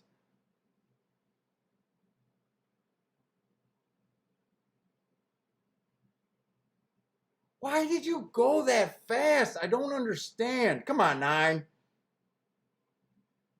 Come on, 2 and 9. 2 and 9. I could not. I don't know if I'm playing bad today.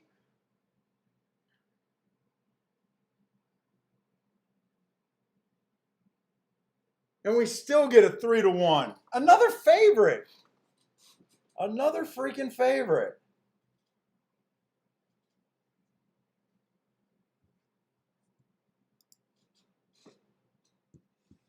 Mm-mm-mm.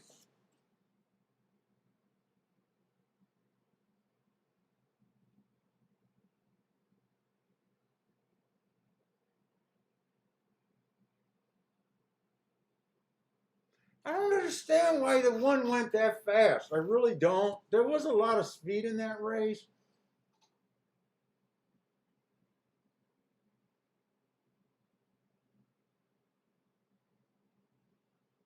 Two got the good trip.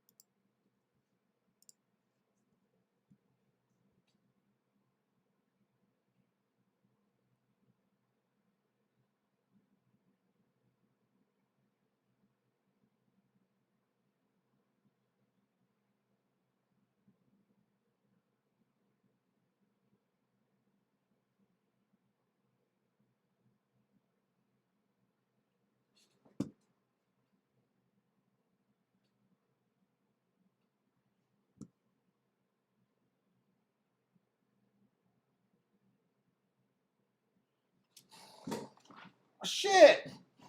Frankie's girl? I met my wife at a bar named Frankie's.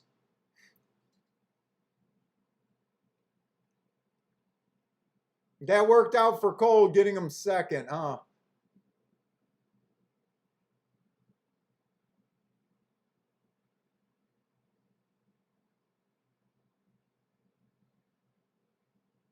Let's see, I gotta review what I've been doing.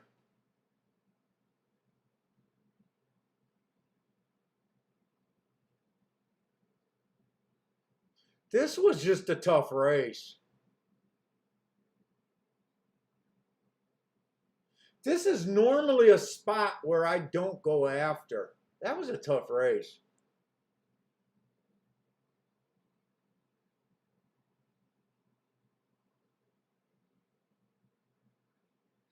This was the best race so far today at Gulfstream, though.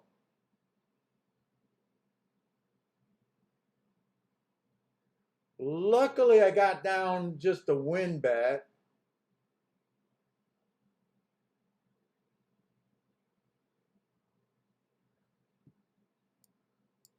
Rain beat me here. I don't have a problem with that.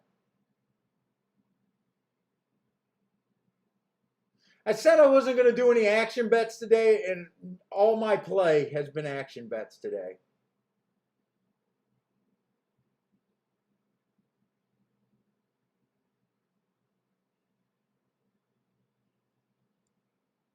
All my play's been action bets today.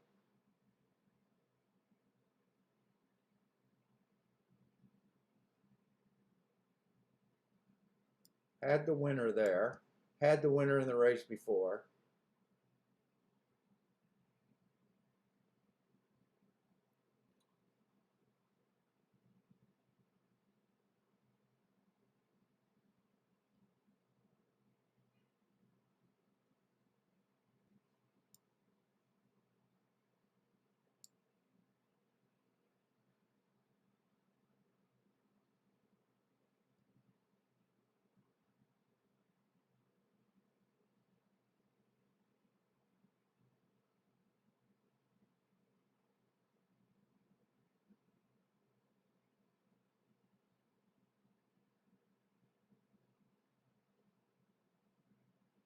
Yeah, today's just a rough day.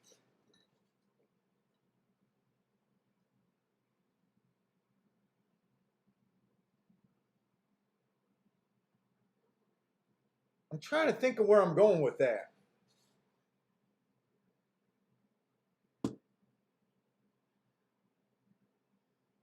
It's definitely been on the chalky side of things. I don't have a real good read anywhere. I haven't bet. I haven't went after anything, even though I did cash one $20 double that paid crap. I should have known it was going to pay crap.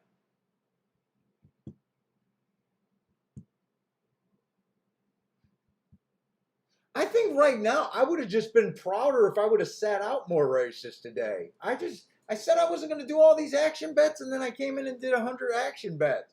I think that's more frustrating than it's just being chalky and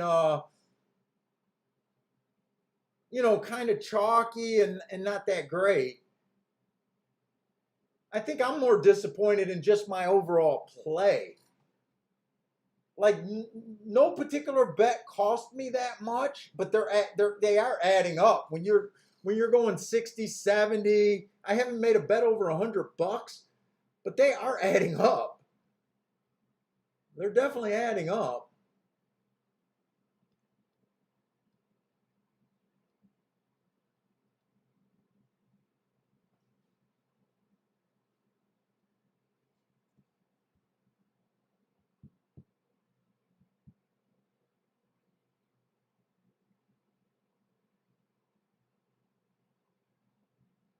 Now, I'll tell you what, other than Jared today, it doesn't seem like anyone really popped for all that much. I know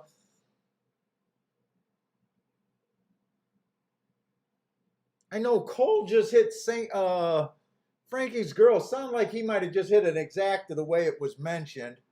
Or maybe not the exact, maybe a place bet. Churchill has been pretty much. Oh well, some of you guys caught that last exacta that probably didn't suck. But yeah, today's just. I think today overall, I know I'm not doing that great, but it doesn't even seem like the room's been doing all that great, especially at these tracks. And the only person that hit a good ticket did it at Belmont today.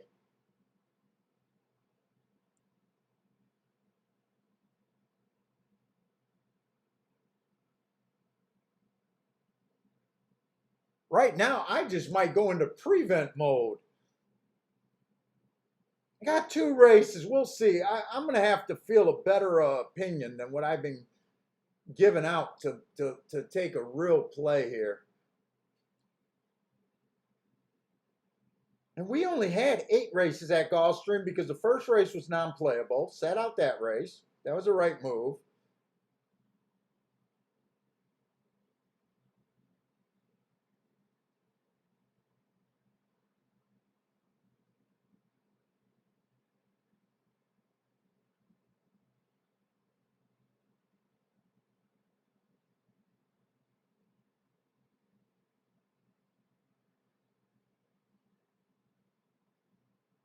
Second race, the best marked horse won. But he was a super short price. I don't remember if I did anything there.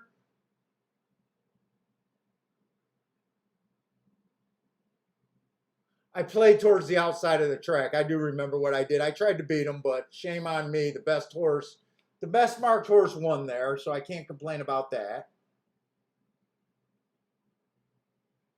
Second race or third race, I wanted to bet this one horse. I sat out of doing a win bet at 5-2. He ended up winning at 4-5. The 5 horse got second, split my exacta.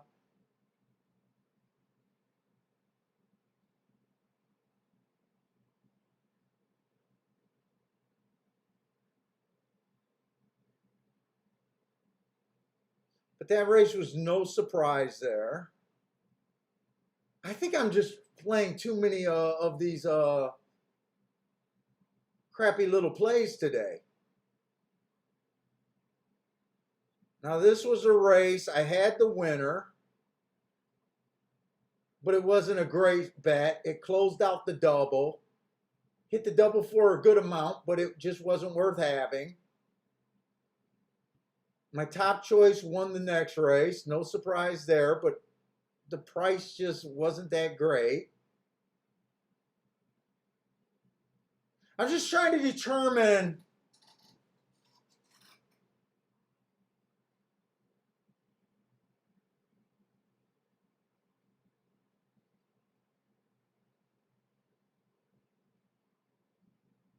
this race. I played to the 2 and the 1. I would have played to that 2 again at 7-2 over Rain.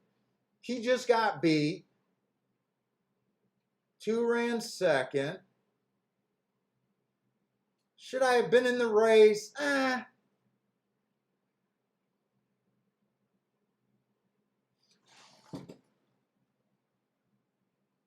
if he would have won,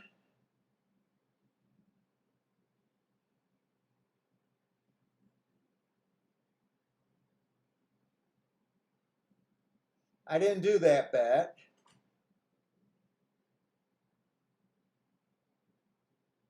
In this race, I had the 4 contenders, didn't have the 3. I don't know what, there's nothing more I could have done today except for sat out. I should have recognized that a lot of these combinations weren't going anywhere. Here I just took the 2 longest prices of my 4 contender. It didn't work out. Kind of no surprise there. It almost feels like I'm on like I'm starting a losing streak. But I think it has more of a nature of just low price winners and not super strong opinion and trying to make something happen more than just handicapping completely bad. Which I'd rather say that than the other way.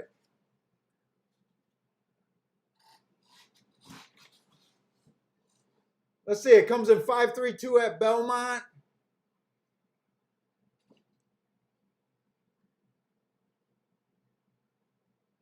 Bill is taking an exacta box, 3-5 at Gulfstream.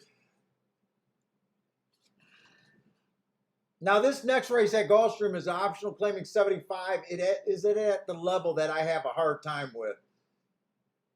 That I don't feel comfortable, and I don't feel comfortable about inside-outside right now. I really don't.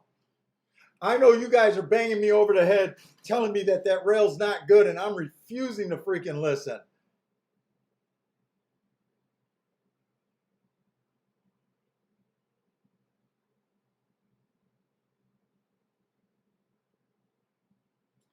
Let me see what the morning line looks like in the last race.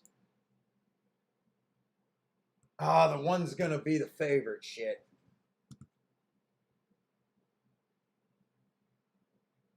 I'm definitely interested in this one in the last race. Definitely.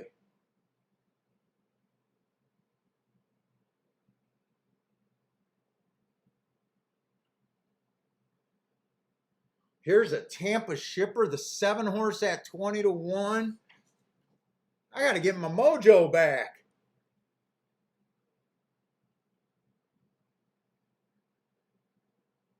I'm going to be a little interested in him.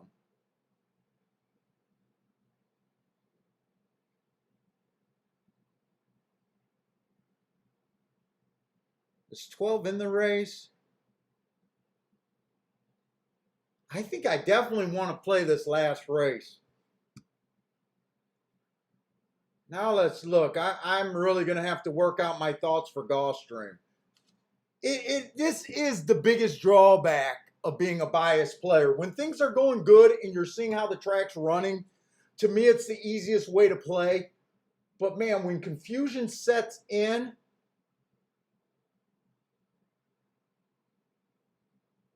it can really skew your handicapping. Steve B just hit a try and exacta at Belmont. Nice. Hoping it paid for you. Oh, yeah. 4-1 over 5-2. That's probably a useful exacta.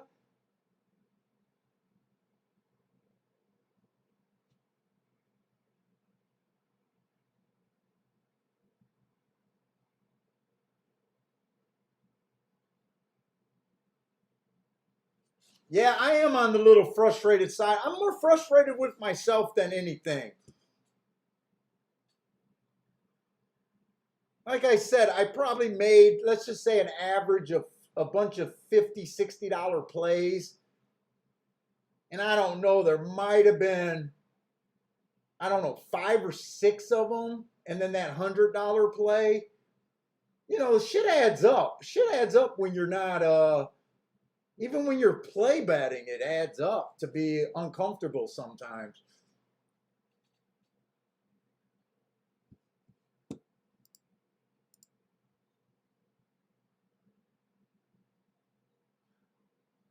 Boy, I tell you what, this 8th race, the betting board does not look bad. I mean, It's kind of a short field, but so far the favorite is at 3-1. It'd be nice to be able to see something. But I want to give one more shot at Churchill. Did I handicap Churchill?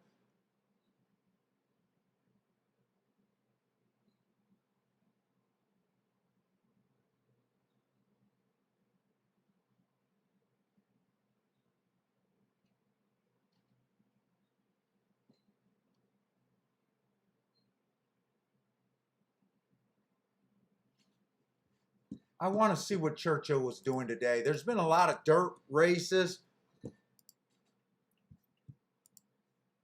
but nothing's sticking out at my mind at Churchill so far. Churchill been a lot of chalks too. First race, they almost closed from the inside. Second race, pretty wire to wire.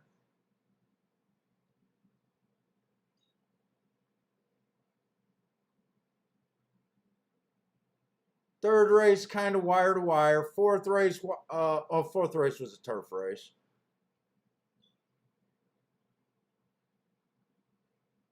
So Speed's definitely been doing well at Churchill. I pretty much wired all the races today. Kind of short prices, though.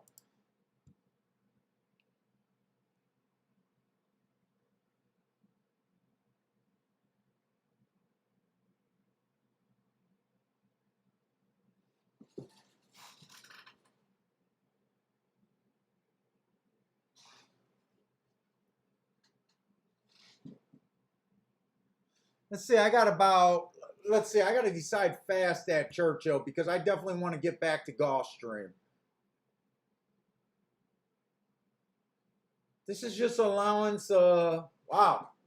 Allowance for 100,000.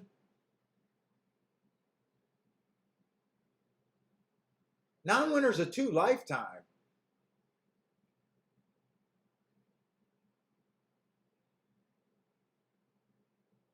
It's just a non-winners of 2 lifetime race, Paul. Don't let the 100,000 mess you up. It's just non-winners of 2 lifetime.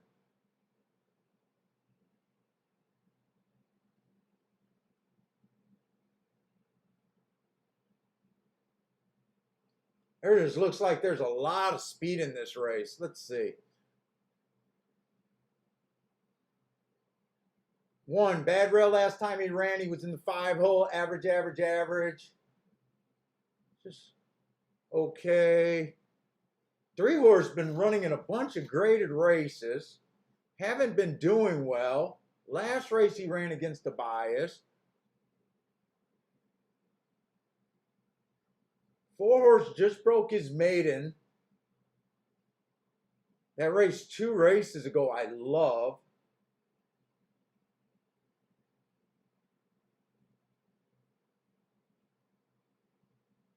Man, there just looks like there's a lot of speed. 5, I don't like.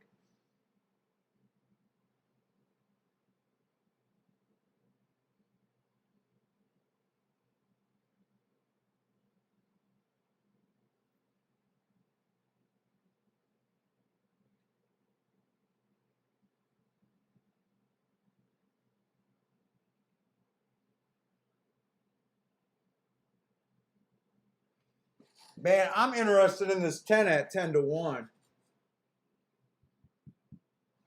I want to look up the direct chart that day. And I don't want to spend that much time on this though.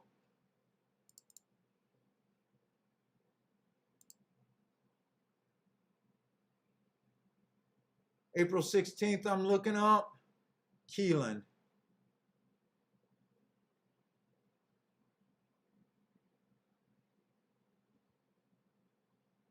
Fuck are my Keelan forms? Keelan.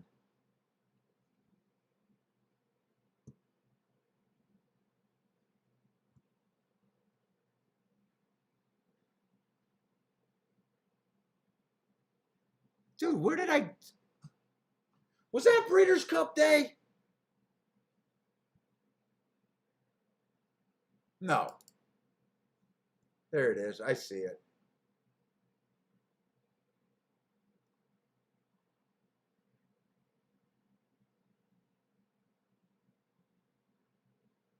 That race was extremely fast that he's coming out of. I think that's why his speed figure took a crap. This horse also tried some graded races. I'm interested in this horse, the 10.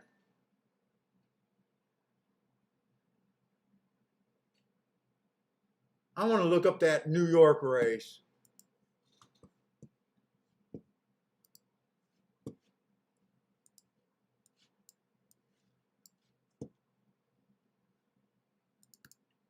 I gotta hurry. I'm pretty sure I'm gonna bet this horse though.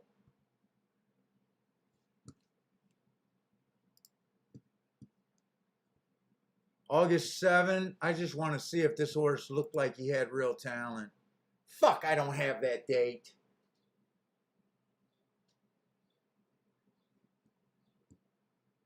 I don't have that date. How am I missing a day? It's probably in a junk file. Kentucky, Kentucky, Kentucky. Hurry up. Hurry the fuck up.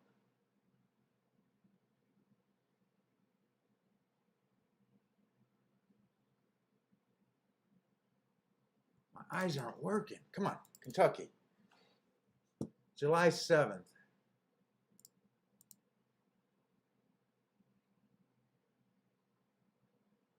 No, July 11th. That's a bad rail day.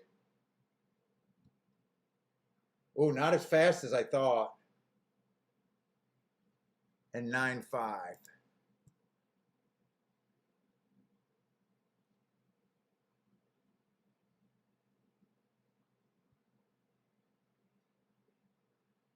Dude, I think this horse has got real speed.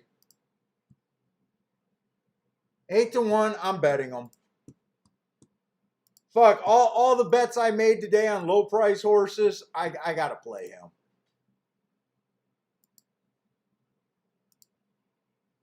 I'm not sure if the 10 post is gonna help me or hurt me here. But I definitely gotta play this horse. All right, let me get over to Gulfstream. And I got nothing else. I didn't handicap the last race at Churchill, so I'm done with Churchill. But I don't want to get rid of the form.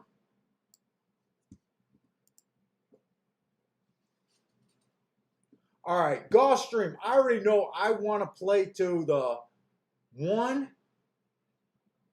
and I think it was the 7 in the double.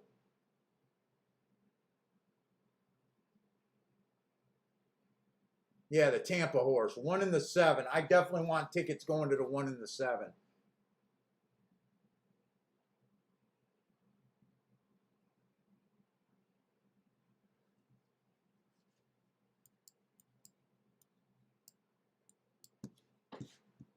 I got 3 minutes. Let me just, I need to make sure that these are going to be paying. Come on. We're in race 8. Doubles.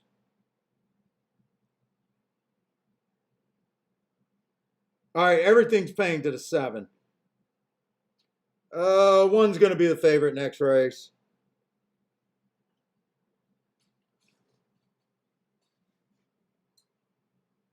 I'm going to do a small all 7. I definitely want a ticket alive to the 7 at the very least.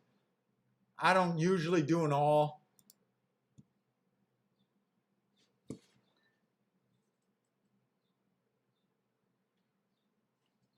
What's up, B?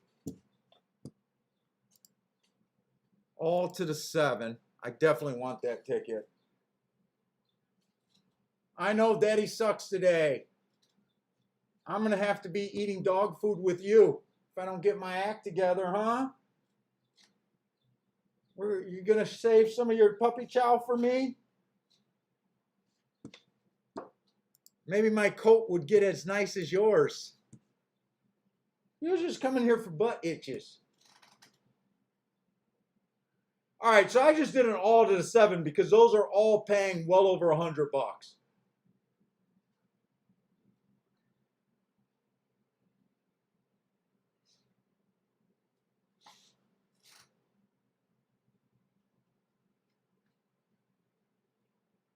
This is going to be a mile on the dirt. I definitely like the 2.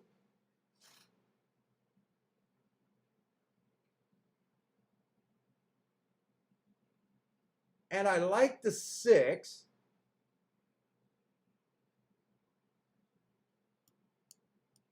I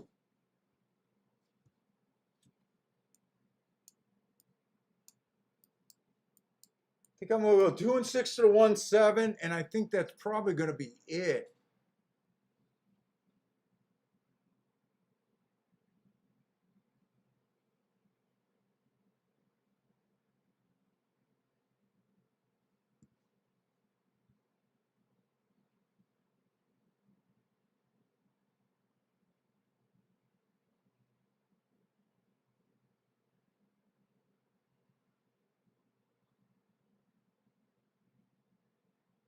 God, this is a good race. I know this is a good race. I feel like I should even be more aggressive. 9 got the lead at, Jesus Christ, my 10 didn't even get the lead.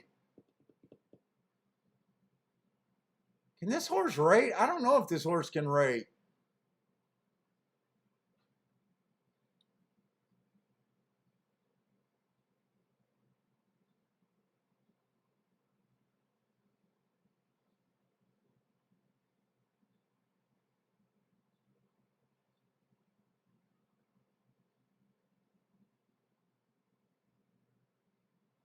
Ten, I think you got to go if you got a horse.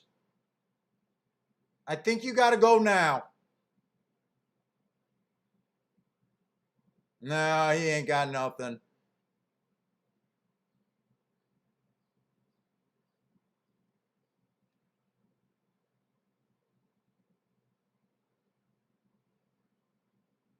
Comes in 8, 9, 10. Maybe no, the 3's going to beat the 10. 8, 9.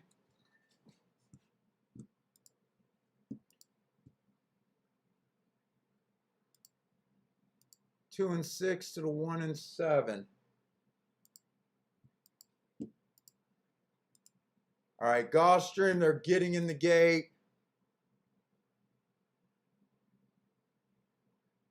8 was 11 to 1. Finally seen a price over there.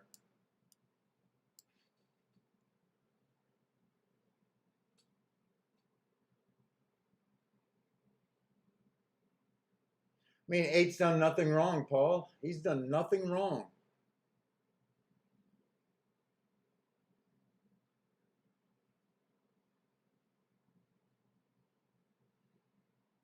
He's done nothing wrong. 11 to 1 on that horse, huh?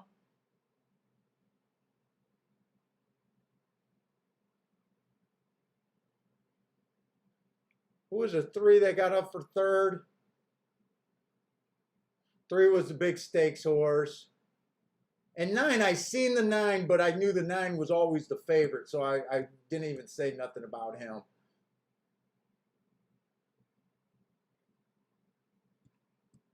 Okay. 11 to 1 on that horse. Wow. Oh, I thought that was a 2 in the lead at golf. Well, actually, I want him to win if my 7 can win the next race.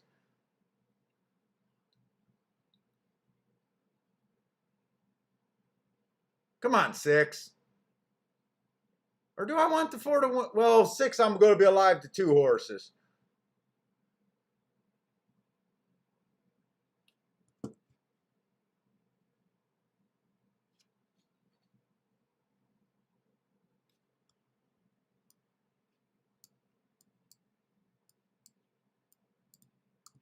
I have an all to the 7.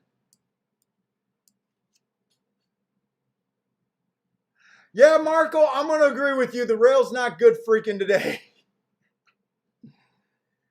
I'm hard-headed, man. I'm hard-headed.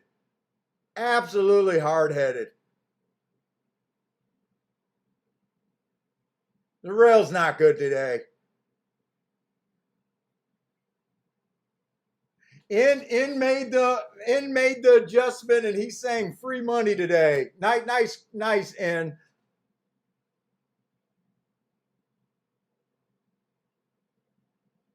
You know what? Speed has not went wire to wire yet today.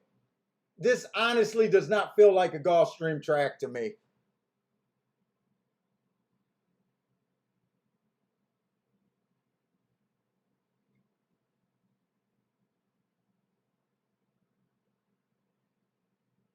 I think it came in 7-6 or 7-4. I'm not sure who won that second place battle.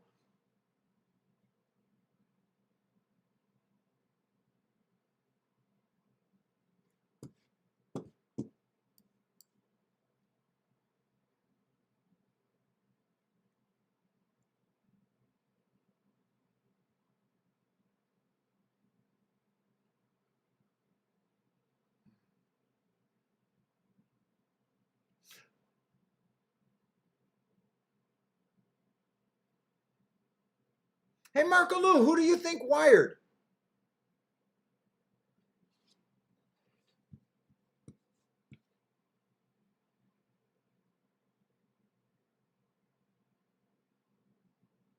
Unless I got something mismatched.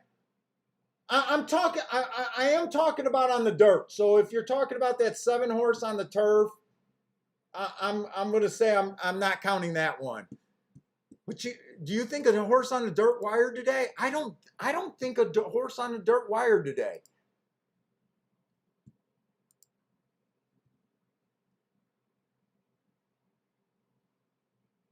Man, and right now I'm sweating bullets. I'm not sure if it's because my betting is so bad or it's that hot in this room. Let's see, on the dirt today. The second race, that horse came from 2 lengths off.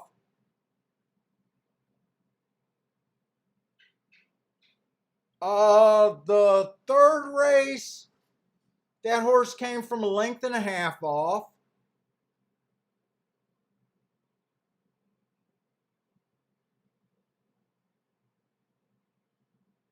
The fifth race, the 3 horse had the lead. He came from 1.5 lengths off.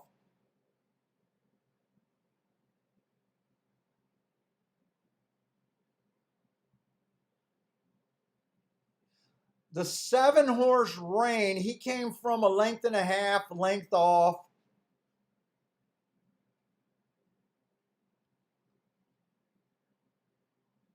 And then the 8th race was a turf race. No, they not a single horse went wire to wire. They've been coming from like 1 length to 2 lengths off. They haven't been coming from far back. It's definitely not a closing track.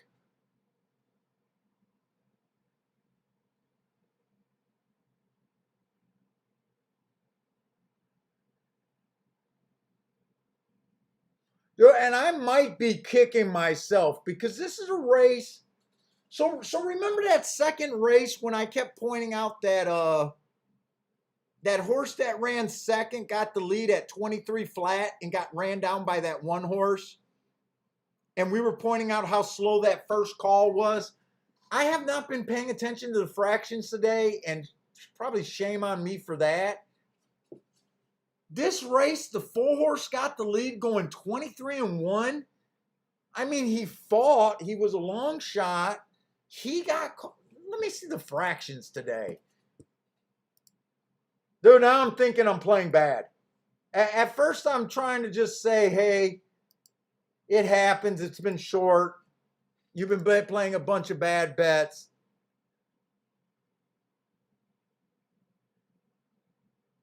Dude, the second race, they went 23-3 at the first call, going 7 furlongs.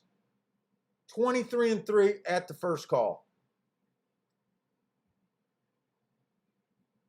The third race is the race where they went 23 flat at the first call. That horse that was bet down that we thought was a winner until he wasn't, went 23. That was a turf race. That's a mile race. They went 23-2. So my 2-horse that got caught, that 2-horse at 7-2 that got caught by rain, I'm giving him a big thumbs up. He went 22-3. That's the fastest. That's the only sub 23 fraction today.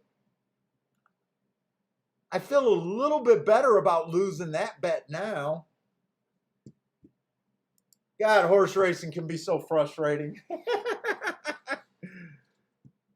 Hey, what's up, Greer?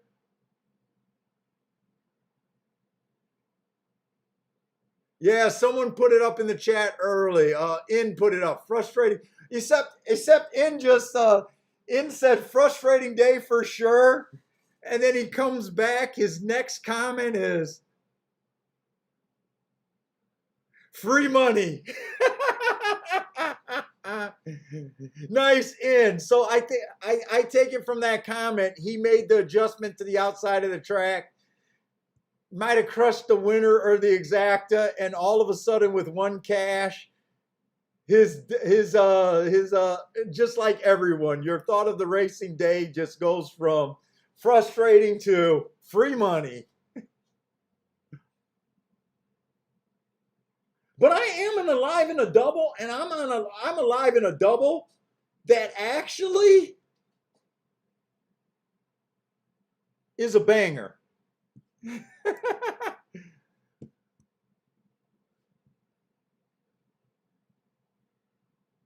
So I'm alive to the 7-horse. I don't have the one in the double, but it looks like I'm getting 240-1 on my double.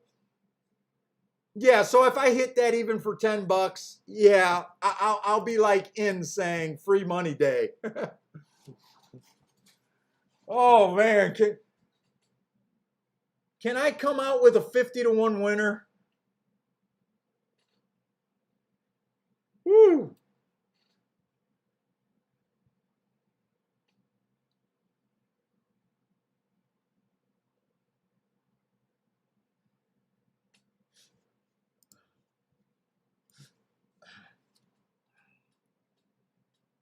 Yeah, and Churchill didn't beat me up, but I played that 10-horse, and then I played that one play exact. I think I only made 2 plays at that one bet where I made the exact and a couple win bets, but I didn't go that heavy. They didn't beat me up. And I don't even care about my performance today at Churchill. I judge what I do basically on Gulfstream for the most part.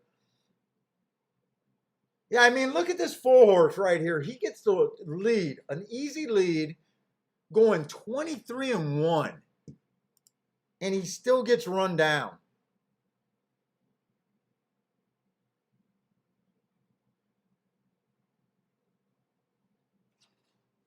This track definitely changed. This is not Gulfstream.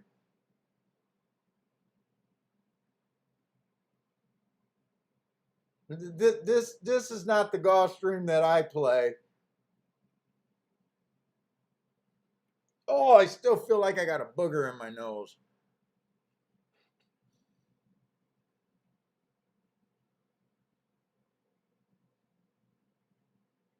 Widest horse on the track. Widest 2 post positions on the track is the exacta. 3 of the widest 4 post positions on the track is a try.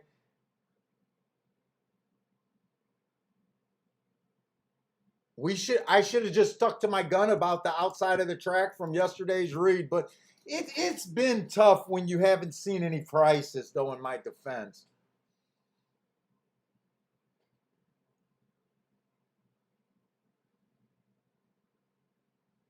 This is a race that really solidifies, yeah, it was outside, you dumbass. You should have caught it. Yeah, I've got a bat in the cave. I had it yesterday, too. I had to go blow my nose like 3 times yesterday to get that fucker.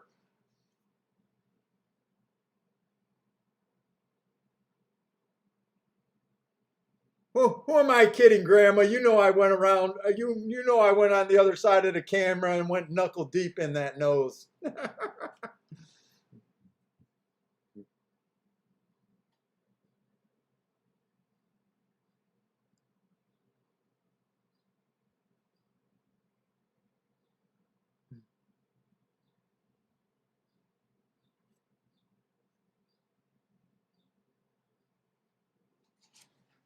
Well, I really wanted to do something with the 1 and the 7 here. I did something with the 7, but I don't see where I can do anything with the 1. He's 6-5 right now. Unless all of a sudden I decide to do some exactas with him.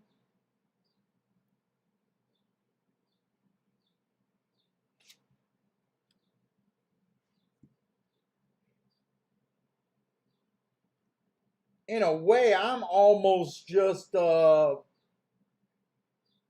willing to let this ride out and just be like, hey, I need a miracle for a winning day, or just don't pile up the losses because I feel like I'm on a little bit of tilt right now.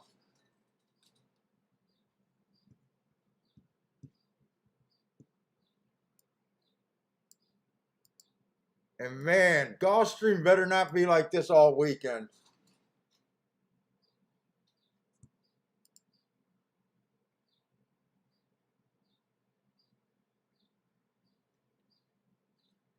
Or if it is, I'm gonna do a lot more yard work this weekend.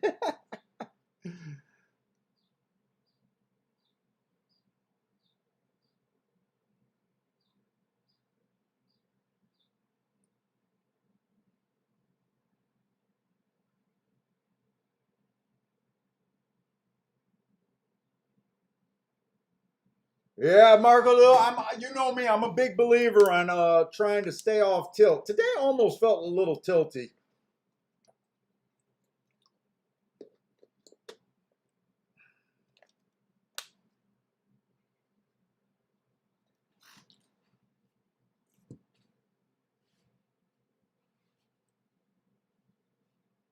Oh shit, I didn't even see. Not sure you liked the 4 last race.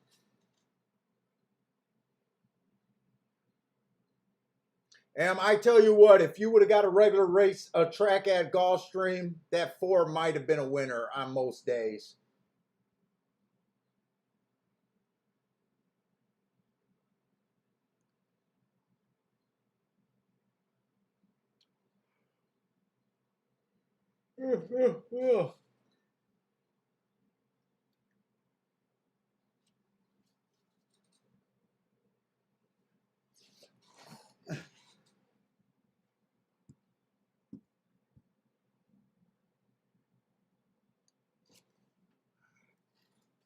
Uh,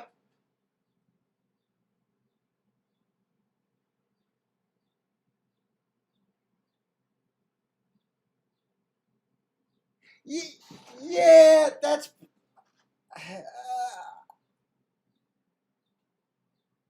I see what you're.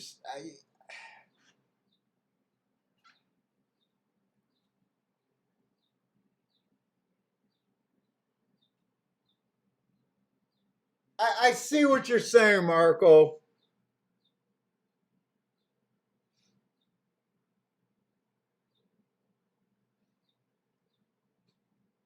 I think it boils down to just the years of me playing and the way that I won my first profitable year ever.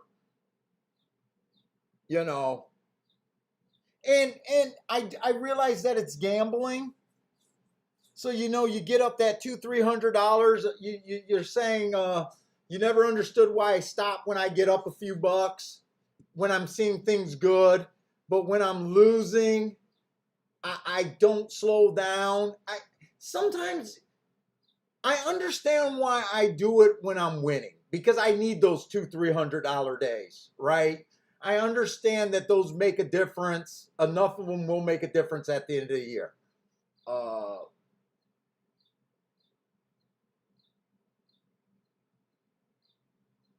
but I think the part where when I'm losing and I'm not seeing clearly and I keep banging my head against the wall, it's just the gambler's emotion of tilt. It's just being emotional. It's some days I get away from it. Some days you don't. Today I really didn't. I think it's just kind of human nature. I don't know.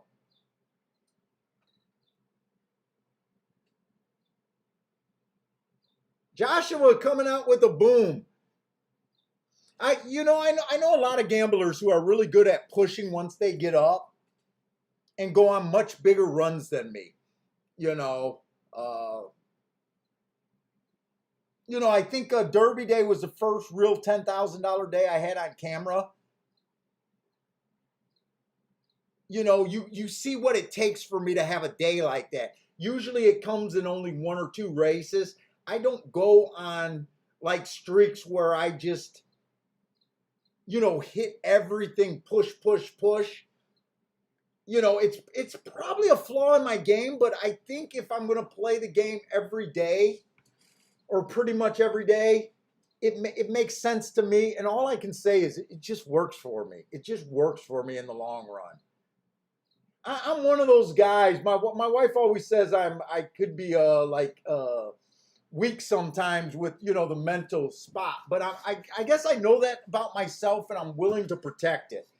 So yeah, those days where I get up $200-300 and I stop. I like starting the next day, and a lot of those days build into a couple $1,000 weeks. I don't know. It just makes sense to me.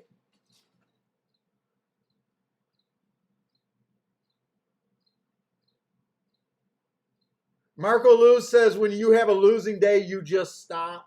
When I'm on camera, I will say one thing. My play on camera and my play off of camera, it's very similar. But the one advantage of being off camera, and I didn't know this was going to be true before I started playing on the computer. When I'm by myself, or even with Parsons, or one or two people on Skype with me, it's really easy for me to stop. When I'm on camera, it's a little different. I feel obligated to be here for the rest of the day. Some days, especially when I go after, today I didn't go after anyway, but there's been days where I went after races, and after the first two races been down, $500, $600, $700 really quick. And there's been days where, when those happen, I really want to get off, but I kind of just stick on, and sometimes I work it out, sometimes I don't. But there is a little different that regard about being on the camera and without the camera.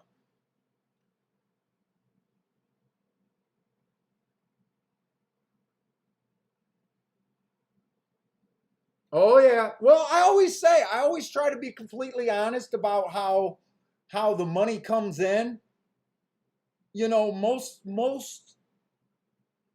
I'm not going to say for most people. I'm going to say for me, 100%. Most days I'm just trading money. Win a few hundred, lose a few hundred. Win a few hundred, lose a few hundred. Win 1,000. I almost never lose 1,000 on any given day. When I lose 1,000, I can't sleep at night. Uh, you know, I try to keep my losses down at the 500 mark, where I feel comfortable and I feel like I can. But most of my profit comes off of a few big hits. Uh, you know, but most of the time I'm just trading money back and forth, a little bit.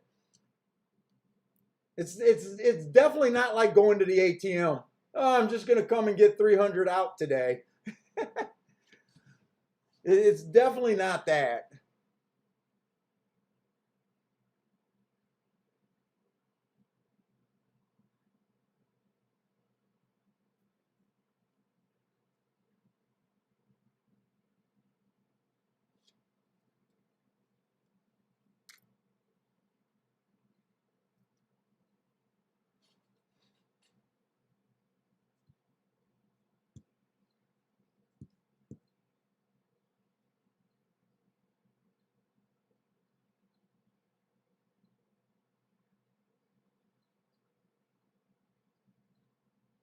You know, Marco, who I like to look at? I almost try to base my game almost on the poker players. I like poker players because, you know, for the most part, they're willing to go in with a good starting hand. They want to get their money in at the best of it. But at the same time, they're willing to do play bets. You know, I kind of considering just anteing play bets. But you know, when you're playing really good, you win the bet. You want to win the bets that you're going after. There just wasn't any today. Today I'm taking a bit of a beating on nothing but a bunch of antes. It's like I'm just sitting at a poker table getting anteed to death.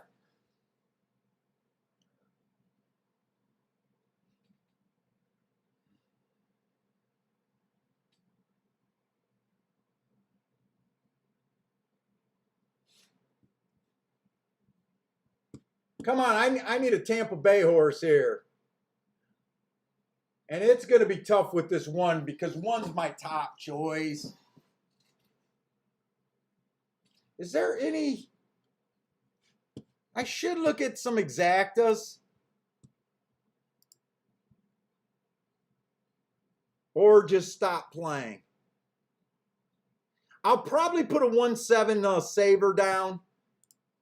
It's not even going to be a saver. It's going to be a potential bet. I do want to get to this 7.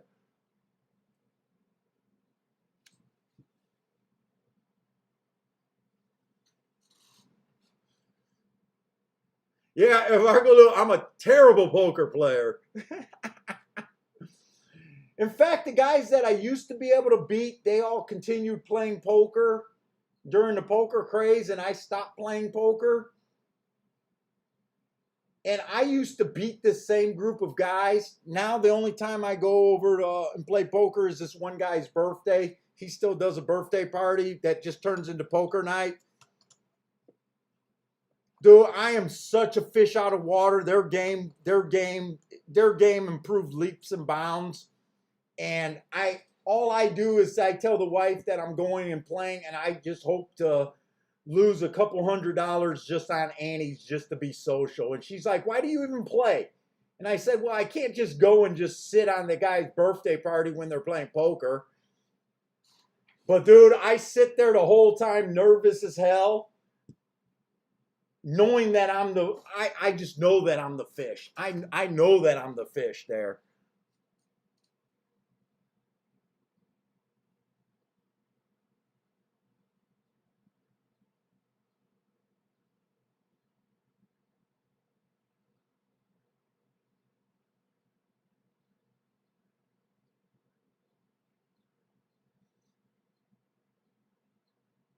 Yeah, man.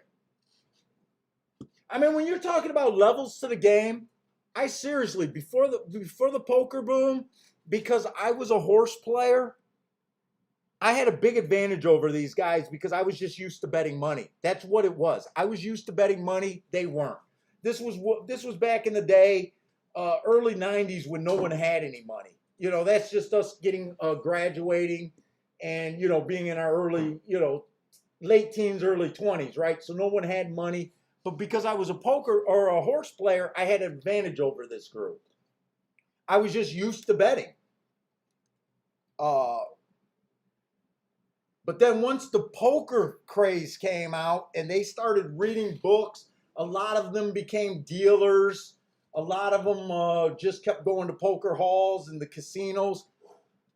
Dude, their game improved to where I can't even play. I can't even bully them. Now they're playing for more than I'm comfortable with because they're all playing Hold'em. They're all playing, they all go to the casinos and they buy in for, 5, 10, no limit.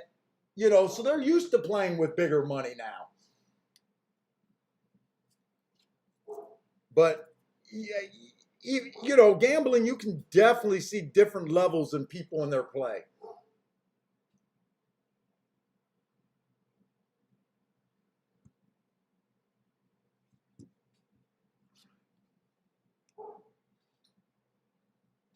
Dude, back in the day, we just used to play a low hold or high card Mariah in between. No one played Hold'em when I was playing. There was always a split card in the deck. Half the decks were split pots. It was a little bit safer back then. Yeah, poker's just as boring as horse racing. Those guys put in shifts. Those guys put in 6, 12-hour shifts playing. It's just as slow as this game.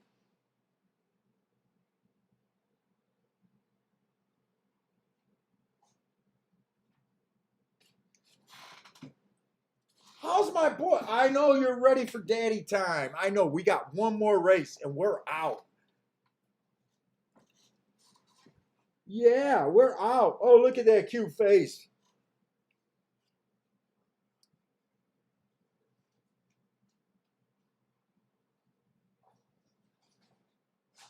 Let me see. I do really like the one horse.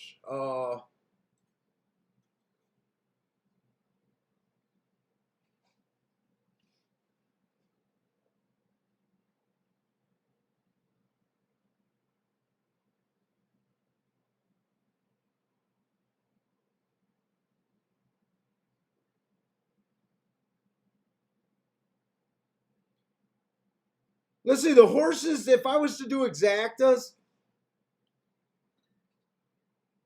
I like the 12 a bit, but that's only if it's a 112, that's only a $9 exact. I don't think I could play that.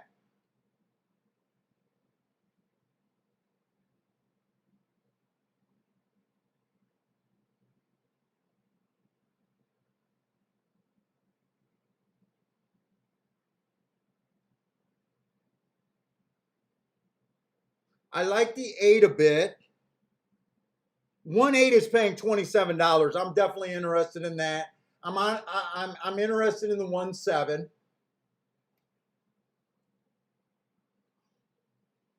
1/6.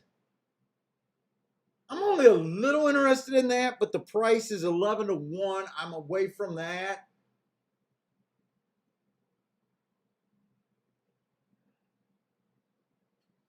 So the only two exactas I can come up with that I'm willing to play is the one on top of the 7 and the 8. If that's all I do here,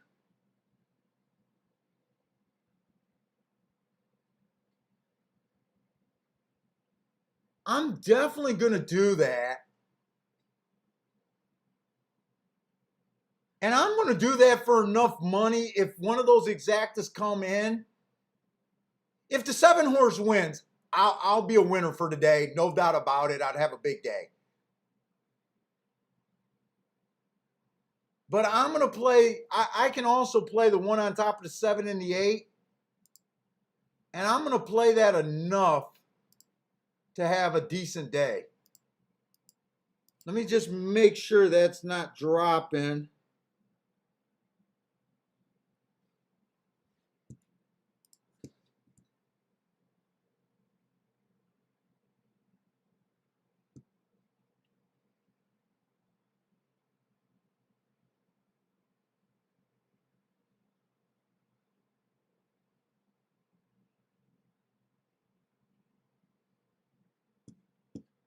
All right, that bet is going in.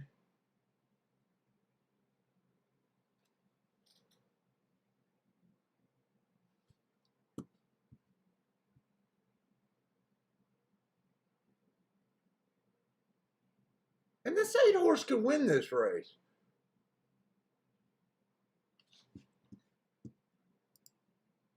I'm going to do a little 178 box.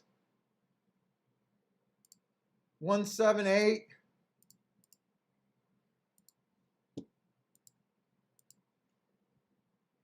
And I'm going to put a bid on the 8 to win.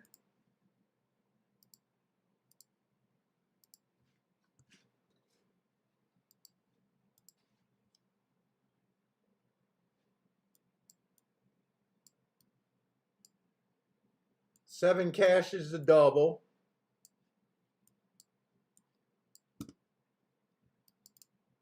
I got a 178 in a box.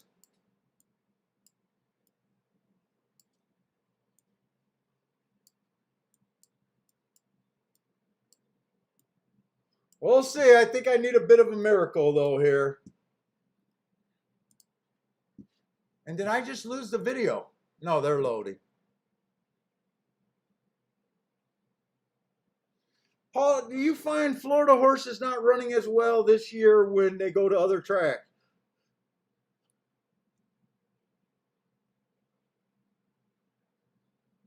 You know what, Marco? I honestly don't notice too many Florida horses shipping to other tracks.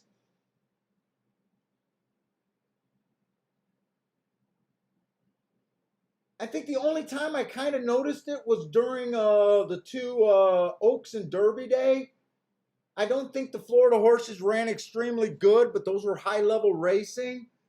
I'm not sure that the Florida horses were that high level this year.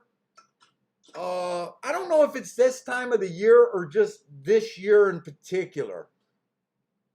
They're off at Gulfstream. Come on, 7. Can we get this 4 out of here and just let my 7 jump around? I'm walking.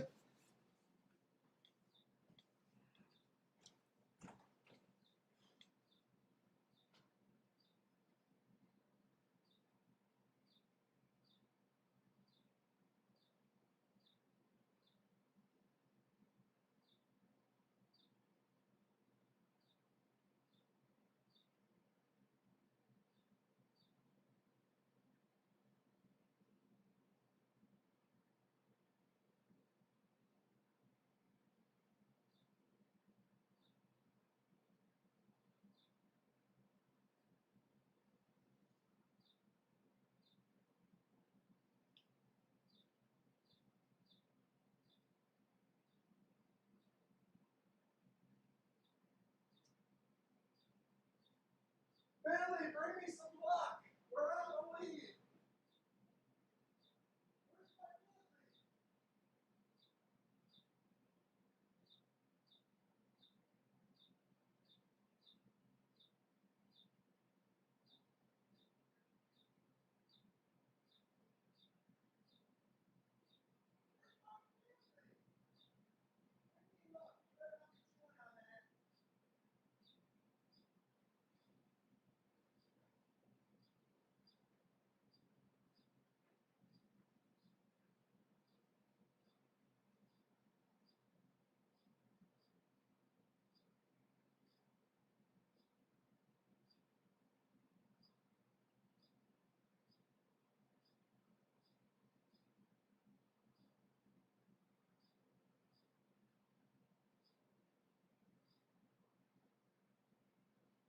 Yeah, it's going to be a bad day today.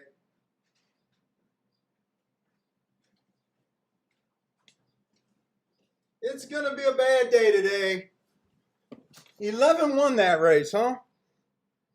11 won. Yeah, I'm going to, bad day. I, I could not get to this horse.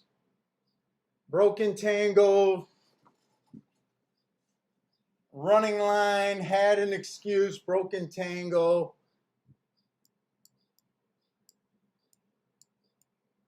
Only ran one race, couldn't judge. I did as good as a job as I could have.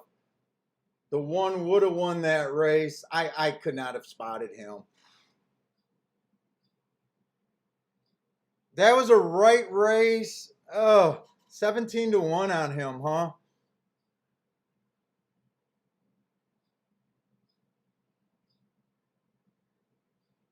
That's as good as a job as I could have did there. I could not have seen the 11.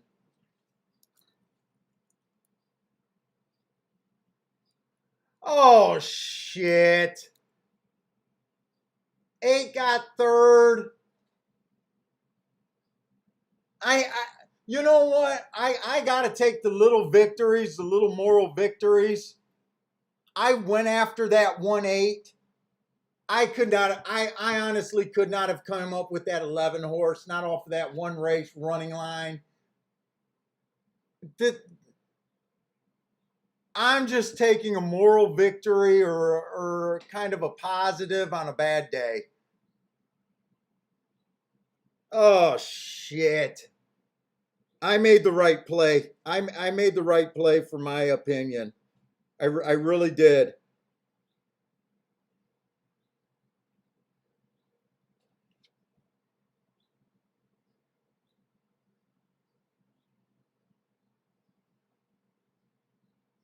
Yeah, Charles, rough day. You know what? I'm okay. I'm okay with that. It sucks, but in all honesty, I couldn't have. I don't think I could have handicapped that race any better. Yep, just one of those days. I went. You know, I did add to the losses. I added to the losses, but you know what? That was, to me, that was the right play to do. In fact, this was probably my best betting play of all the day today. I know it wasn't that great of a day. It was a bad day. But this is the bet that to me is the best bet that I made. It really was.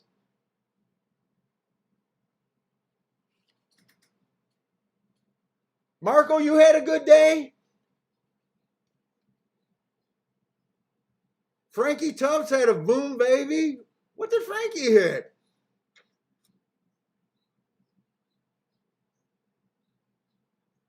Well, I love seeing him. Frankie had the exacta win in place. Fuck, nice.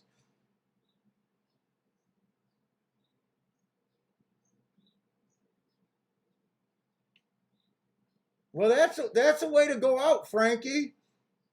17-1 winner. Only real price of the day today.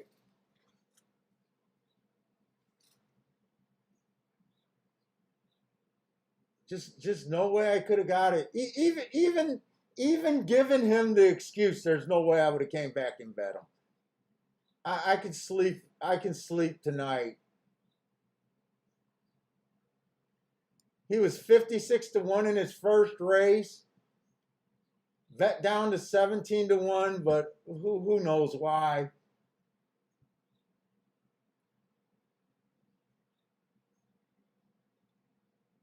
But anyways, guys, thanks a lot for joining me today. I know it wasn't the best two shows, but hopefully we'll come back stronger. I don't know how I'm gonna deal with this weekend.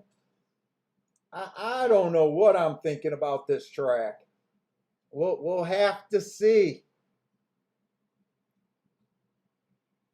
We will have to see. But anyways, guys, if you guys are playing tonight, good luck. I'm definitely done for tonight. Good luck over the weekend. Hope to see you guys Thursday and Friday. Stay safe out there and have a good one. How much did that exacta pay? The double paid $240. The pick five paid $13,000. How did the pick five pay $13,000? They just had a 9-2, 17-1, 9-2.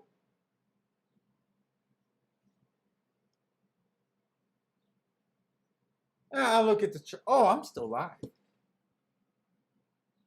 me shut this down.